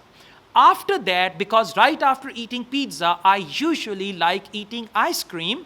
Therefore, right from the pizza place, I will go to my favorite ice cream parlor and there I will enjoy my favorite garlic ice cream. Whatever, it's my life, huh? Just joking. See that? I'm developing the idea. So you should develop the idea. For that, you can give example and this is going to be better. And otherwise, if you say, I will eat pizza, I will eat ice cream, I will eat this, I will eat that, and I will this and that, this is not going to be good. So in body paragraph, present the main idea. Then in one sentence, explain the main idea. Then in third sentence, give a relevant example. And in fourth sentence, conclude the idea. In body paragraph, you only need 4 sentences. Just 4. What is the first one? First sentence. Yeah, just present the main idea, whatever it is. Second, elaborate that idea. Third, give example. And by the way, if you don't have example, then what will you do? Further explain it. Alright, don't worry. Examples are not compulsory. That without example, you will not get good band, not at all. Right? In one paragraph, you can give example. In other paragraph, you can further explain the idea. That is equally fine. And the fourth sentence is conclude that idea. Right? Okay. So this is how you can write your discussion essay. Okay guys, now we just start with IELTS essay writing. And in essay writing today, we will learn how to write a problem solution essay. Mainly, there are 4 types of essays which we need to go through. like problem solution essay, advantages, disadvantages essay, opinion essay, and discussion essay. So today we'll be discussing problem and solution essay. Whenever they give you problem solution essay, the first thing is they will present a problem. And the second thing is they will ask you either causes of the problem or they will ask you the problem. Right? For example, causes of the problem. What are the causes of pollution in big cities? And problems, if they ask you problems, they will say what are the problems of big cities. So it can be problem solution or cause and solution. You understand? Yeah, cause and solution. I give you an example of that. Please come to your books, IELTS Advantage Writing Skills. And by the way, unit number 2 and unit number 6. These 2 units you have to read before you come for your mock test. Unit number 2 and unit number 6 from the same book. Okay? Because these 2 units will equip you with grammar, vocabulary and all that. So let's go through this topic, problem and solution essay, and you should come to page number 24. First come to page number 24. Got it? Page number 24, I'm going to read it from top. You should spend about 40 minutes on this task. In writing, there are 2 tasks. Task 2 is same for academic and general training. Task 1 is different. Letter writing for general training, report writing for academic candidates. So, write about the following topic. These days, I'm reading the topic. These days, in many countries, fewer and fewer people want to become teachers, particularly in secondary school. Now, what is the problem? Fewer and fewer people want to become teachers, particularly in secondary school. It means the problem is people do not want to adopt teaching as a profession. That is the problem, right? What are the reasons for this? Now they are saying reasons. If they use the word reasons or causes, that means they are asking you to give them the reasons or causes of the problem. What are the reasons for this and how could the problem be solved? Now what's the problem? People are not willing to become teachers, right? Teachers की शादी नहीं होती जल्दी or anything like that. इसीलिए मैंने पहले शादी की, फिर teacher बना, right? So, okay, this is what they usually say. So you need to just come up with the causes and then the solution. What are the reasons? And by the way, reason and solution must match. Same reason and then solution to resolve that very reason. Now after this, I will just give you another example of problem solution essay. Please come to page number 60. Page number 60.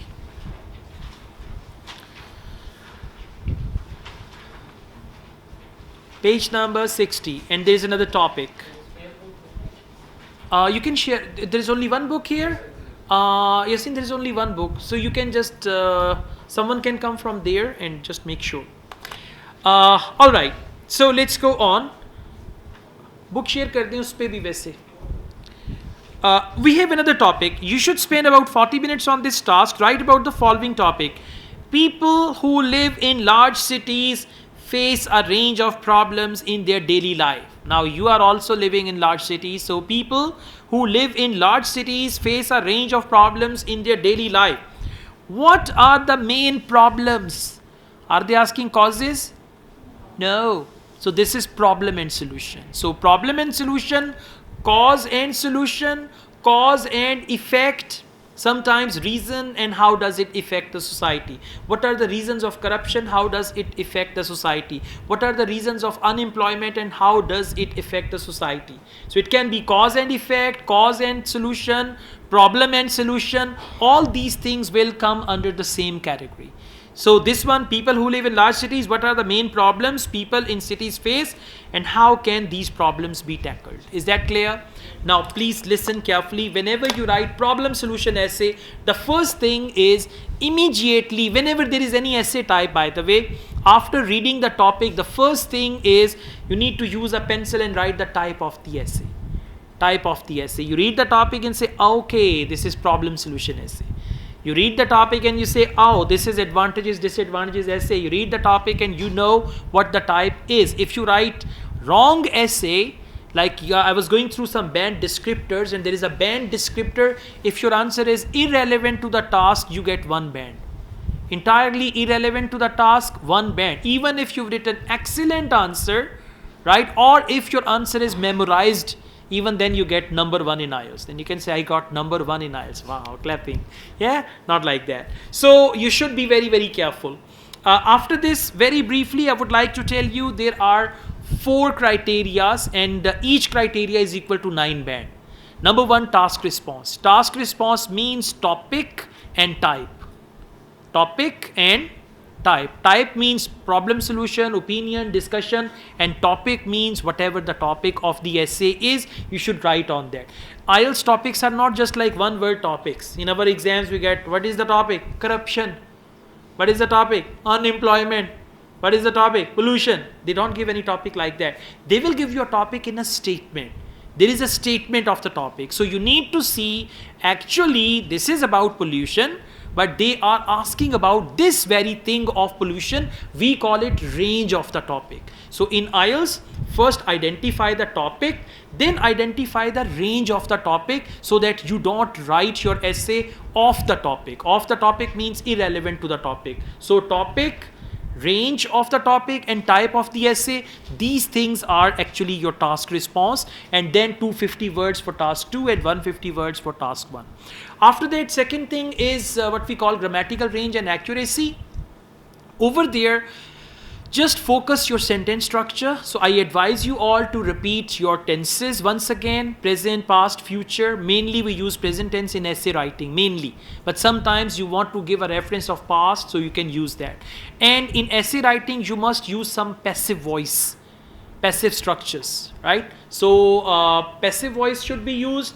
After that, compound sentences, complex sentences, and conditional sentences. These 3 sentences, those who are looking for 7, 8 band, they need to make a variety of compound and complex sentences. Now, what's a compound sentence? When you join 2 sentences together, you can watch a short video on YouTube and you can learn about compound sentences and then just practice. Same with the complex sentences, practice, and that's it. Okay. Now, when we talk about, after this, the next thing is vocabulary.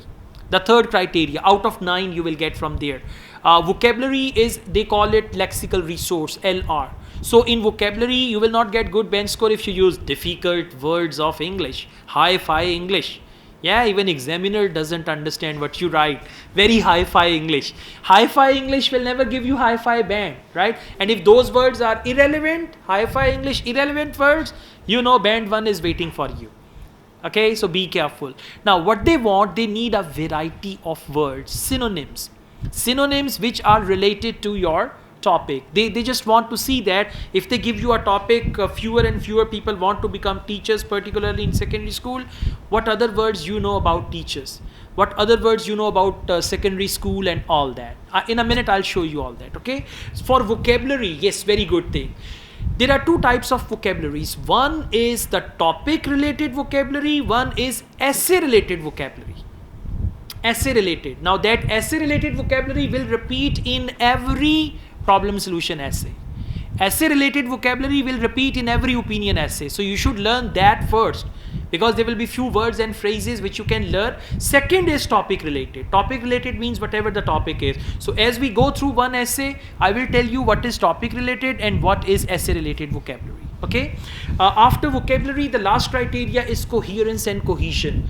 Coherence and cohesion means the way you write, proper organization, number of paragraphs, introduction, body paragraphs, conclusion, and then within the paragraph, within the body paragraph, the way you have actually organized your sentences, the way you have developed your ideas, and then the connectivity of your ideas together, we call it coherence and cohesion, and I'll show you all these things. Okay. Now, for problem solution essay, there are 2 ways of doing it. Number 1, you can write 5 paragraphs, and by the way, first paragraph will always be introduction, and last paragraph will always be conclusion. Introduction and conclusion. Okay. The middle paragraphs, they may vary from 2 paragraphs to 4 paragraphs. You will never write 5 body paragraphs. Maximum 4 and minimum two body paragraphs. I'm talking about body paragraphs. Minimum 2 and maximum you can write 4 body paragraphs. Okay. Now for problem solution essay, there are 2 ways of doing it. The first is think about 3 causes of the problem and solutions. 3 causes and 3 solutions. And you can write those 3 causes and 3 solutions in 3 body paragraphs. Cause number 1 with solution number 1. Cause number 2 with solution number 2. Cause number 3 with solution number 3. This is one method. Second method is you can write all the causes in one paragraph. Cause number 1, cause number 2, cause number 3. And then in the next paragraph, you can write solution number 1, solution number 2, solution number 3, and make sure those solutions are related to the same causes which you mentioned before. This is also right, but I advise you to write cause 1 plus solution 1. There you can easily balance the paragraphs and everything. That is even better. Clear? So total 5 paragraphs. Now, topic related vocabulary is almost 30%. Topic related, essay related vocabulary, type related vocabulary. Type related vocabulary is almost 30 to 40%. So if you learn that, and that will be used in any essay of the same type, right? I'll highlight those words which you can use. And then next is topic related vocabulary. Yes, you need to focus that. And for topic related vocabulary, I'll share a book of essays with you. Read all those essays and you'll be fine. Because usually we don't know about these things. They talk about crime, pollution, population, education. We don't know about these things. So I've got a book with 111 essays, and these essays are on the the very common types of essays which they give in actual exam. So if you read all those essays, like in one day you can read 5 essays, and in 20 days you can read all these essays. So those essays will give you good vocabulary, good understanding, good knowledge, and then you can write good essays. But you don't want essays based on 2 things, language and knowledge. Now if you have language, no knowledge, you can't write it. If you have knowledge, no language, you can't write it. So let's just take a start. You will read this essay which is on page number 60 on your own, right? Now we are going to read the essay which is given on page number 24. Please come to page number 24.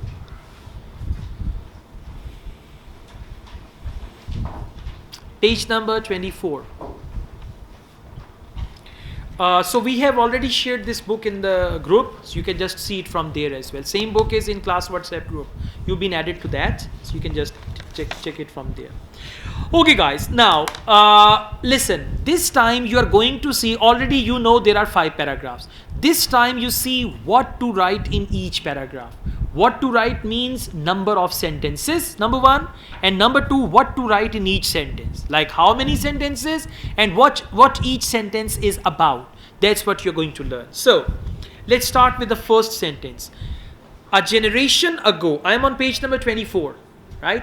A generation ago, teaching in a high school was considered an extremely well respected and popular job, and in some countries this is still true.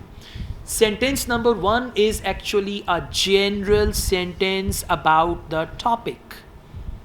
Clear? In introduction, whenever you write the first sentence, that is always general sentence about the topic, and you will start it with a generation ago if you want to say something in the past. Otherwise, these days, nowadays, at present, you can see anything like that, right? So a generation ago, teaching and all that. After this, the second sentence is where you are going to paraphrase the problem in your own words. Paraphrase means you rewrite the problem using your own words, using your own style. So they say, however, in many parts of the world, there has been a sharp drop in the number of young people who want to become high school teachers. What's the topic? These days in many countries, fewer and fewer people want to become teachers, particularly in secondary school. Got it? So what is the paraphrasing? However, in many parts of the world. Now they have used the word many parts of the world for many countries. This is what we call good vocabulary. This is actually what we call synonyms, rewording, paraphrasing, like that. In many parts of the world, there has been a sharp drop in the number of young people. What is that? Fewer and fewer people want to become teachers. So instead of that, they have used the word sharp drop in the number of young people who want to become high school teachers. Secondary school and high school, they are same.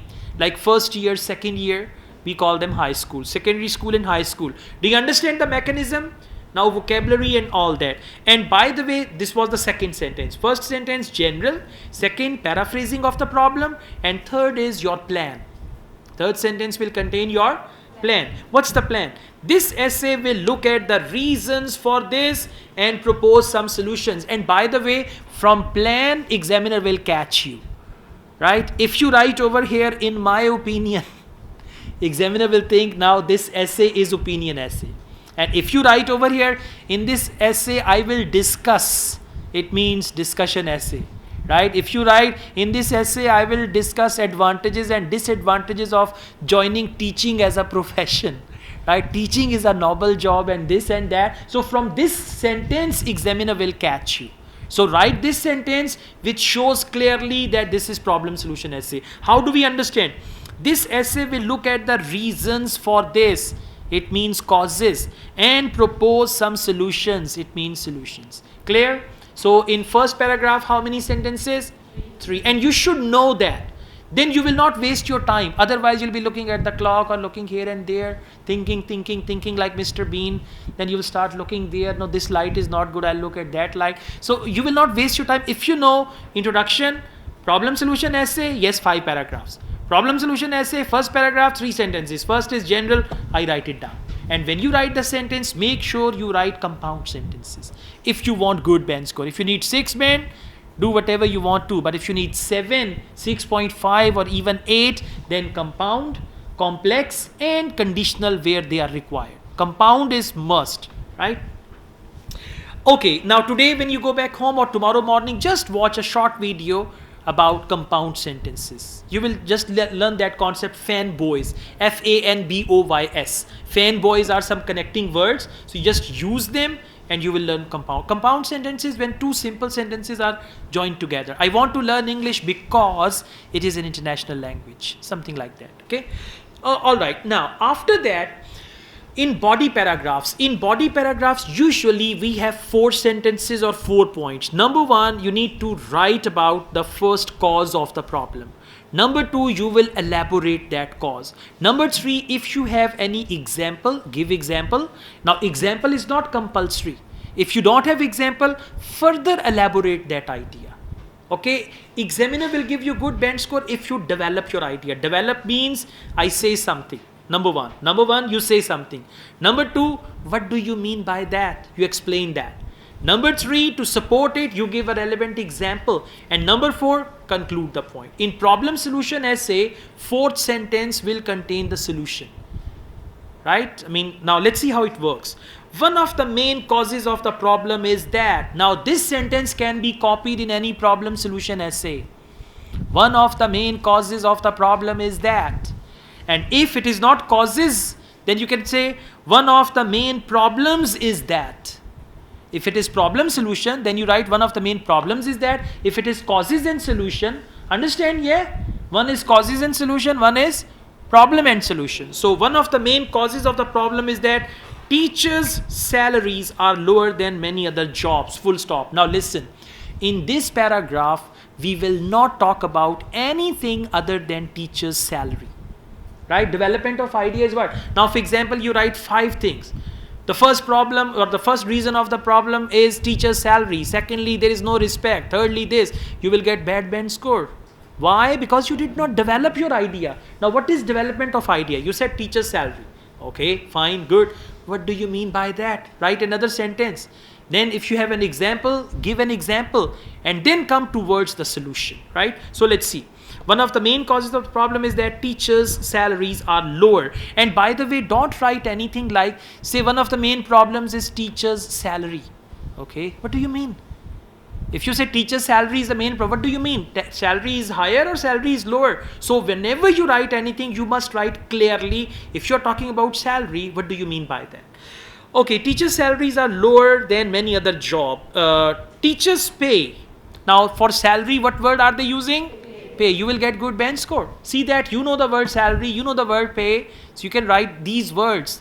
Teachers' pay has not kept pace with that of other professions such as law or medicine.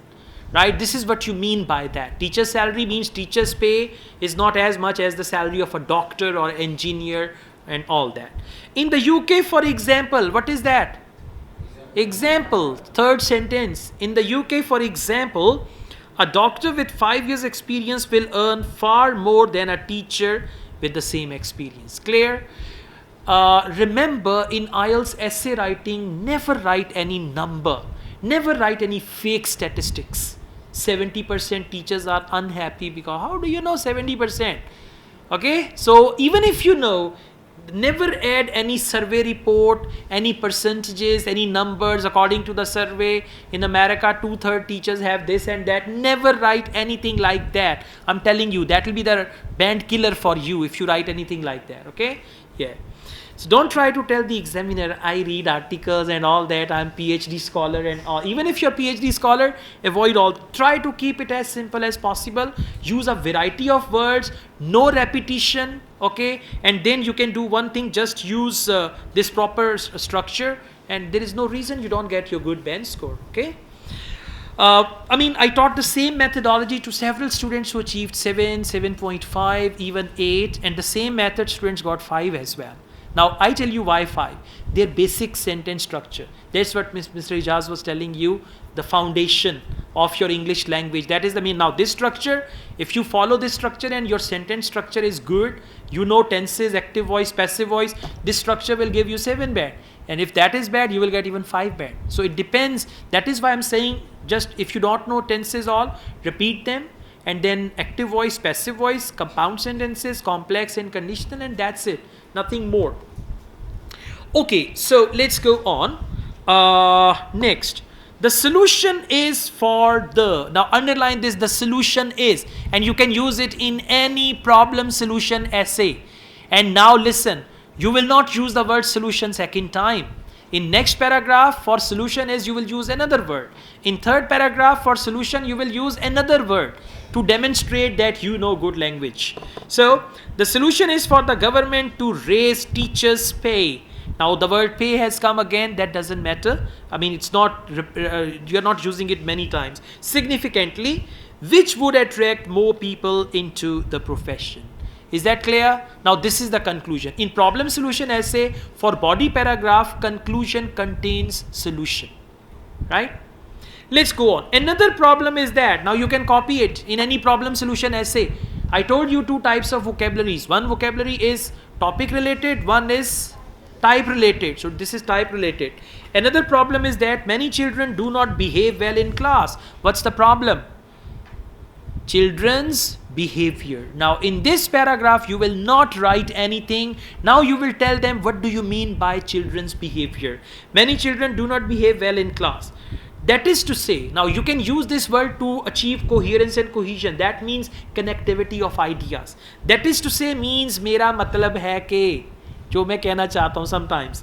That is to say, teachers often have to deal with pupils who disobey them, which often causes them to give up teaching.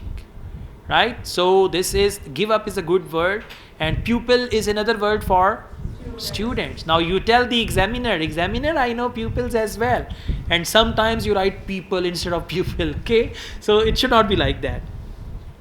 This tends to put off. Now guys, listen and remember the word this is very important. Do not use it unless there is a phrase with it. You can use it then. Otherwise you should use the word this. This is like a bridge. When you say this tends to put off, now this is linking the idea presented in the previous sentence. And what is that? Yeah. Teachers often have to deal with pupils who disobey them, which often causes them to give up teaching. This tends to put off. This means the behavior of pupil. This tends to put off. Put off means to stop. Potential teachers are like, you say, I want to become a teacher. I want to become a teacher after my qualifications and all that. So this tends to put off potential teachers as well. To tackle this issue, underline that. In problem solution essay, you will use it. First, what was the phrase they used in the second paragraph? Yeah, they said the solution is. Now they say to tackle this issue. So you can learn it and use it in any problem solution essay. To tackle this issue and focus the commas as well. Only 2 punctuation marks are most common. Full stop, number 1, number 2, comma, and sometimes apostrophe. Right? Mainly use this one. So to tackle this issue, parents must give their children a sense of respect for teachers in order to make children behave better in class. Is that clear? Right? Now see 2 paragraphs and properly we mentioned. A third cause of the problem is that. Now you can copy this sentence as well. A third cause of the problem is that teachers often have too much work to do. So what is the third problem? Overburden, workload, they have a lot of work to do. Copy checking, marking. Now new classes are starting, classroom ko decorate bhi karna hai, ye bhi karna hai, wo bhi karna hai, and all that. Teachers often have too much work to do. Most teachers are snowed under. Now sometimes students ask me the question, can we use idioms in essays? Yes, you can, but appropriately. Overuse of anything in IELTS essay will give you disadvantages instead of advantages. Overuse, like you use so many idioms, all right, so many golden sayings and quotations. Don't use quotations. Don't write golden sayings in because I tell you the reason why not. Golden saying or someone's words, they don't belong to you. You have crammed it. So golden sayings and golden words will go into the pile of crammed answer. You understand the reason? I just realized it now. So therefore, don't use any golden saying, anyone's saying, any popular quotation and all that. So, snowed under is an idiom. You can use appropriate idioms, but not so many. Snowed under means to burden someone. Like, if you put a lot of snow on someone, you're snowing them under. Snowed under with marking and paperwork. Now listen carefully. You said too much work. What do you mean by too much work? Marking and paperwork. So this is how you elaborate your points. Marking and paperwork, which means that they have to. What do they mean by they? Teachers. They have to stay late at school and work at home in the evening. As a result, consequently, these words will help you achieve coherence and cohesion of your essay. As a result, many teachers are tired and stressed, and their job has a negative effect on their family life. The way forward could be, what is that? Solution. So first they said, the solution is, then they said, to tackle this issue, now they are saying the way forward could be. So you can make a list. Now see that in body paragraph, there will be 4 sentences. What is first, what is second, what is third, what is fourth. For 4 body paragraphs, just select some words which you will use according to the type of the essay. You should have all this plan with you. These sentences you can cram. So, the way forward could be to cut teachers' hours. Cut teachers' hours means give them more free periods and all that. And to tackle on more teaching assistants, right? I still remember when my daughter is sitting there. Okay, forget about that. All right, when I was at a college, global college, I used to teach there as an intermediate English teacher. I taught English at an intermediate level and BCom level and all that. So I used to have a free period, and another teacher used to have free period the same time, and we used to have tea together. All right. Okay, so teachers should have more free periods so that they socialize. In the same college, 2 teachers, they got engaged as well as a result of free periods and all that. So the way forward could be to cut teachers' hours and take on more teaching assistants. Take on means to provide. Take on more teaching assistants, which would make, now this structure with which, please try to use it. At least you can just write 4 to 5 sentences by using this structure, comma and then which. You can do another thing, as I said that before. Just write, for example, introduction, and I said there are 3 sentences. Write the first sentence on a notebook, on top, 1 sentence. Write it using a marker and then use a pen, look at that sentence and write another one. Just copy that. But ideas should be different. Then write another one. Write 5 sentences. Then second sentence, write it on top. And then try to write 5 sentences on different topics. Then third sentence, and now your introduction is prepared. Problem solution essay, any topic comes, problem solution, your introduction is prepared because you know the structures. Now work on body paragraphs. And make sure in body paragraphs, at least you use 2 compound sentences. one complex, one compound, or minimum two compound. And when you're giving examples, there you can use conditional sentences, right? Okay, let's go on.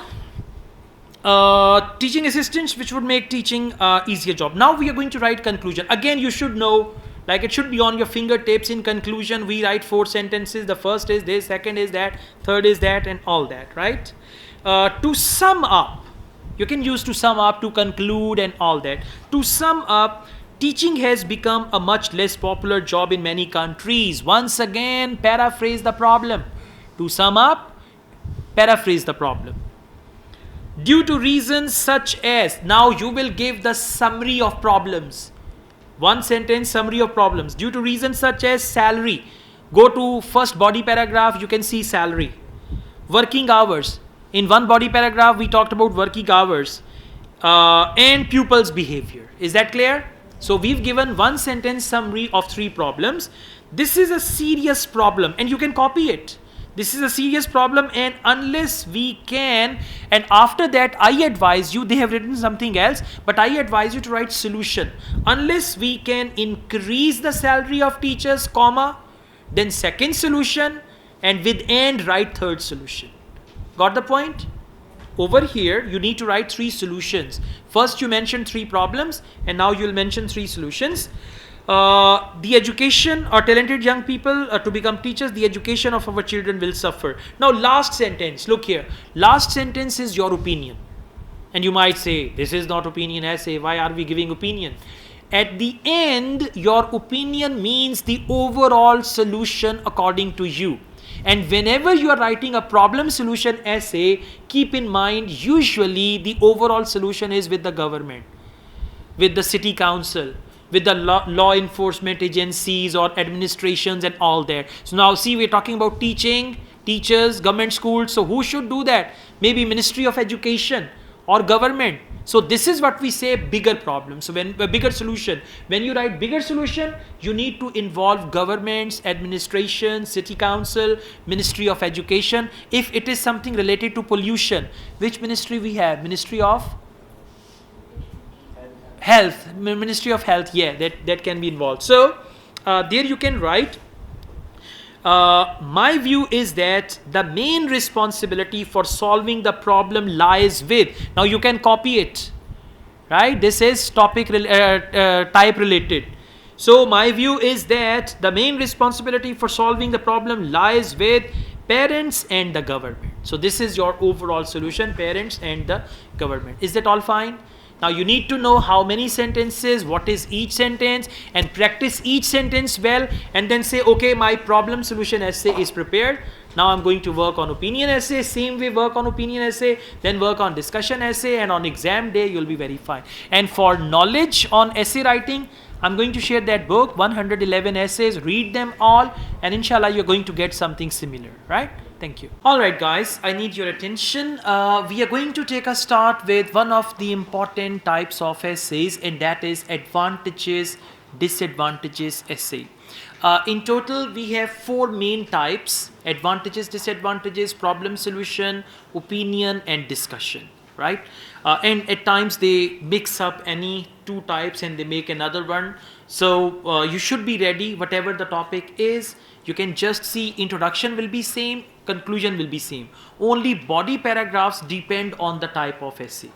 Now, whenever it comes to writing advantages, disadvantages essay, first thing is you must be able to identify the type of the essay. As you read the topic, you will have a pencil in your hand. After reading the topic, the first thing which you write on the question paper is the type of essay. Type of essay, for example, you read the topic and you write opinion essay. You read the topic and you write discussion essay, the first thing. Second thing is you should be able to understand the topic of the essay, which is very important. In IELTS, they will not give you one word topic. They will give you a topic statement. So within the topic statement, you have to see what is the range of my topic. What is the topic? For example, topic is smoking. Range of topic. Now, which aspect of smoking you are going to cover in your essay? We call it range of topic. So topic and range and type of the essay, these things should be crystal clear. The first thing. After that, I mean, the plan for every essay, you should have it on your fingertips. For example, advantages, disadvantages essay, you may write 2 body paragraphs. Introduction and conclusion is with every essay. For advantages, disadvantages essay, you may write 2 body paragraphs or you may write 4 body paragraphs. I will recommend 4 body paragraphs, right? Then for problem solution essay, you may write 3 body paragraphs and you can also write 2 body paragraphs, right? I will teach you that later. Opinion essay, you must write 5 body paragraphs. Discussion essay, you may write 2 body paragraphs or you may write 3 body paragraphs. If it is discuss both views, 2 body paragraphs. If it is discuss both views and give your own opinion, now you will write 3rd paragraph for giving your own opinion. So these things should be at your fingertips. Clear? How many paragraphs and type of essay and topic of essay and range of topic and all that. After that, the next important thing is you must know in introduction how many sentences, right? And what these sentences are. Number of sentences and what these sentences. You know, if you do all this homework before going to your actual IELTS test, you will not waste your time. You will not have this writer's block. Writer's block means you are holding a pen, it is on the paper and you are thinking how to start. You don't know how to start. Writer's block. I mean, you can't write anything. You're just locked and you don't know what to do. But if you know, in my introduction, first sentence is a general sentence about the topic.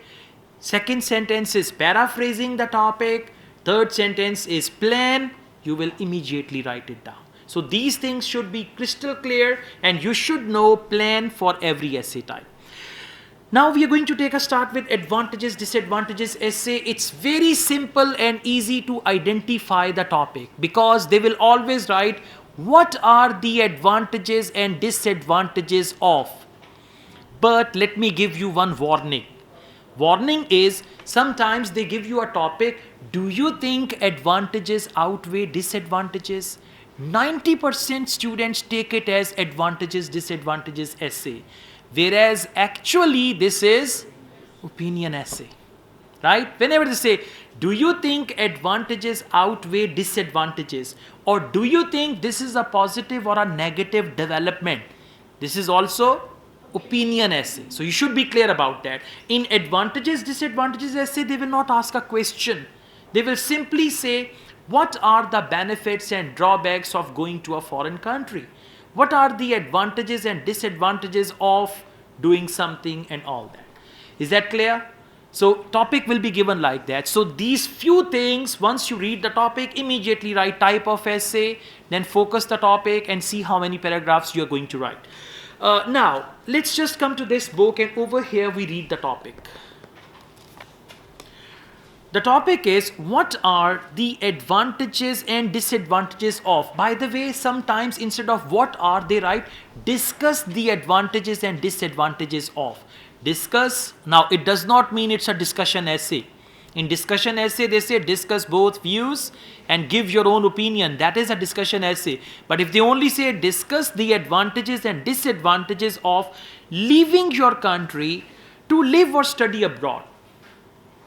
Are you guys clear about this topic? Leaving your country. Leaving your country means going out of country. Leaving your country means going abroad.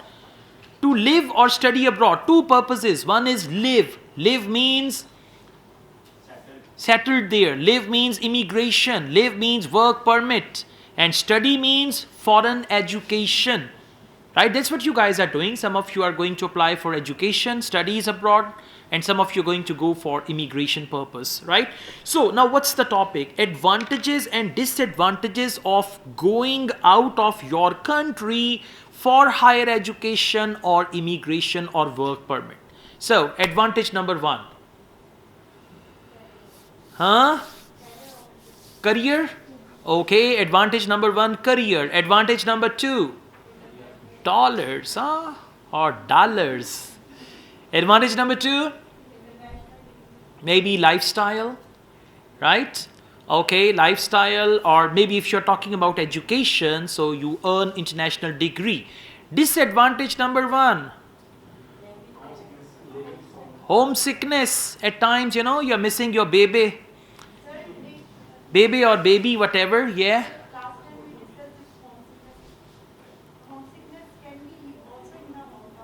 No, listen.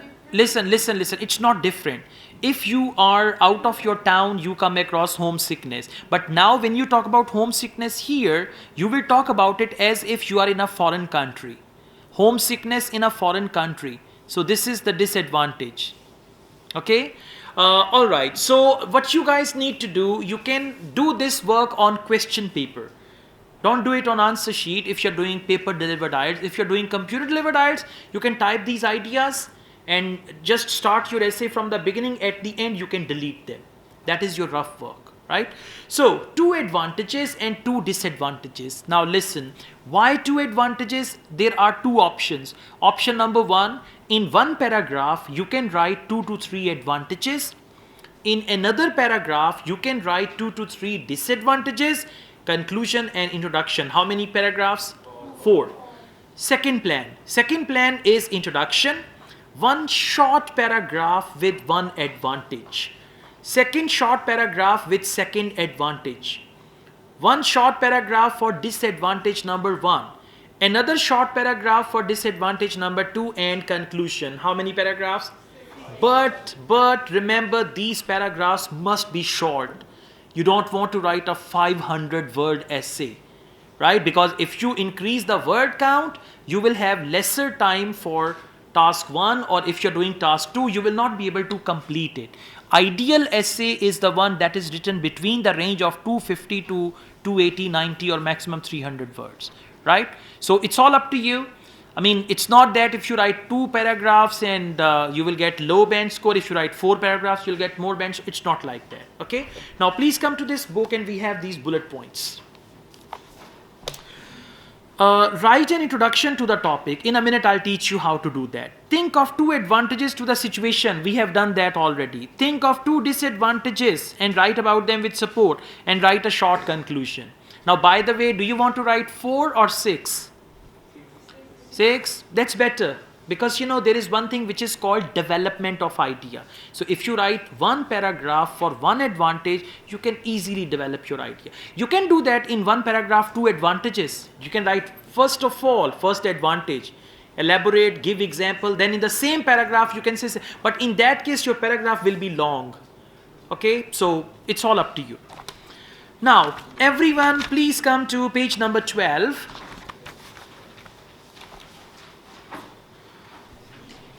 And we have this topic. And by the way, this week you guys already know the plan. This week we will have a class on Sunday, right? Because 14th August is on Saturday. So on Sunday we have mock test at 2:30 p.m. Reporting time is 2:30 p.m. Clear? Yes. On 14th August you can have fun, enjoy. No, don't have fun and enjoy. Study. Exactly. You know, there are different ways of showing your love for your country. Some people show their love by shouting and dancing and music, and you show your love like this. Yeah, I'm going to Canada for my country. I will send dollars. Yeah, dollar or dollar? Dollar. Exactly. So, and you know, 2 type of people are in Canada. One type, they spend money. They say it's fine. The other type, they spend money and multiply it by the dollar price. ਇੱਥੇ ਤੇ ਪਾਣੀ 500 ਦਾ ਆਂਦਾ I mean $2 or $3, and they tell the people back to their hometown and all that. पता है burger 1000 रुपए ਦਾ आया ਸੀ, something like that. Yeah, in reality $7 or $8. They never tell dollars. They just multiply and then they say. And when they come back here, then they say, okay, $10 is equal to this and $100 that and all that. All right. So I mean, when you go to a foreign country, don't become miser. Don't multiply. Just you are earning there, so spending there, and that's it. Don't make, I once met a lady, came from Canada, and I went to see her, and she said, in Pakistan, everything is so expensive. It was month of June, and it was so hot, and she was using that pedestal fan, right? And there was the AC in the room, and she was complaining, Pakistan mein to aap AC chala hi nahi sakte. Itna bill aa jata hai and all that. And I was sitting and sweating, and I said, okay, so how was your stay in Canada, and where do you live and all that? So sometimes people who live in Canada or any other country, when they come back, they are very miser, but other ones are very good. Yeah, you know, vadde pa in Canada hunde ne. So then they just send them the money and all that. Okay, so let's come back to this thing. These days, more and more people are going to other countries for significant periods of time. Now we have full topic here. Significant periods of time means 1 year, 2 years, 5 years, 10 years, like that. Either to find a job that is for career, work permit and all that, or to study. So either to find a job or to study, that is for an education. There are clearly many benefits to doing this. Doing this means going abroad. But people who live abroad can also face some difficulties. Difficulties means challenges. Difficulties means disadvantages. Discuss the advantages. Now it's not a discussion essay, I told you before. Discuss the advantages and disadvantages of living and working in a foreign country. Is that all clear? Okay. Now we take a start. I will just tell you how many sentences and what to write in each sentence and what each sentence is. So the first paragraph. Nowadays, taking a year out to live or study abroad. Now, by the way, just keep in mind 4 things. On the same paper here, you can just write task response, TR, task response. Then you can write grammatical range, GR. That's fine. Grammatical range, that is GR.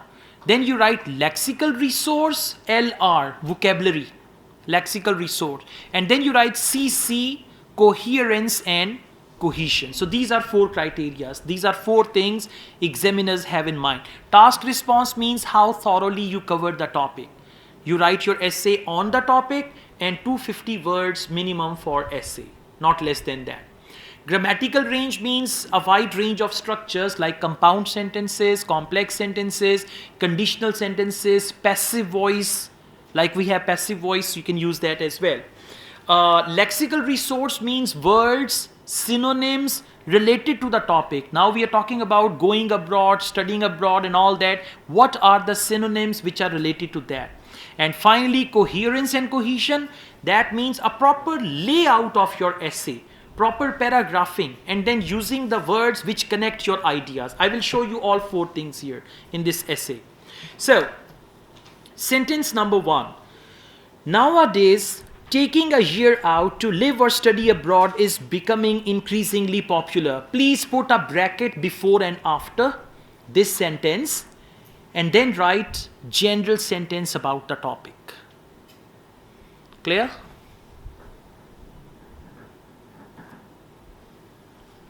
General sentence about the topic. Is that clear? So this is nowadays taking a year out to live or study abroad, and we usually start general sentence with nowadays, at present, or anything like that. Second sentence. Now this second sentence is optional, by the way. If you want to write it, write. If you don't want to write it, even then it's okay. Second sentence is support the first sentence. In second sentence, you are going to support the first sentence, or you are going to actually go on with the same idea in another sentence. For many people, especially young adults, the chance to spend an extended period of time overseas is an attractive one. Okay? Next. However, there are both pros and cons to deciding to do this. Now please cross to do this.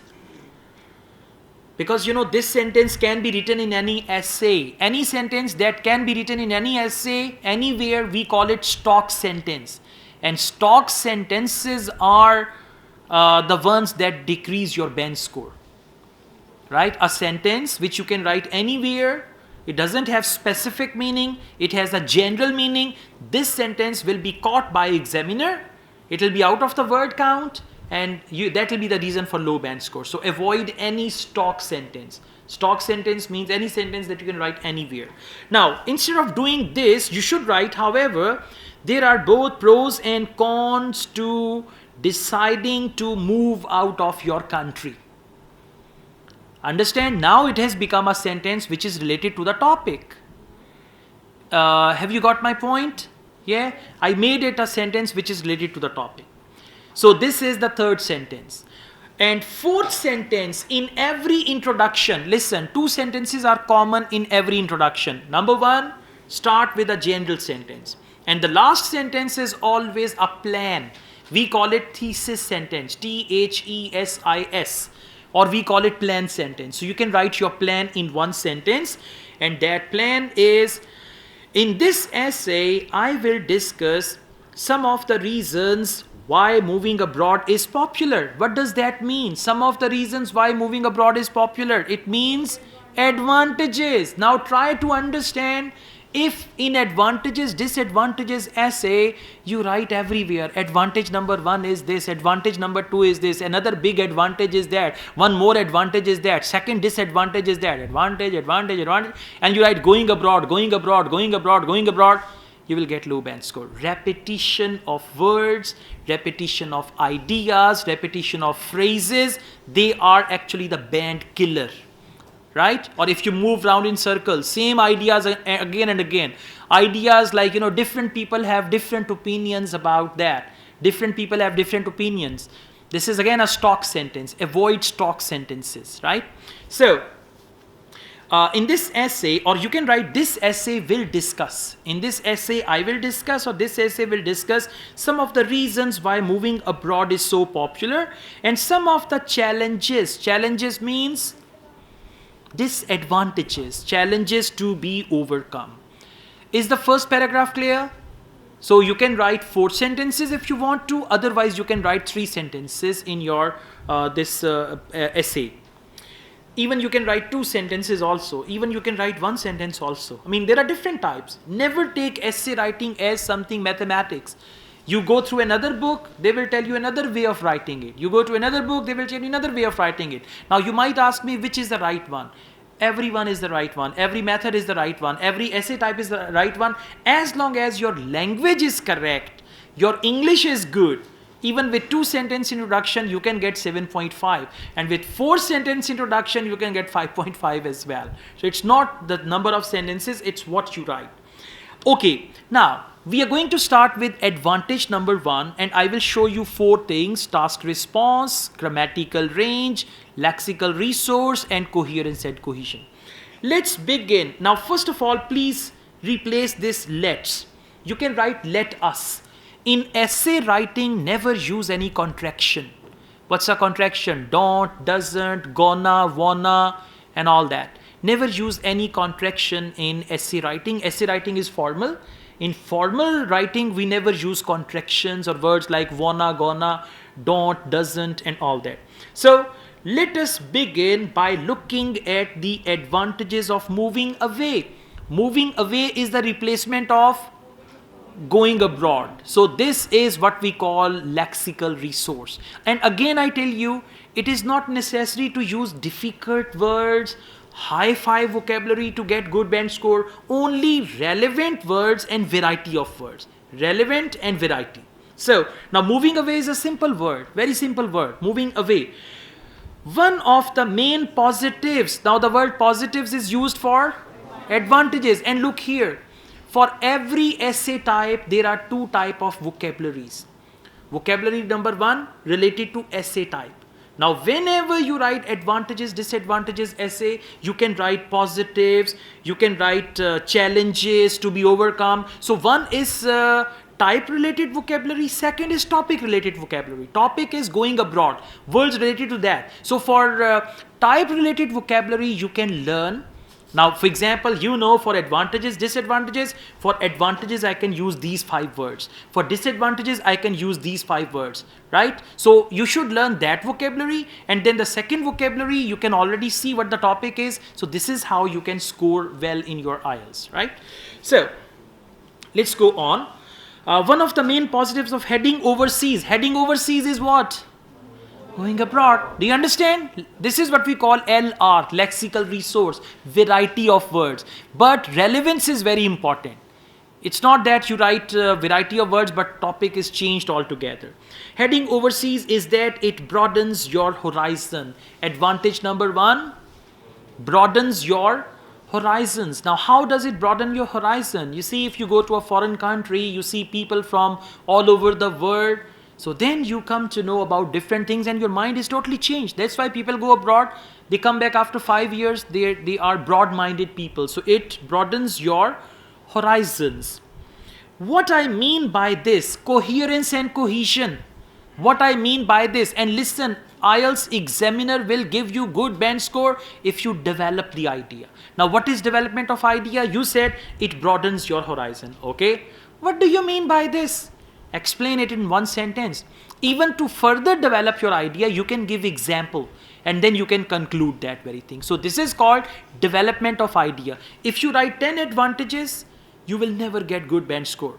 If you write one advantage with proper explanation, example, conclusion, you will get good band score. So never do that advantage number 1, 2, 3, 4, 5, 6, 7 and all that. Just 2 advantages and 2 disadvantages. Okay, what I mean by this is that you have the chance to meet people from different cultural backgrounds and learn to cope with foreign customs and food. So this means broadens your horizon. So you elaborated what you mean by broadening your horizon. This can make you, now the word this is very good. In essay writing, avoid the word it. Like you can use it in introduction somewhere. It doesn't mean it's a banned word, but instead of it, you should use this. When you say this can make, this means what you said before. This works as a bridge to connect your ideas, and this is a very good word for coherence and cohesion. When you say this can make you, now what does it mean this? This means chance to meet people from different cultural background and learn to cope with foreign customs and food. So this can make you more rounded as a person. If you don't understand the word rounded, you can use the word experienced or any other word. More rounded, more experienced, more skilled as a person. Is that clear? So one advantage, properly elaborated. They didn't give any example, so example is not compulsory. If you develop your idea without that, even fine. Secondly, now why have we written secondly? To guide the reader, and this comes in the category of coherence and cohesion. Secondly, thirdly, finally. Secondly, moving abroad can lead to a better quality of life. What is advantage number 2? Better quality of life. Take British people for example. Now we have example. And try to give global examples. Don't give local examples, right? Take my uncle for example. Yeah? So not like that. Take British people for example, because they say use anything from your experience and all that, but never give any personal example like that. Give a general example and try to give a global example, because your writing will be marked by any examiner anywhere in the world. Okay? So, thousands of people from the UK moved to Spain and Australia. Now for abroad, what are the words? Spain and Australia. You can say, take Pakistan for example. Thousands of people from Lahore or from Pakistan moved to Canada and Australia. Something like that, okay? Every year, these countries, what do they mean by these countries? Australia and Spain. So this is how you have connected 2 sentences with the help of these countries. So this is what we call coherence and cohesion. Ideas are connected within the paragraph. These countries have a warmer climates and encourage a better work-life balance. In addition, now in which category will it go to? C, well done, coherence and cohesion. And you can write in addition, you can write additionally, you can write furthermore, you can write moreover, something like that. But you must write, in your body paragraphs, every sentence should have a word or phrase for coherence and cohesion. For example, first of all, in addition, by this I mean, every sentence should have something like that. Now, for instance, if we write, let's go back to the previous sentence. Take British people for example. If we don't write take British people for example, and we only write thousands of people from the UK moved to Spain and Australia. Now, do you understand what this is? No, because they did not say anything. So if you write any sentence without a tag of coherence and cohesion, that sentence is nameless, right? There is no purpose of the sentence there, therefore you should use something. Okay, in addition, by living overseas, You can, and one more thing, it doesn't mean that one word you have used in the essay, second time you will never use it. Repetition is when you use one word within the same paragraph 4, 5, 6 times. So if you use a couple of words in one paragraph, now you use them in the second paragraph or third paragraph, they're absolutely fine. Okay, yeah. Living overseas, you can gain qualifications and language skills which may improve promotion prospects on return. Turning to the other side of the argument. Now for advantages, disadvantages essay, this is a very good phrase. Turning to the other side of the argument. Which pile will it go to? CC, coherence and cohesion. Turning to the, now you have told the reader that now I'm going to talk about the opposite thing. Turning to the other side of the argument, culture shock is a major problem. Culture shock. You know what culture shock is? Oh, hi, yeah. You will go to Canada, you see their lifestyle, say, huh? That is what we call culture shock, huh? Yeah. Something like that. So culture shock means, like, for example, in your country, alcohol is forbidden. They'll see alcohol openly. So any meat that you don't eat, there you will see that meat there. So this is what we call culture shock, right? So turning to the other side of the argument, culture shock is a major problem. Major problem means disadvantage, right? So you can make a list of all these words for each essay type. Major problem, issue, and all that. Many people who take a year out. Now take a year out means go abroad. Take a year out means they go out to a country for 1 year. Take a year out. Find it hard to cope with the language barrier. So culture shock is also language barrier, the food and general cultural differences. So food is culture shock, language barrier is culture shock, and general cultural differences. This often leads to, what do they mean by this? This means language barrier, food, general cultural differences. Again, CC, coherence and cohesion. I told you this is a very, very useful word. This often leads to homesickness. When there is culture shock, language barrier, फिर वहाँ जाके बेबे के आलू वाले पराठे याद आते हैं, हाँ? Yeah. Homesickness, and in some cases a sense of isolation. Sense of isolation means मैं अकेला पंछी. Yeah, exactly. All right. Next, another issue is that, again, another issue. This is CC, coherence and cohesion. And issue means disadvantage. Another issue is that, at least you can use all these words. Make a list of them. In every essay you can use them. Another issue is that it can be difficult to start a new life from scratch. When you go to a foreign country, you will start a new life from zero. New house, new place, everything new, new neighbors and new family and all that. Family depends, yeah, not family. You can bring your old family or you can make a new family there. So life from scratch. From scratch means from zero. In other words, see that you can use it. Now, why are they using in other words? They want to redefine the same idea. So after this, you will give one sentence summary of 2 advantages and 2 disadvantages. You need to weigh up. Weigh up means you got to do the weight of something. You need to weigh up the pros of better lifestyle. Pros means advantages. Now you can use this word in any advantages, disadvantages essay in conclusion. Pros of better lifestyle, weather, and so on. So these are 2 advantages, comma. And the cons of, con means disadvantage, and the cons of culture shock and language barrier. Culture shock is one disadvantage, language, and these are 2 advantages which you mentioned and 2 disadvantages which you mentioned. And finally, you will give your personal view. Personally, I believe the benefits in terms of personal growth eventually outweigh any negatives. So in 3 sentences, you will write your conclusion. All good? Okay, thank you.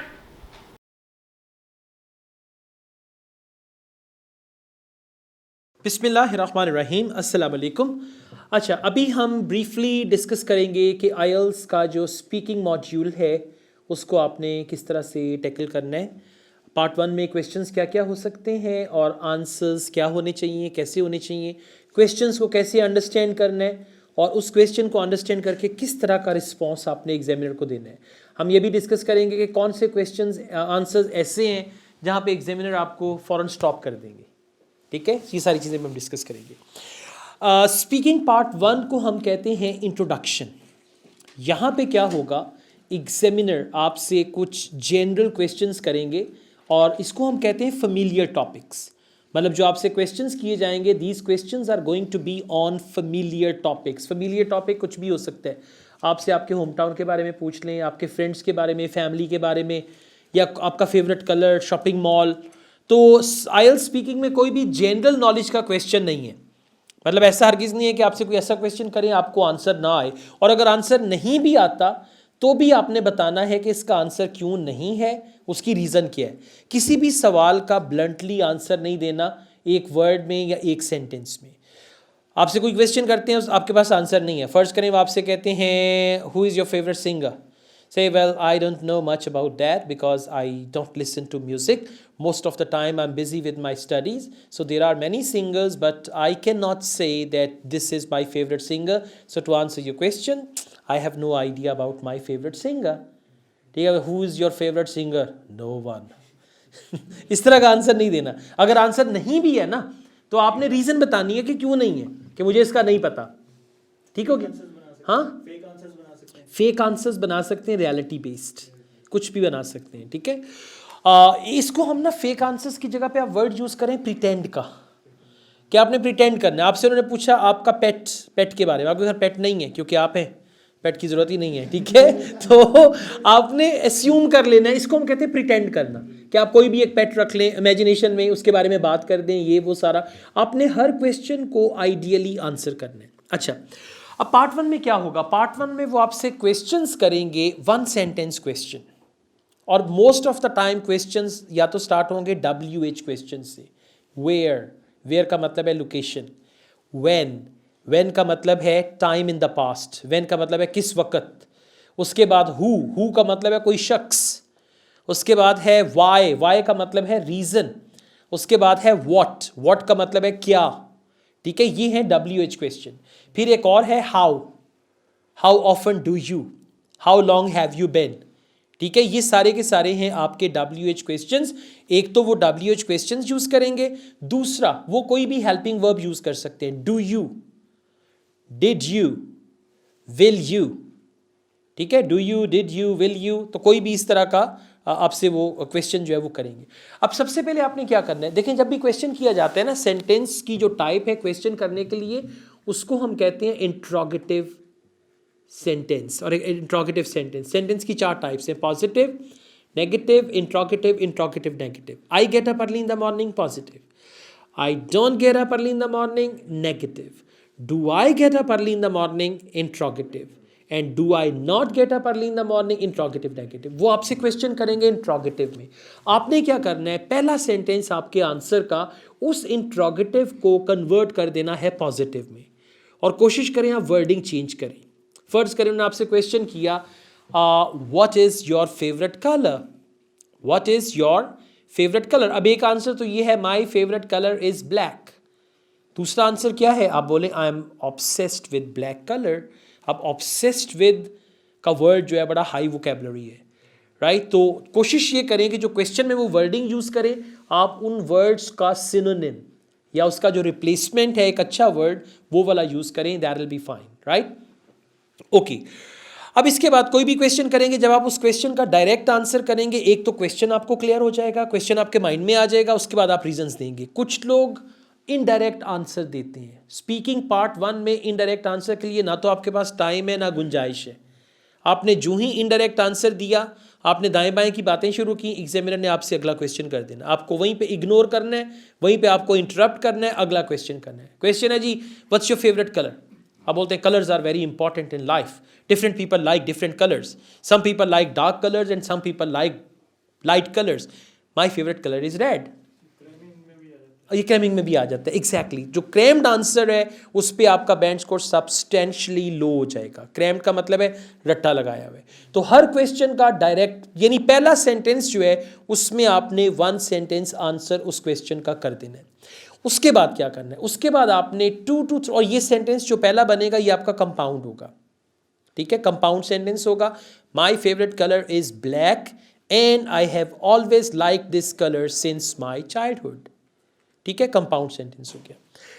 अच्छा, इसके बाद क्या है, इससे पहले कि मैं आपको बताऊं कि आपने 3 स्टेप्स में कैसे आंसर करना है, I just tell you one more thing कि एग्जाम के शुरू में ही आपका आईडी, पासपोर्ट, ये वो चेक करने के बाद जब एग्जामिनर ने टर्न ऑन करनी है ना ऑडियो डिवाइस, तो एग्जामिनर ने आपसे क्वेश्चन करना है, डू यू वर्क और स्टडी, डू यू वर्क और स्टडी। अब अगर तो आप जॉब करते हैं, और इस क्वेश्चन का आंसर भी लंबा चौड़ा नहीं, एग्जामिनर ने सिर्फ आपको एक कैटेगरी में डालना है कि अगर तो आप स्टडी करते हैं तो आपसे वो क्वेश्चंस करें जो एक स्टूडेंट के लिए अप्रोप्रिएट हैं, ठीक है। अब आप स्टडी करते हैं, वो आपसे हाउसवाइफ वाले क्वेश्चन तो नहीं ना करेंगे, ठीक है, तो दैट्स इंपॉर्टेंट। उसके बाद अगर आप प्रोफेशनल हैं तो वो आपसे अप्रोप्रिएट क्वेश्चंस करेंगे। लेडीज जो हैं, अगर कोई स्टे एट होम लेडी है, हाउसवाइफ है, तो फिर उनसे वो जॉब वाले क्वेश्चन नहीं करेंगे, स्टडी वाले नहीं करेंगे। तो ये जो पहला क्वेश्चन है, डू यू वर्क और स्टडी, इसका आंसर ठीक से देना है ताकि एग्जामिनर आपको राइट कैटेगरी में डाल के अप्रोप्रिएट क्वेश्चंस करें, राइट। अच्छा, आंसर कैसे करना है, आंसर में 3 स्टेप्स हैं। Step 1, answer the question directly, जो भी उन्होंने क्वेश्चन किया है उसका इंट्रोगेटिव को तोड़ के पॉजिटिव में लाके वर्डिंग चेंज करके रीऑर्डर करके आंसर द क्वेश्चन डायरेक्टली।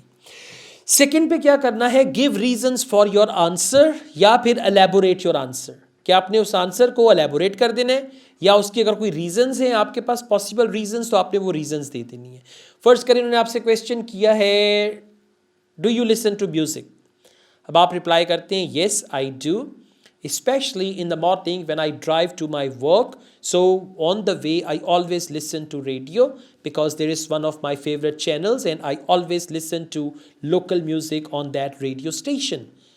ठीक हो गया, अपने आंसर, और कोई भी आपका ब्लंट आंसर नहीं होना चाहिए। Do you listen to music, yes, आगे खामोश, बोल नहीं रहे, राइट। इस तरह के क्वेश्चंस जो हैं, आंसर्स जो हैं, एग्जामिनर को इरिटेट करेंगे। और एक होता है पैरोटिंग, पैरोटिंग वाले आंसर्स भी एग्जामिनर को इरिटेट करते हैं। Do you listen to music, yes I listen to music, खामोश। Do you get up early in the morning, yes I get up early in the morning. इस तरह के आंसर्स भी एग्जामिनर को इरिटेट करेंगे। यस नो आंसर्स भी examiner को irritate करेंगे। और अगर आप एग्जामिनर को इरिटेट करेंगे, 15 दिन बाद आपको एग्जामिनर इरिटेट करेंगे, फिर आप कहेंगे 40,000 का टीका लगा और मैं इरिटेट भी हो गया and all that, right. So you have to be careful. Step 1, answer the question directly. Step 2, elaborate your answer. और फिर आखिरी जो आपका सेंटेंस है आंसर का, उसमें आपने अपने आंसर को कंक्लूड कर देना है। कंक्लूड कैसे करना है, टू आंसर योर क्वेश्चन, या फिर आपने बोलना है, so finally I would like to say black is my most favourite colour.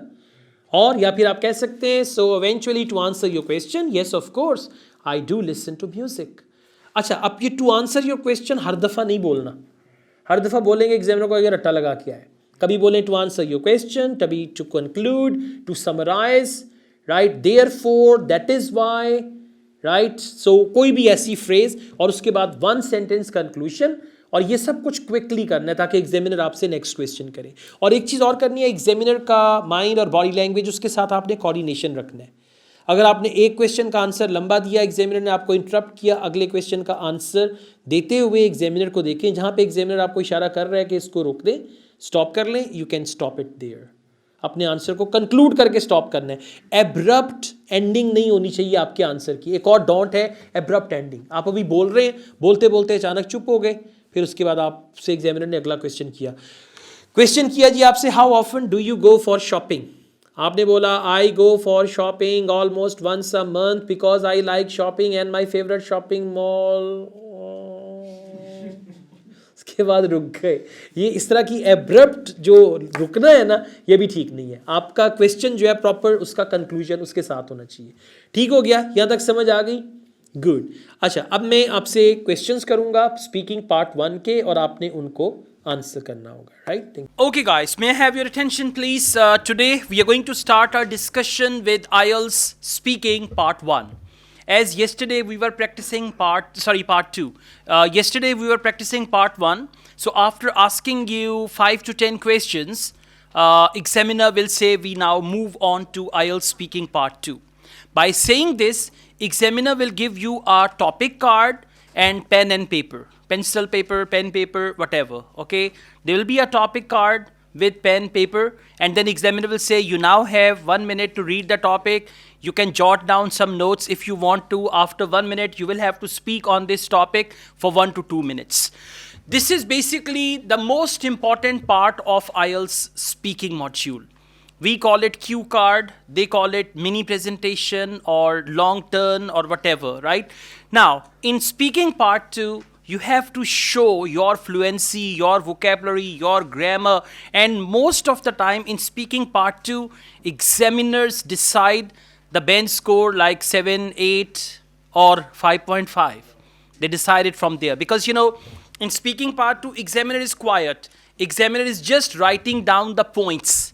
Okay, and you are speaking and examiner is observing you. When it is part 1, they observe you there as well, but there they are busy with asking you the questions and all that. In part 2, examiner has got the freedom to evaluate each and everything. Now, how to prepare for that?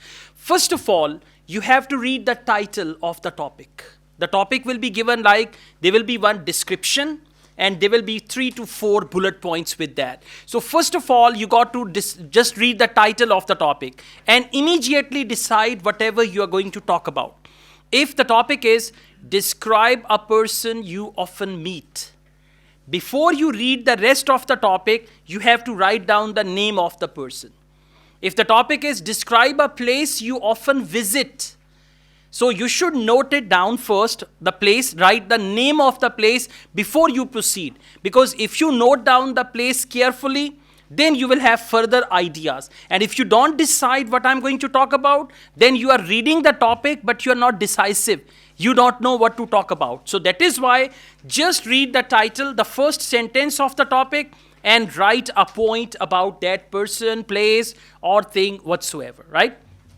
Now, there are a few important things. The first thing, you need to see whether the topic is in present, past, future, or there is the mixture of present, past, future. Some topics are all past. For example, describe a place you once visited. Visited is second form of the verb. We call it past participle. It means throughout your talk, you will use second form of the verb. If they say describe a country you would like to visit, you would like to visit. Which tense is that? Future tense. So in that case, you are going to speak in future, right? So sometimes main topic can be in present, subtopics can be in present, past, or future. So you have to be extra careful about that. Okay, now how to note down the things, because they are going to give you a minute and a paper. Okay, so what I'm going to do, I'm going to just select a topic, and there I'll just tell you how to write down some notes. You need pen and paper for that.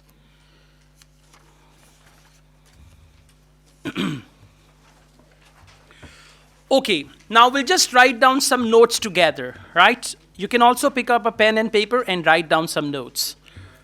Okay, now please follow me. The topic is describe an activity that you usually do. Do is which tense? Past or future? Excellent. Wanted to check that. Okay, so do is present tense. Describe an activity that you usually do that wastes your time. Now, before you read on, you have to decide what activity is that. Maybe using mobile, yeah? Or playing PUBG or Candy Crush or any game on mobile, or watching videos on mobile, or anything like that. Now, please write down that activity. And don't write sentences, don't write paragraphs, only write outline. Now, if you want me to write the outline for that, describe an activity that you usually do that wastes your time, I would say I watch movies on YouTube. So, watching movies on YouTube. Clear? Watching movies on YouTube. This is just the outline. Now, don't write over there, I usually watch movies on YouTube. They have given you 1 minute only. In 1 minute, you cannot write more than 2 to 3 sentences. So don't write sentences, write outline. The next point is what it is.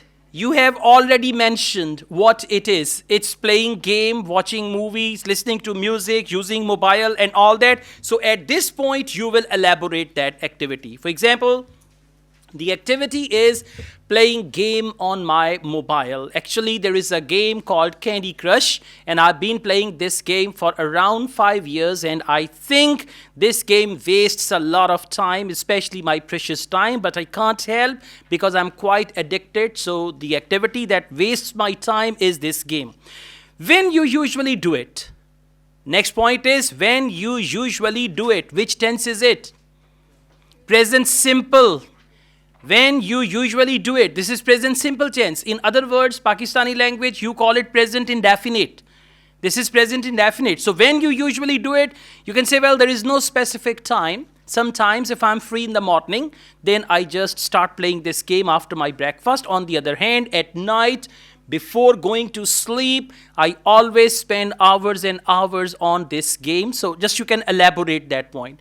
Don't give a very crispy answer, then all the cue card will be over in 30 seconds. You have to speak for minimum 1 minute, maximum 2 minutes. If you speak for more than 2 minutes, examiner will stop you.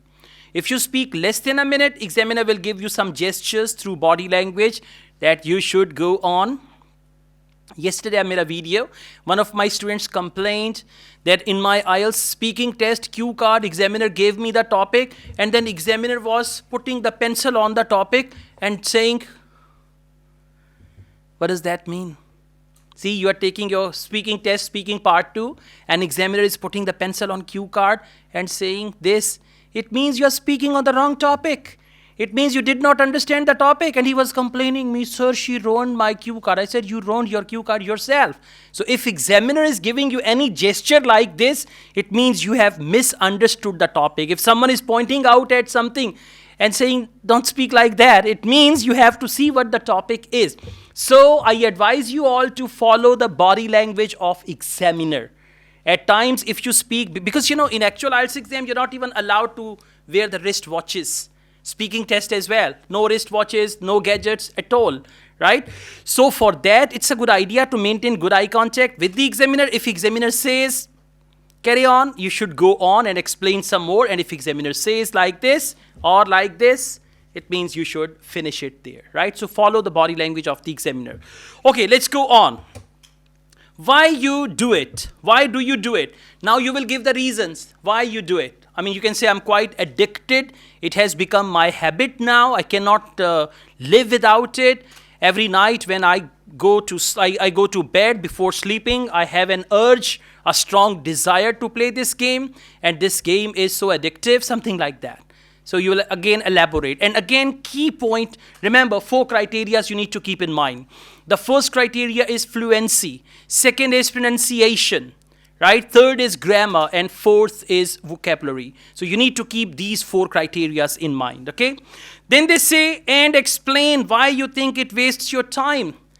Now you're going to explain why playing Candy Crush, PUBG or whatever the game is, it wastes your time. So you can give a couple of reasons. And remember, whenever there are going to be a couple of reasons, you must use signpost language carefully. What is that? First of all, secondly, and finally. For example, and explain why you think it wastes your time. Well, I believe it wastes my time for a variety of reasons. First of all. Secondly, give first reason, give second reason, and all that. Is this all clear? So this is speaking part 2. We call it mini presentation or cue card activity, right? Thank you. Okay, guys. Now, once you are done with IELTS speaking part 2, examiner will take the topic back from you, pencil, paper. Examiner will take that back from you, right? And by the way, the notes you take, no one is going to read those notes. Straight away, it will go to the dustbin. Okay, so don't worry, मैंने वहाँ पे क्या लिखा, spelling mistake and all that. Don't worry at all. You can even write the short forms as well. After this, examiner will say we now move on to speaking part 3. And by the way, speaking part 3 is actually called follow-up questions.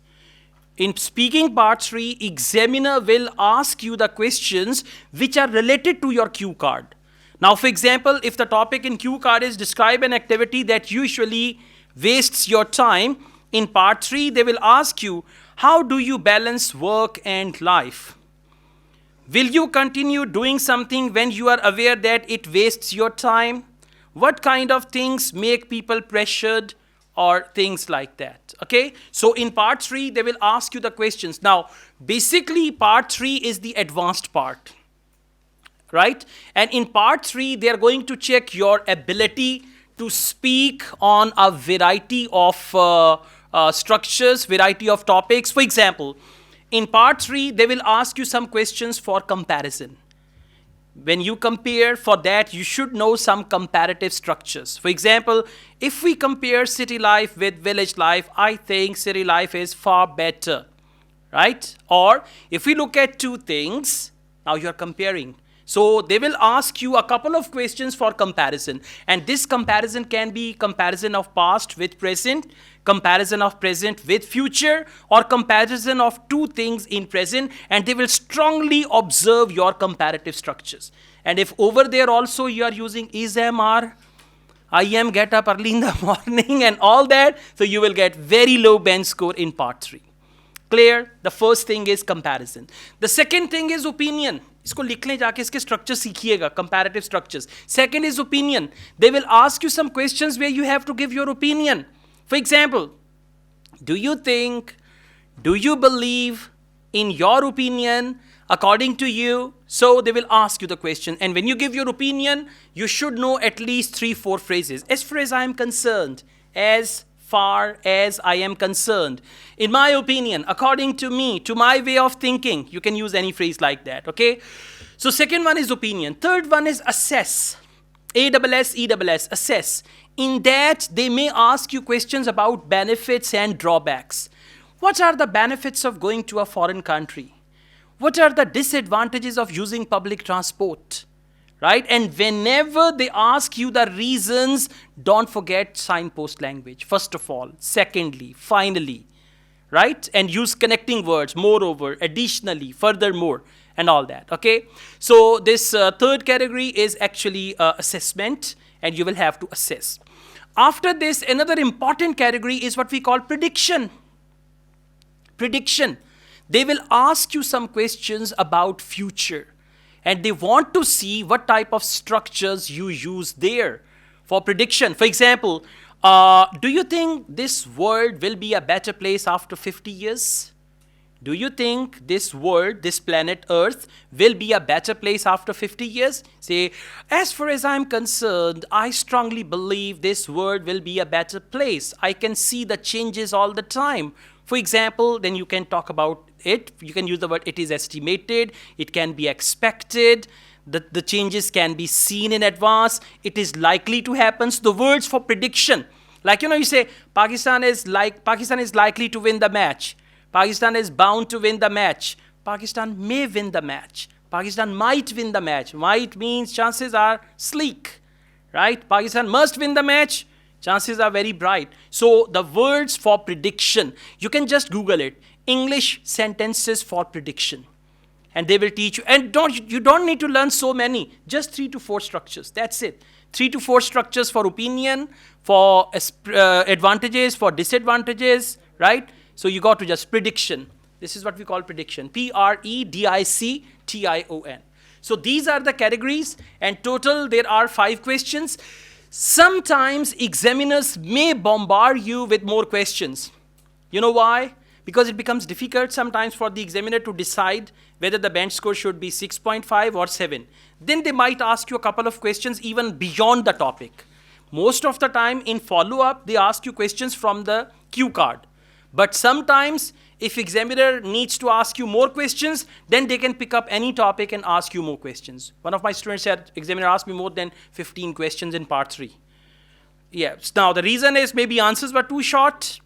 That is why they ask you more questions, right? Or it was difficult for the examiner to decide. Examiners have a lot of pressure.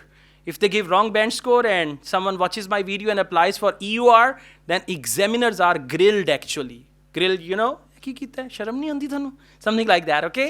So they are under pressure as well, okay? All right, now you've got the topics. Everybody's got the topic. So what I'm going to do, I'm going to call you here one by one and you will have to speak on the topic. ये सबसे पहले आएंगी जो मुझे देख के करी नहीं नहीं नहीं नहीं उनको हम 2 दफ़ा बुलाएंगे हम पहले बुलाएंगे.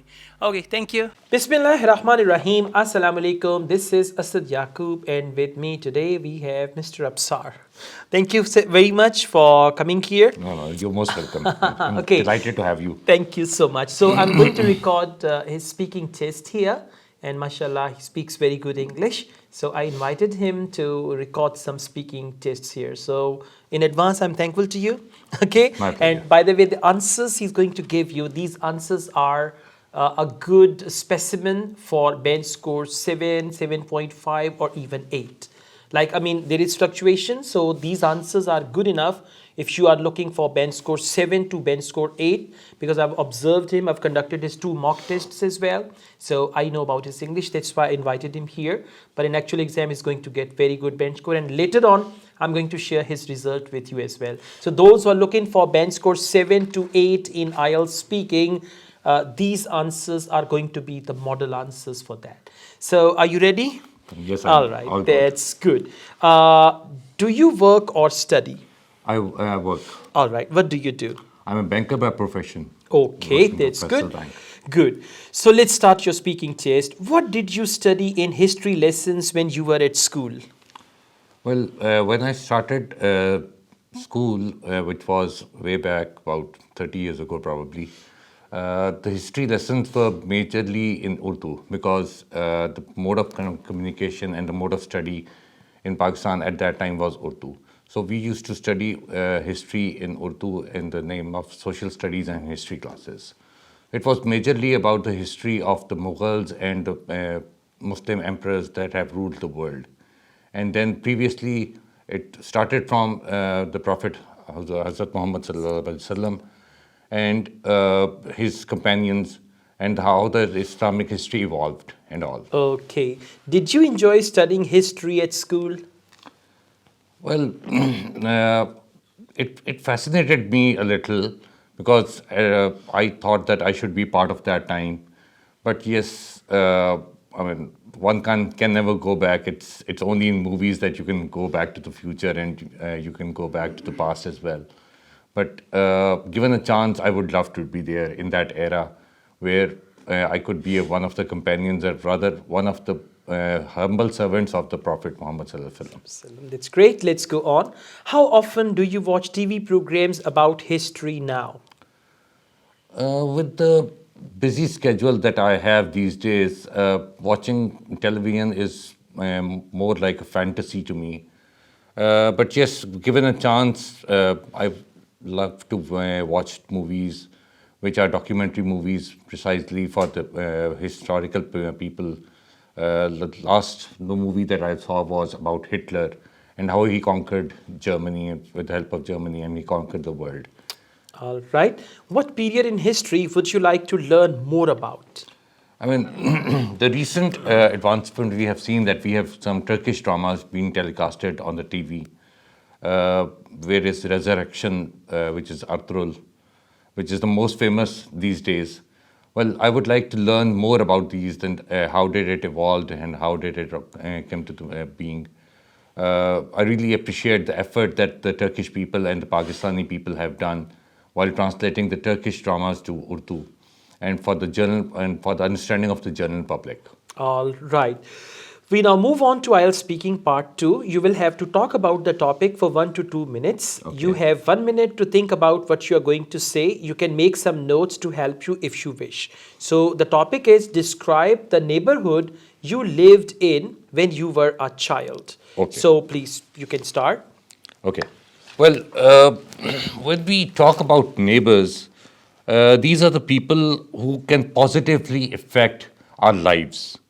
And by laying a foundation of a better health and increased security, and in overall community, they can be very beneficial as well. Since they are not there for the best people, and they can look after your property when you are not around. They can with the help of those, you can provide a good safety measures, and they can be your eyes when you are not around. They can seriously learn your habits and pick up things when you are wrong, and they can even guide you. And when there is a safety measures are done in the society, then the society progresses a lot, and one feels more secure and more safe with vis-a-vis the family is concerned and vis-a-vis the environment is concerned. So,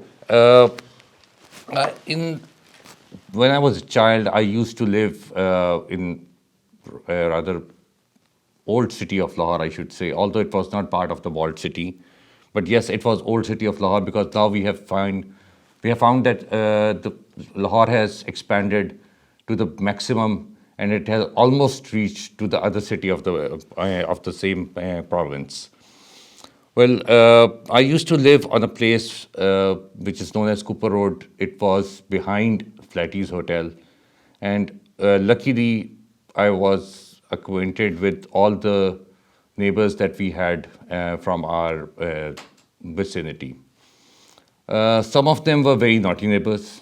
They were they were my batchmates, you can say. We were in all the same age group. Okay, thank you so much. Let's move on to IELTS speaking part 3. Okay. What sort of things can neighbors do to help each other? Well, as I mentioned earlier, that neighbors can be the eyes, your eyes when you are not around. They can increase the security, and they can even guide you. They can give you strength. They can help you, especially in hard times when there is a tragedy. They are the first ones to jump in. And then it is always good to give a face to the person who is living next to you. All right. How well do people generally know their neighbors in your country? Well, in my country, in older times, people used to know each other to the extent that they were like the same brothers or sisters living next to each other like best friends. But nowadays, since everybody has gone so busy into their works, and they have shifted from the old community to the new communities and the new housing places, where people do not have time, and most of the people even do not like to see each other as neighbors. Okay. But how important do you think it is to have good neighbors? well, good neighbors is a blessing. I mean, it has been taught in part by our Prophet Muhammad Sallallahu Alaihi Wasallam as well, that Allah Subhanahu wa Taala has imposed so much importance for neighbors that it may appear that someday or the other they will become part of your inheritance as well. All right. Thank you so much. That's the end of your IELTS speaking test. Thank I would you. like to give a little review on your IELTS speaking. Okay. The first thing is, as far as speaking part 1 is concerned, try to give direct answers. Okay. Hit the question first. Okay. Whenever you are answering, you need to hit the question first. For example, the question was, what did you study in history lessons? So before coming to the main topic, what you do, you elaborate or you give certain background. Okay. But in speaking part 1, there is no room for that. So I would say hit the question first and then elaborate. Okay. I mean, don't Okay. elaborate first and then hit the question. You need to hit the question first. Okay. As far as speaking part 2 is concerned, you gave a lot of general answer. For example, describe the neighborhood you lived in when you were a child. First, you talked about the importance of neighborhood and this and that. And then I was noticing the time. After 1 minute, you came to your neighborhood. Okay. So I would say you need to start directly from your neighborhood and then you can elaborate Great. further. Okay, okay. But anyways, examiners will give you leverage for that. Okay. As long as you speak well, so they don't mind. But still, it's a good idea to hit the question first and then. And the same thing is in part 3. So I just want you to hit the question first, means answer the question first directly, and then you can elaborate your points. Okay, okay. Otherwise, it's all very well. Thank you very much. Point taken. Thank you so much. All Thank the you. best. You also teach IELTS online all over the world and on campus in Lahore as well as in Dubai. So if you wish to take my online on-campus IELTS classes, I'm going to be in Dubai from 16th December 2022 to 13th January. If you want to, 13th January 2023. So if you want to be the part of my masterclass, mock test, speaking mock test, I'll be there, so you can just meet me. All the best. Take care. Bye-bye. And once again, thank you so much. Thank you very much for having us. Jazakallah. It was a pleasure for me Likewise. to have your speaking test. Okay? Likewise. Thank you very much. Thank you.